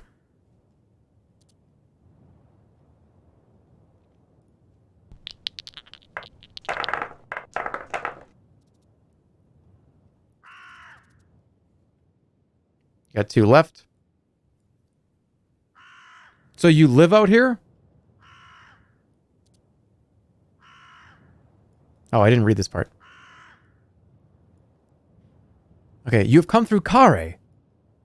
2 2s. I have 3 2s. It's such a small place. Shadrach says it will be important, but I doubt it. 4 2s. I would not recommend that you visit. Call. Okay. It might be a cosplay. It's not a cosplay. 2 2s.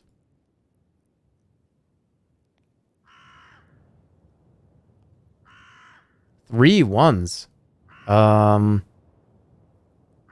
call you on that. I don't think you have 2 1s. You do? Shit, okay. That's fine.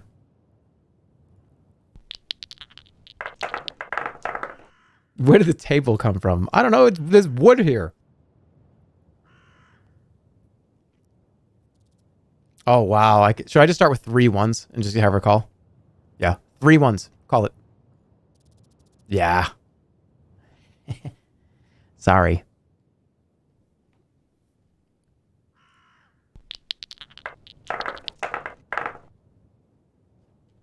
Okay, let me see. 1. What do I not have? 1, 4.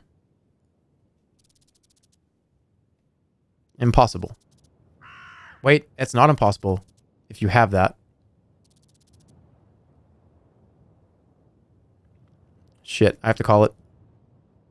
Alright, whatever. Whatever. It's easy to win a 2v1. It's fine.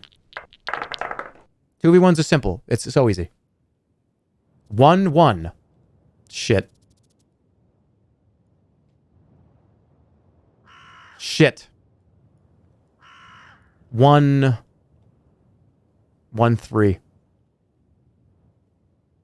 2 1s. Well, you have to have a 1. 3 1s. Why would you do that? Call it. Yeah! Unless you're lying the whole time, which I hope you're not. You're not. I win. I win. I win, don't I? Althera laughs. You are a challenging mind. Maybe play again. No. I'm done. You are a feeble opponent. She nods, gathering up the dice. She drops them into your palm. Here, take these. You'll have better use of them than I. I foresee as much. I already have dice, though. Why would I already have dice.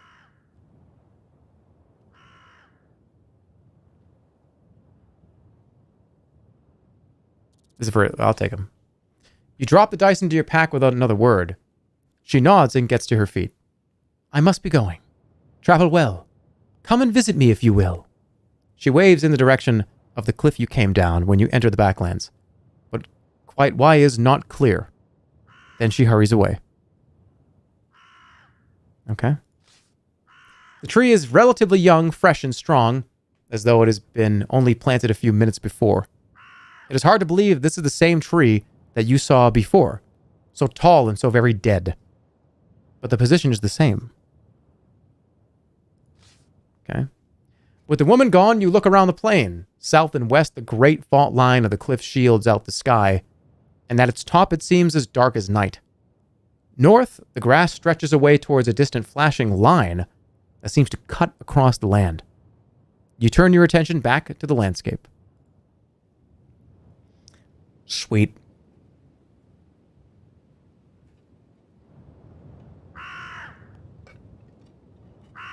Create a paradox. All right, so where are we going? Back to the road? Let's go up north. I'm going to head north.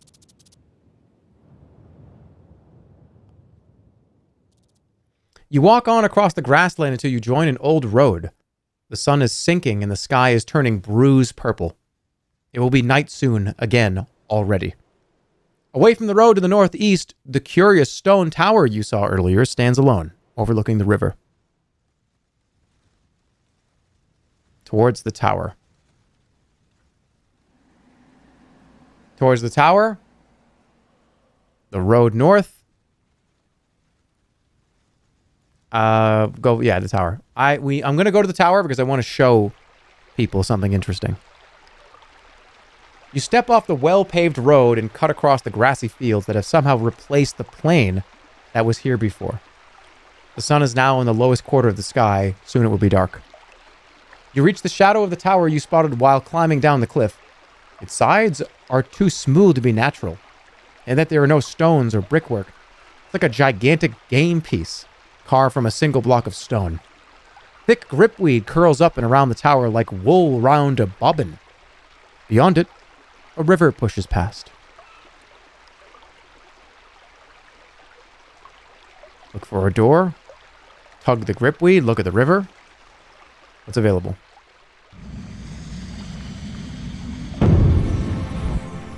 Please, my father, the Swedish chef, demands your opinions on cast iron, or he will flame you on Twitter.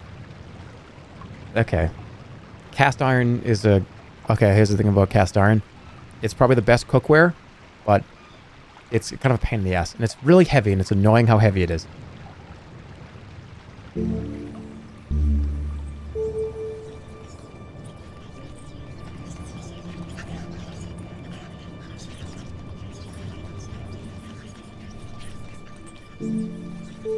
Could do Dop.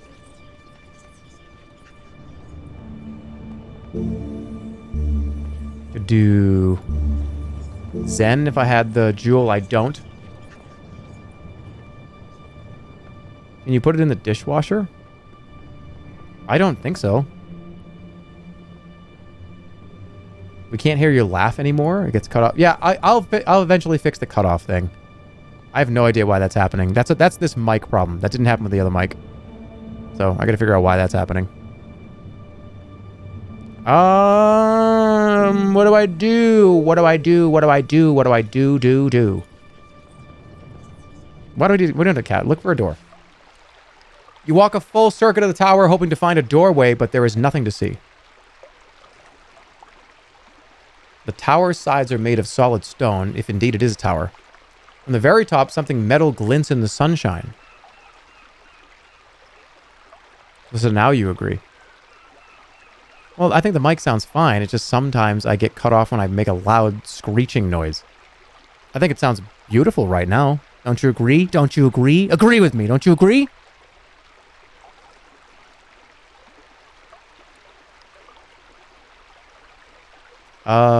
Tug the gripweed. You give the gripweed shoots a sharp tug. The plant is tough as rope and seems to be firmly anchored into the stone of the tower. Look at the glint. Craning your neck and squinting against the sun, you try to make out what the gleam is.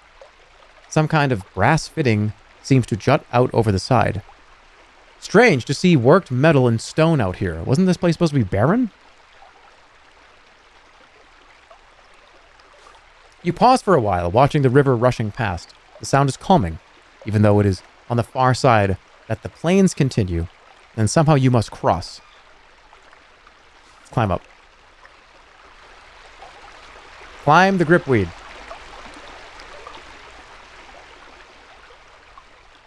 Quickly, you grab the gripweed and scramble up the outside of the tower. The roots of the thick plant offer plenty of footholds, and the ascent is easy enough. Soon you are hauling yourself over the battlements onto the top of the tower. At the top of the tower. You stand atop the tower, the wind across the prairie whips at your hood, and the ground seems like an endless green sea far below. Remember, this game has screen shake.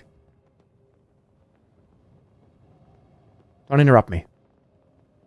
But the top is not empty. Indeed, there is barely room to stand. Most of the floor space is taken up by a large brass contraption that has been built into the middle of the roof. Look at the contraption in the tower. This tower was clearly built to house the brass contraption in the center of the turret. You look it over with curious interest. A large brass cylinder. It is set into the bearing in the center of the tower and protrudes a short way over the battlement. It is rather like one of the chief mage's telescopes. But why would anyone set such a complex device out here in the wastes? You crouch to look through the cylinder, but find you cannot. It has no eyepiece. The near end disappears unbroken into the brass mounting of the device. The bearing underneath the cylinder looks as though it might allow the contraption to move. Furthermore, set in the central dome is an impressive-looking blue crystal. The blue crystal is not a gem you recognize. It pulses with a small interior glow, as though something lived inside. You touch the crystal, but as your fingers brush the glass, something happens, and you feel yourself whipped up into the air as though catapulted. For a dizzy moment, you seem to stare down at the entire land of Badubak. Then a moment later, you're back on your feet, head reeling, but feeling curiously powerful. Touch it again. You reach out to touch the crystal again, only to catch yourself. The blue crystal on the contraption is flashing brilliantly, and then suddenly the cylinder ignites with a thick beam of syrupy light. The beam floods across the landscape, cutting through the mist and warping the view like a heat haze.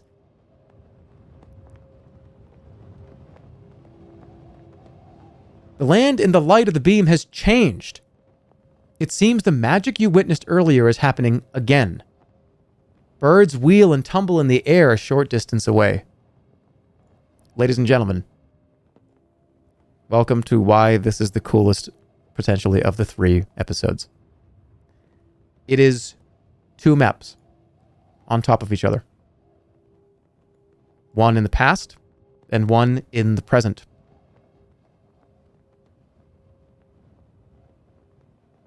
And you can traverse them however you see fit. Get Elden Ringed.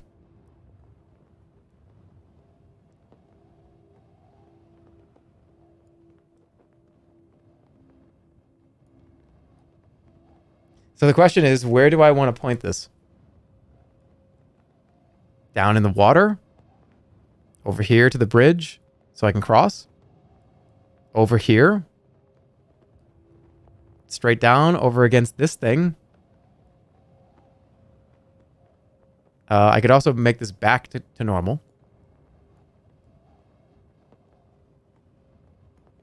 What do you guys think? The cave?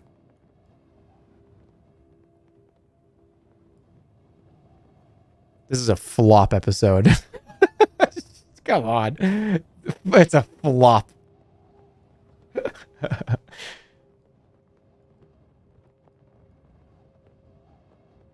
Well, let's put it over here first, right? Or we could try to cross it, without the water and without the bridge, and aim it this way. Or go across here first and try to get over there back in time.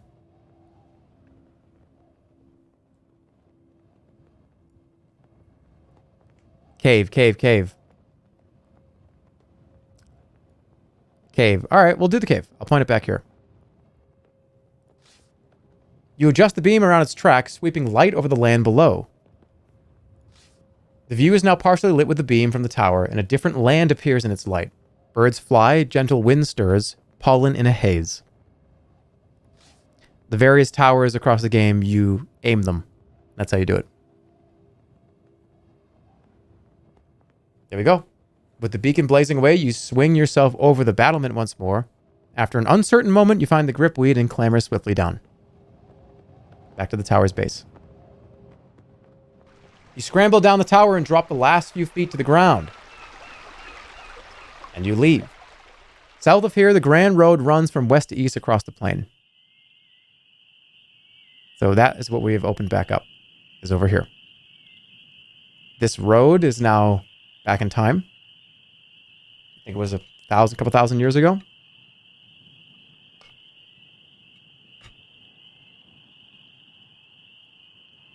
Let's go back. The road west. I think we can cross this now. You return to the road. Night falls. You should find somewhere safe to sleep. If you keep going through the night, you will be weaker for it, especially after so long walking with an empty belly. If I can make it, I think I can hang out maybe in the cave? You abandon the road and walk across the suddenly grassy field. The moon rises, filling the world with thin silver light. You crest a low rise and look down across the grass, offering something of a view. Looking north, a wide river splashes spray into the air. South, you can make out Elthira's tree. And east, the road makes a loop past the foothills of Battleback Ridge, passing an unusual double-spiked rock formation. And that's all there is to see. So, we're going to head back towards the cave. And it's really, really sweet. All right, here we go. You make your slow way across the verdant grassland. This, then, is the pit of the Backlands. It is not as fearsome as you had expected. Or maybe the sludge and grime of Khare has toughened your resolve. Indeed, in this strange, magical light, it is almost pleasant. East of the Battleback Ridge lie the Clatterback Steps, which you must cross to reach the lake. Return to the cliff. Once more, you enter the shadow of the cliffs that surround this place. The stars are flooding the sky. The grass meadow ends by the cliff base, and the carved stone steps that lead away from the Backlands. I do need to sleep. You find an old foxhole and scramble inside. You've not eaten today, but you have no rations, so you're going to have to just deal with it. You lie back and try to forget your troubles. You're protected here, and your rest is untroubled by dreams. You gained considerable stamina and met Shadrach the Hermit.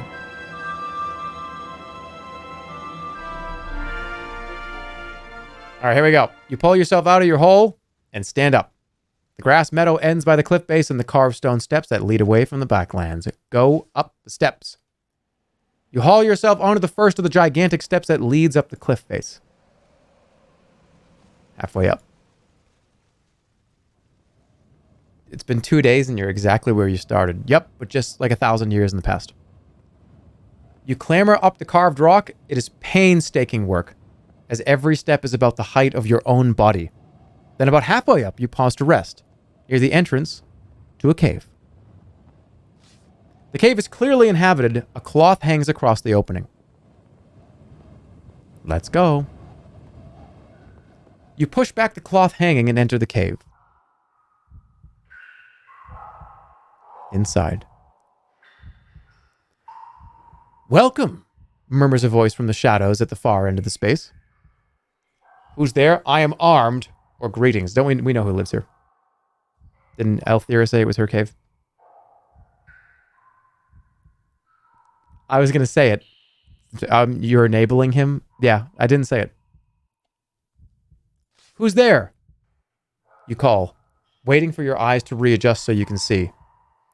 You hear footsteps padding forward over sand, and then a shambling figure appears. A woman with crazed white hair wearing rags of animal skin. You! I had no idea I would see you again. Her voice is familiar from somewhere, but you've not met anyone so old since the witch above the waterfall in the Shumantanti Hills. Do you know me? Of course! You've not changed a bit. Where I was so young, I was rather in love with you, as I recall. Wait, what? With that, she steps forward once more, coming into the thin moonlight at the entrance of the cave. You gasp. Though this woman is old beyond imagining, you recognize her face. It is Elthira, with whom you were playing dice only hours before. How is this possible? You demand, afraid of whatever curse had befallen her. She laughs. Is this not normal where you come from? With my people, we change this way as time passes. It's quite normal. How long ago did we meet? You ask, horrified by what the answer might be. When we met, I was barely 16. And now, let me see. I suppose I am 113. If you don't count the year I spent as an eagle. She shrugs sadly. But welcome all the same. Perhaps you are thirsty. From a corner of the cave, she produces a jug, which has been catching water dripping down the stone. Thank you. She pours you a cup and you drink gratefully and quickly feel thoroughly refreshed. It's been barely any time since I last met you. Can you tell me about the serpents? Do you have any provisions? How can I cross the backlands?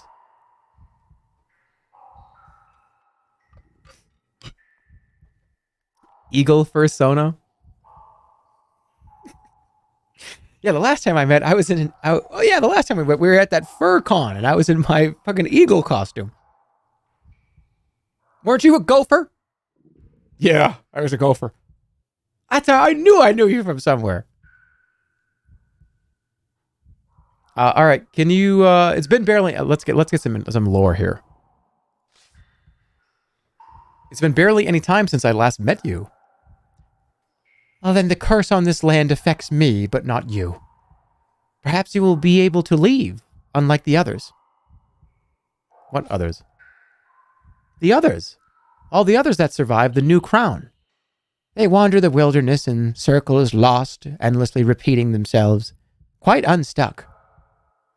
Have any provisions? I do not eat. I sustain myself through passive thought. It is a pure existence. Can you train me? If you have 50 years to spend in practice, but I do not have so long, I fear. You're a sorcerer, are you not? I'm a student of magic. She nods. There is a secret, known only to the most powerful sorcerers in this land. The sorcerers of the fortress know it, I am sure, but they've tried to keep it a secret. Would you like to hear it? Yeah. Elthira nods in return. It is said, you see, that sorcery is unstoppably powerful. The sorcerers tell us that magic controls the world's very warp and weft. That once woven, a spell cannot be unwound. The claim is bold, but I have learned it is also untrue. So magic can be undone? Magic, some magic, perhaps all magic, can be countered. Just as the parrying blade can stop a sword. I have discovered one such counterspell already. The spell of healing opposes the enchantment of the fireball.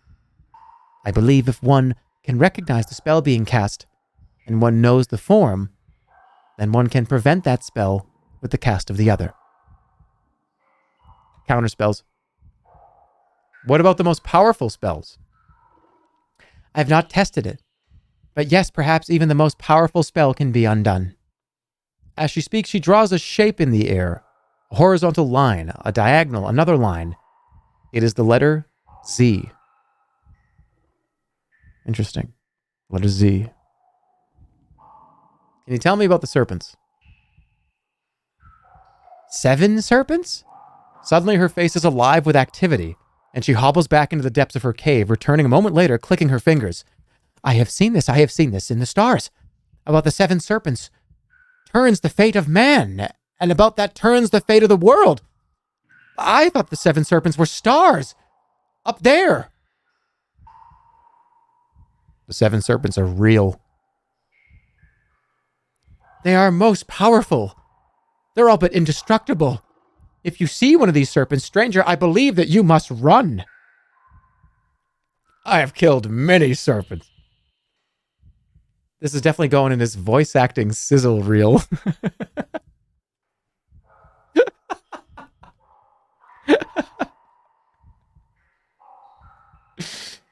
True. I have killed many serpents. Not such as these. Each of the 7 serpents is sliced from the head of a hydra. Each is bound to an element of the world, to fire, or air, or earth, or time. She waves a hand. That sort of thing. And each only has one weakness. What weakness? A different weakness in each serpent. You must know them to kill them, but to know them is to be killed by them. And the whole land turns on this. So the whole land must surely fall. The woman sits down quite suddenly in a state of some despair. They all have Pokemon weaknesses? Yeah. You approach her hoping to console her, but she does not react to your presence. She does not even blink. The woman murmurs softly to herself. Look around the cave. You glance around the cave. Elthira has few possessions to speak of, but your interest is taken more by the dust that covers the floor. Stone dust can be very valuable for magic. You scrape together a handful's worth of stone dust between your palms and slip it into your money pouch for safekeeping. The woman's third eye seems to glow momentarily. You step away from the old woman and look about for where to go next. Then, quite suddenly, she grabs your leg. I will find them. But it will take some time to search. Come back. Then her eyes roll up into her skull.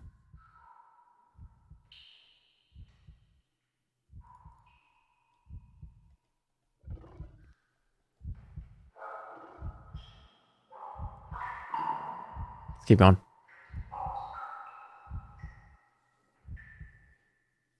Stepping carefully past the catatonic woman, you make your way further into the back of the cave. After a narrow passage, it opens out to reveal a wide space lit by a torchlight. The walls are covered with scratched writing. curious symbols and glyphs all in the same shaky hand. A little dust trickles from the ceiling.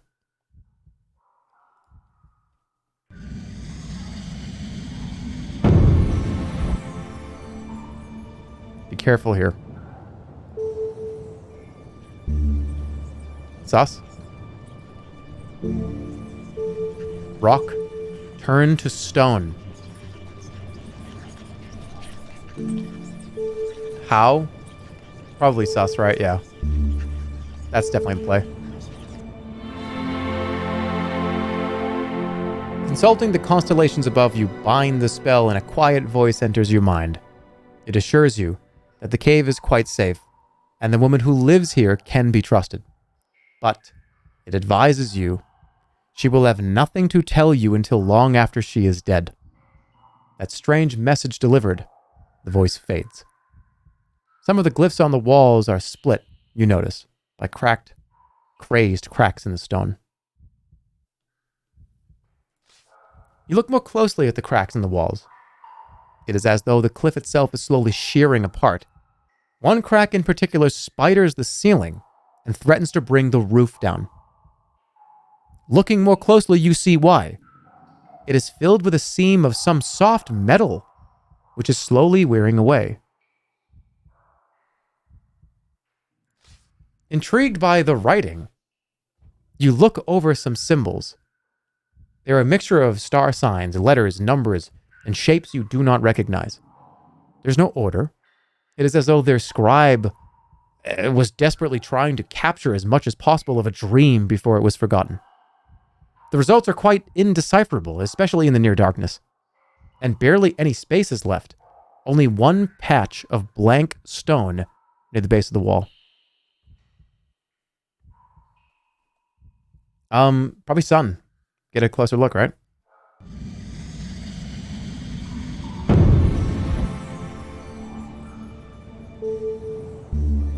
It's free.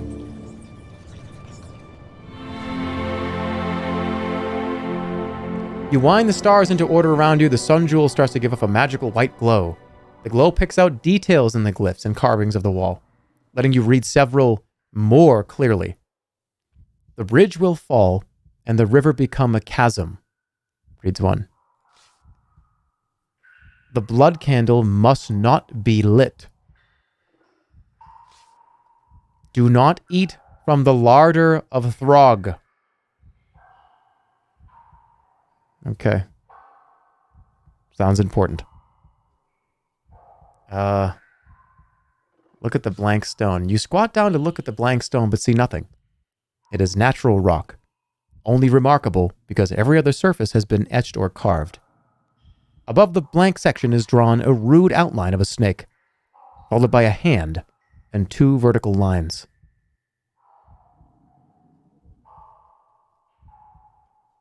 Cast sun again?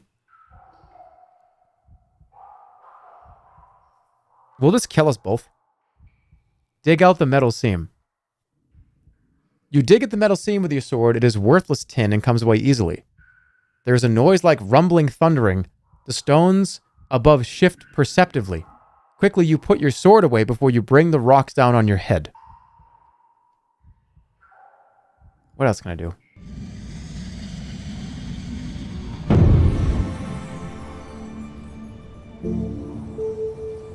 Summon darkness? Why would I do that? No. Rock. Could do sun again.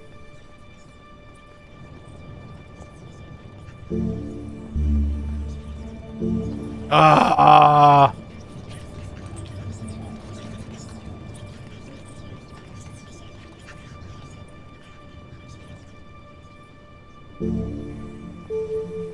What does this do?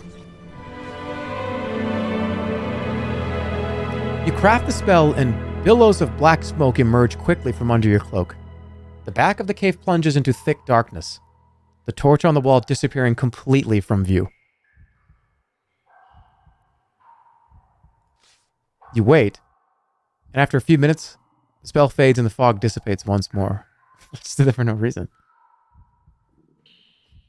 I may as well just have put my back up against the wall, standing straight up, standing back flush to the wall, heels against the wall, head against the wall, and just tilt my head down and then throw it back fucking hard and hit my fucking head against the wall. I just did the that's what I just did. I did the same thing. And then just leave. I just took damage for no reason. All right, you head back out of the cave, avoiding a cascade of small stones from a crack in the ceiling as you go.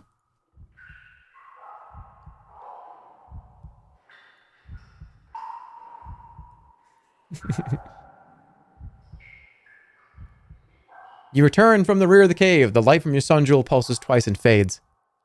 Althea is still here, squatting in one corner and rocking quietly.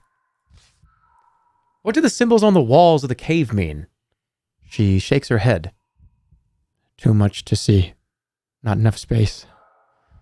Not enough space. Okay. Can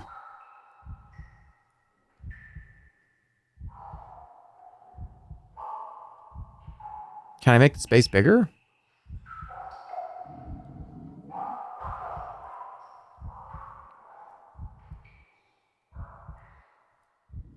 I'm going back here.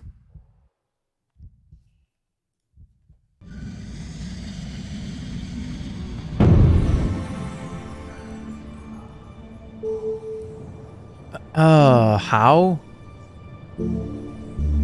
Can't do far. Log. I don't think this... if I could, but I don't have the right...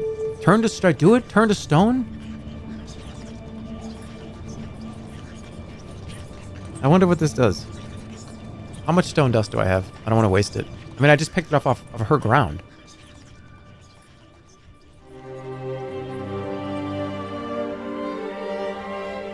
I'm going to use it here. All right, I get a rewind if it doesn't do anything.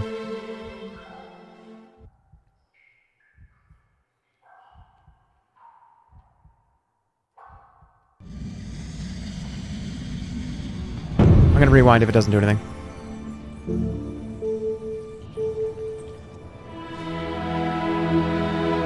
Reaching up to the stars, you create the magic across a handful of stone dust, and you feel the potential of magic entering your palm.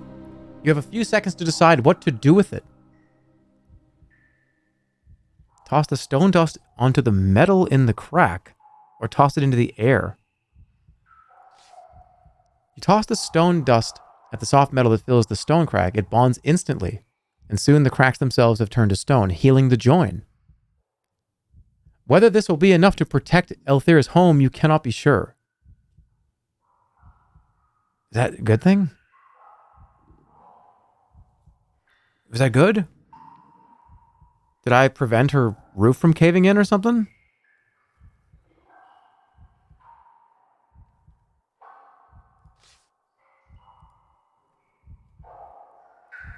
I'm going to live with that. Althea is still here, lost in thought. Okay. All right, let's get out of here.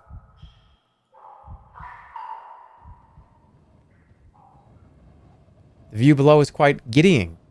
You're one step from plunging to the pit floor. Okay. So we can go... We'll go up through here, maybe? Should I go? No, I'm going to go check this out in the present. This will be the present. So we'll go up. I could also come back here in the present time.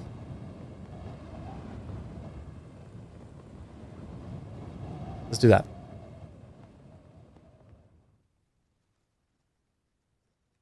Move on. So let's see what happens. I'm going to take the thing away. We'll go back again.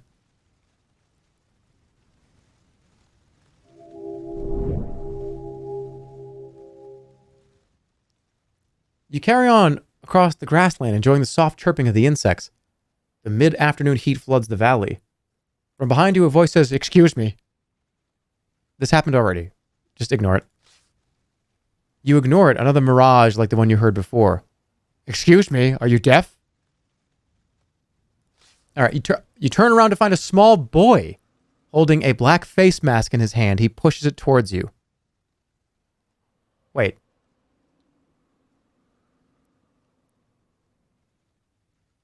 Where did you get that? You dropped it. The boy says. Thank you. You nod your head in thanks. The boy smiles, puts the face mask into your hands. Then he steps back and waits for something. What do you want, like a reward? Offer him a reward. You look in your pack for a suitable reward. Here's 3 gold. Okay. The boy's smile grows wide at the sight. Thank you. By Throff, I'm glad I followed you. I mean, that I was here. You know what I mean. He puts the gold into his pocket. You squat down onto your ankles to be more at the boy's level. He's clearly local and is likely to know a lot about the area. Where are you from? You ask the boy. Khare. But I run errands all the way to Tinpang sometimes. Huh. Where's Tinpang? Across the marsh, over the bridge, near the lake. You can run there in almost a day.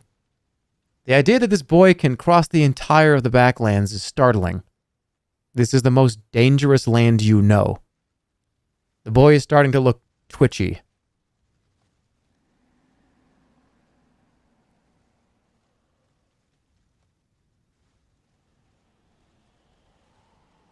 What do you know of the 7 serpents? Nothing.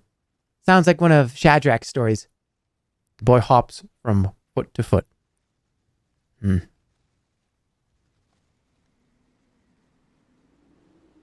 So you know Shadrach? Of course I do.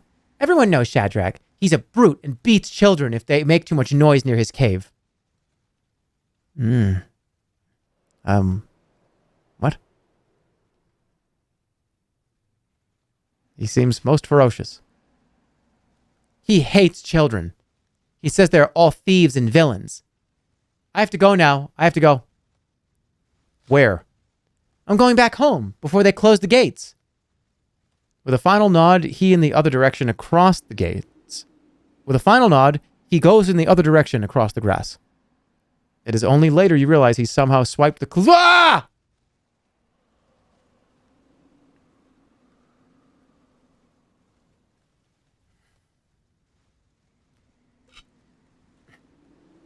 Well, guess what?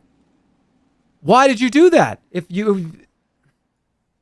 That skull cap is so important. Do we live with it and just not have the skull cap anymore? Do I have to live with some of these things? And he took 3 gold.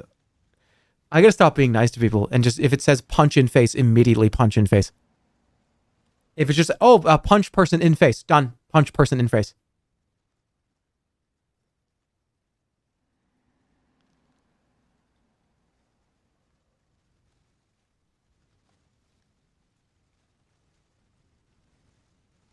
I'm going this way.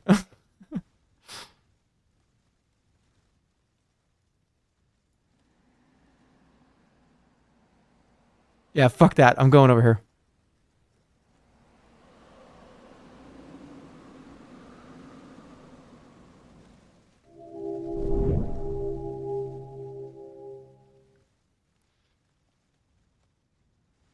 I know rewinds.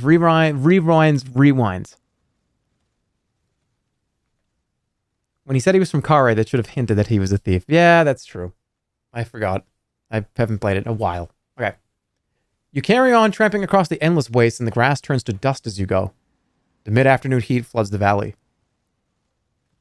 The sunlight turns the dust of the plain to a bitter yellow.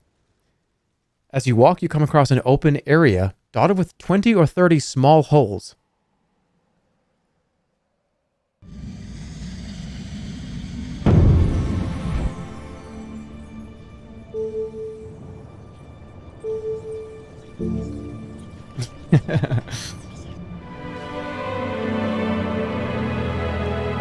You pull a goblin tooth from your pack and throw it on the ground, casting your spell across it.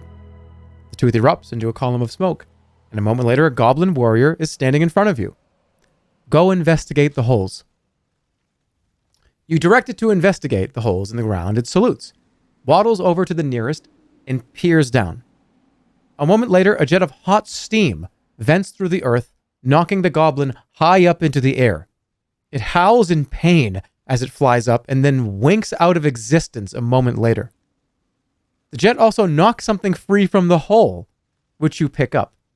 It is a single polished giant's tooth with a hole drilled at the top. Part of a pendant, perhaps? You pick it up and put it in your pack. A flash of something catches your eye, but by the time you turn your head, whatever it was has gone. Nice job, Goblin. I ain't looking in the holes.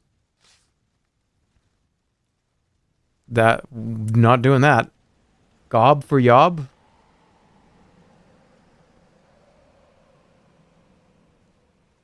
Got an extra tooth. All right, on to the bridge.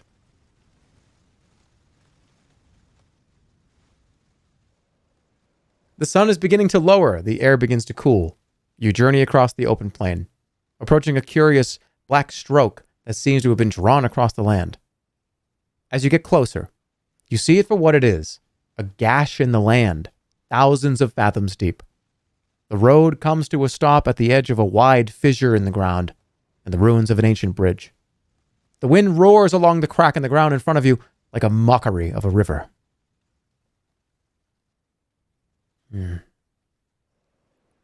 Look down into the crevice. You creep to the edge of the crack to look down into it. It seems to drop for miles, the sides plunging like a waterfall of rock. The bottom is lost in mist, and the rock walls seem quite sheer. I wonder what will happen. Look at the bridge. There was once a bridge here. The road runs up to it, and a few stones push out over the yawning abyss. But it has long ago tumbled into ruin, and now it does nothing but give you an impressive place to look down. Suddenly, you see movement at the edge of the fissure. Some kind of long spike reaches up over the edge, bends, and hooks into the ground, closely followed by another. Whatever it is, kill it.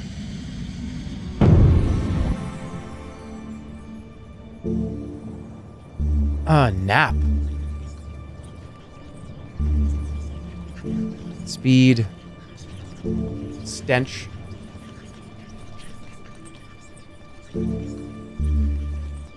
Talk all languages. All right, we're gonna talk all languages. It's an earwig. Grabbing the wig from your pack, you pull it onto your head and weave your spell. But nothing happens. This spell works only on intelligent creatures and not animals. Wait, no. Go back. I want to talk. I want to talk to the earwig. I really genuinely want to talk to the earwig.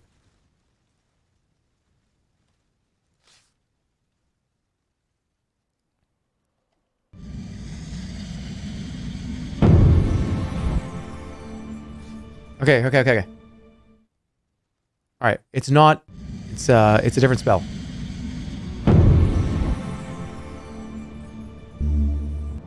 Yap is all talk with animals. There we go.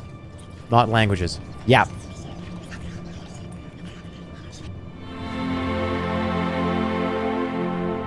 Grabbing the wig from your pack, you pull it onto your head and weave your spell. The creature's clicking legs and rubbing jaws are suddenly transformed into words. Soft flesh, don't run from me. Come to me, I am beautiful. As it talks, the creature keeps coming. It is a long, six-legged bug with hooked jaws and a deadly-looking sting, the size of the one you sliced from the back of the manticore only days ago. Just run. Run for it. You waste no time, but turn tail and run. But the creature, whatever it is out of the crack and the ground and coming for you. Well, I wanted to go back here anyway. I wanted to go this way anyways. You hurry your way down the old road, and the bug scuttles along behind you, running along inside the inside of the fissure to keep up. It must be able to run much faster than you across the rock, as it appears a moment later directly before you, jaws wide open. The creature raises its long, sharpened jaws and seems to thicken its armor-plated hide. You steel your courage at the sight. This is a lynch bug, a ferocious creature that will be hard to defeat in battle.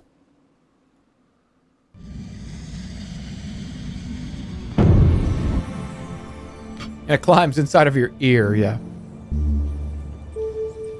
I could do law.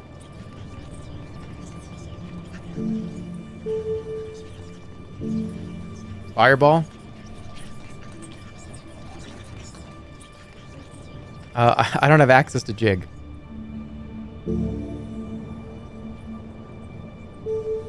Wall. I'll do law. Law is expensive, but it usually works really well.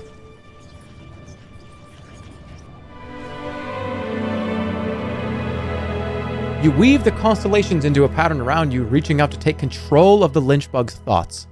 Its legs lock up, then it stiffens. It is waiting for your instructions. Walk the bug into the fissure or ride the bug's back. Ride the bug. You bring the bug close to you and clamber up onto its back. It is uncomfortable, but affords a tremendous view of the landscape.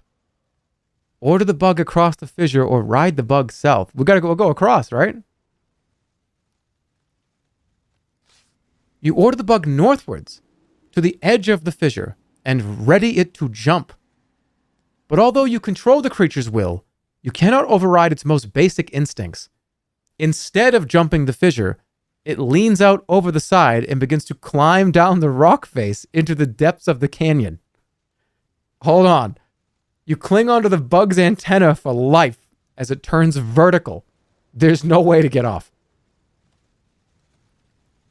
Oh God, down the canyon side. The bug continues its inexorable climb down the canyon side.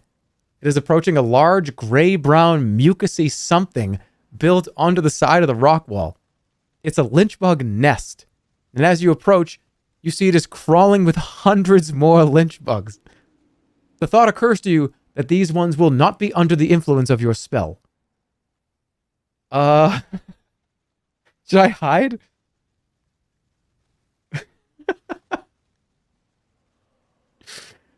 Or to climb up or crouch low against it? Should I just go in the hive and hang out? That's kind of funny. All right, I'm going to crouch. You hunch low against the lynch bug's shell, hoping to perhaps go unnoticed. Meanwhile, the bug reaches the nest and squirms its way in through a tight, sticky entranceway. Inside the nest. Everything falls into darkness except for the echoing clicks of 100,000 lynch bugs and their young. This is fucked. Should I pray to the ape?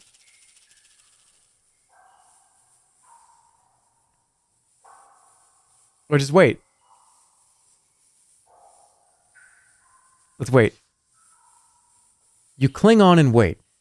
The bug squirms along a narrow passage, almost scraping you off its back. There's nothing you can do but wait. The bug enters a wide chamber, presumably burrowed deep into the rock itself. You hear these sounds? You're in a wide chamber, chewed out from the rock of the canyon wall. In the center sprawls the vast, corpulent body of the lynch bug queen. Your spell has now entirely worn off.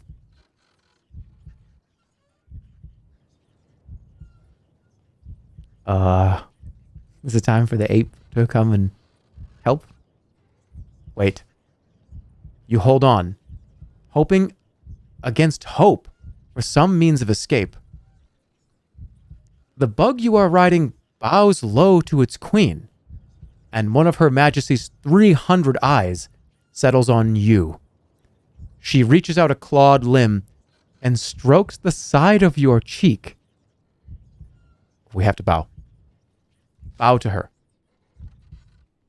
You bow your head low to the queen's gaze, though you cannot tell if she understands the gesture. The queen raises two of her arms and intones a few words. A moment later, the clicks and rubbing of her front legs transforming, impossibly, into human speech. Greetings. You are the Analander.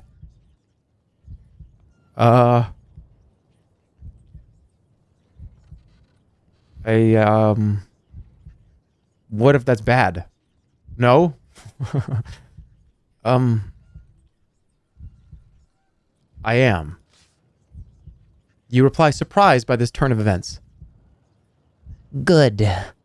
My enchantment will not last long. You stare in disbelief. The queen's raised arms make it clear what is happening. She has cast a spell, a variant of the rap spell, no doubt. Your Majesty is most powerful. Should I cast something? What can I do? If this bug can cast a spell, then that must mean you are able to as well. You raise your arms to the stars, only to have them pinned by the lynch bug you rode on. I am pleased you have come. I have expected... Hold on, let's do this. I am pleased you have come. I expected my drone to eat you by accident. Your drone was sent to get me? I am pleased it did not.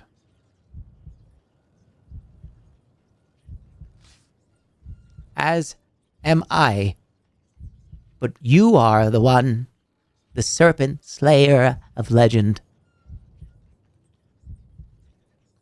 Serpents? What do you mean? What do you mean, serpents? You ask, wondering at what this creature knows. The 7 serpents of the Archmage. From an orifice in my underbelly, I'm going to pull out a claw and a gob of goo. This is monarch oil, smeared upon the serpent of water that swims in Lake Ilklala, and it will shrivel like a burned creature. She drops the goo into your hands. Holy shit, really? Thank you. You nod and place the goo into your pack. The queen clashes together her antenna, which you understand as a nod. One more thing.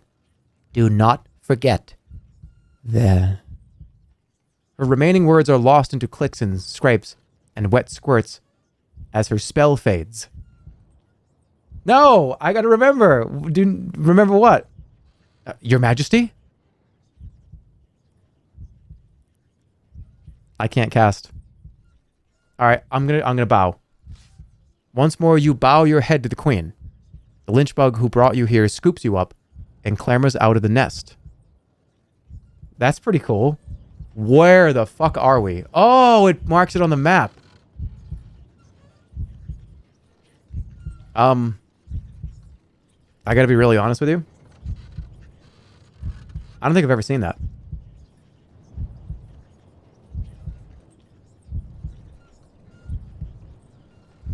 That's the first time I've ever seen that. I've never seen that happen. That was cool. All right, out of the fissure.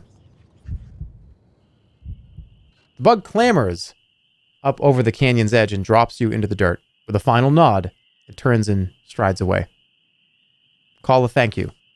You call out a thank you to the bug, but it is already gone. You look around once more. A few birds swoop in and wheel in the crevice, turning circles that are way below you, and yet still high up in the air. We got earwig friends, right? That was cool. All right, we got to see. I'm going to jump across this, right?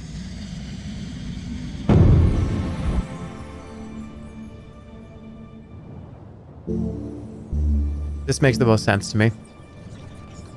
Or teleport, but I don't have the item. Create a force field. Because I get hurt. Floating is definitely it makes the absolute most sense. Float. You cast the spell, lightening your body weight to the mere fraction of normal. Jump. You eye up the width of the gap. Cautiously, it is a long distance made harder to judge by the featurelessness of the far side. You'll probably be unable to make it, at least not without aid. Go. Taking a short run up, you race for the edge of the fissure and hurl yourself out into space. Your feather light weight means you hardly fall, but it also means the speed of your run-up is quickly lost. You fall, gently and calmly, for a long, long way into the featureless chasm. Then with no warning, the spell ends and you speed up. Nothing else happens for some time. And then when finally something does occur, it is mercifully brief. So I wily coyote'd off the edge. Come on. How far is this chasm?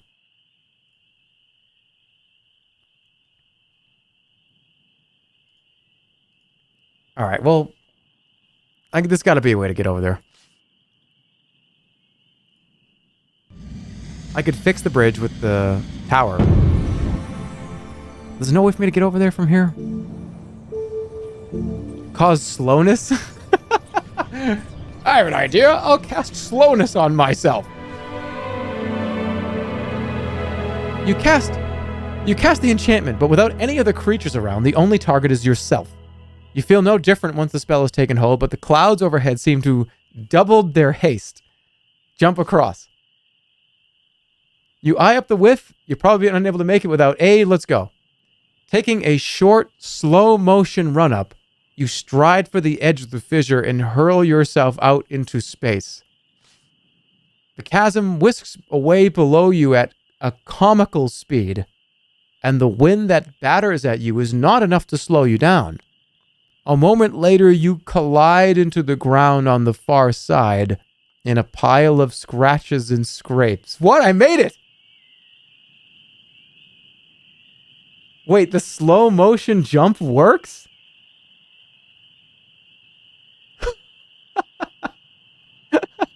That's so stupid. I was just in slow motion the whole time. The world moves faster around you. Okay. I did an action movie jump? Well, shit. I'm kind of stuck over here.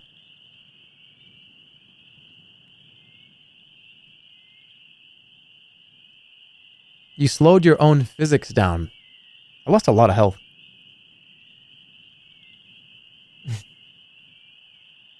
And after crossing the bridge, that is where we're going to call it. So, I'm going to ask you the question. The question is, do you want to keep going with this? You still want to go through sorcery? I'm going to put it in a little... I'm going to put it in a box for a week or so, though. Because there's a lot happening, obviously, in the next few days. Let's go over a little bit of schedule here. I don't know the details of what's happening tomorrow. I will obviously talk about them. But at 6 p.m. tomorrow, at the very least on Myth's channel, going to be doing a Black Ops 2 event with a bunch of people. Go look at Myth's Twitter. I don't even want to spoil it for you. I want you to go see the teams. So, I may be live tomorrow at 6. I may not be. We will see.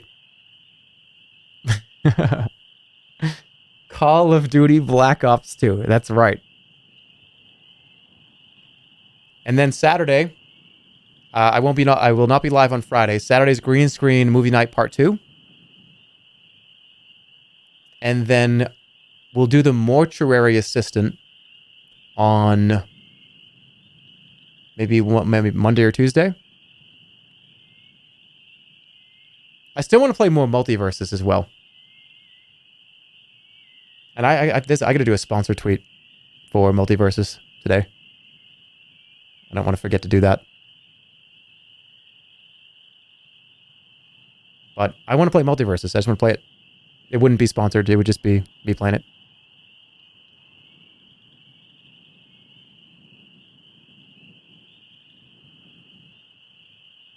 Play Stray?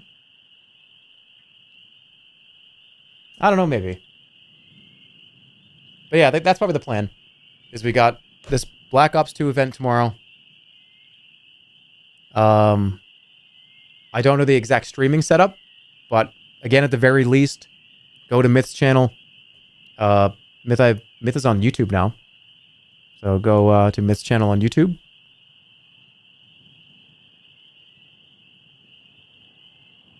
That's where it will be.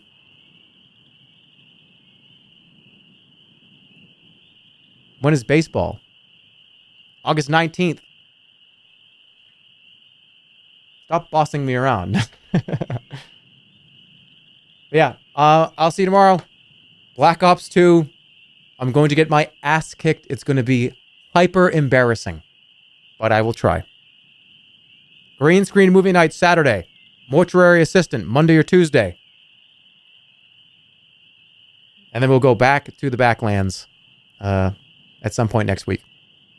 After we do that, after this next week here, baseball, I'm going to get ready for baseball. So there's going to be a lot of lead time that I need to do up to that. So it's going to be fun. A lot of cool stuff going on. Yeah, we'll keep going. There's obviously 97, 98% of you said yeah. There's a lot to see still. And that's it. Thanks for watching, everybody.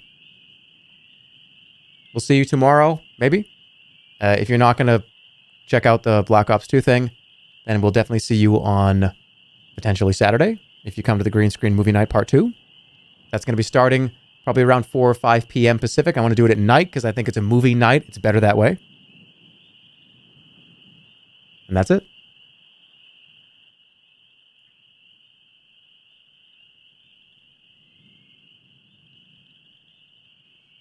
Is there a chance for a third movie night? I'm not going to say yes, but I'm not going to say no either. It really depends on how much we can get through. It really depends on how many submissions I want to show. Because after Saturday night, we'll probably have gotten through about 300 or 400 of them, probably 300 something of them.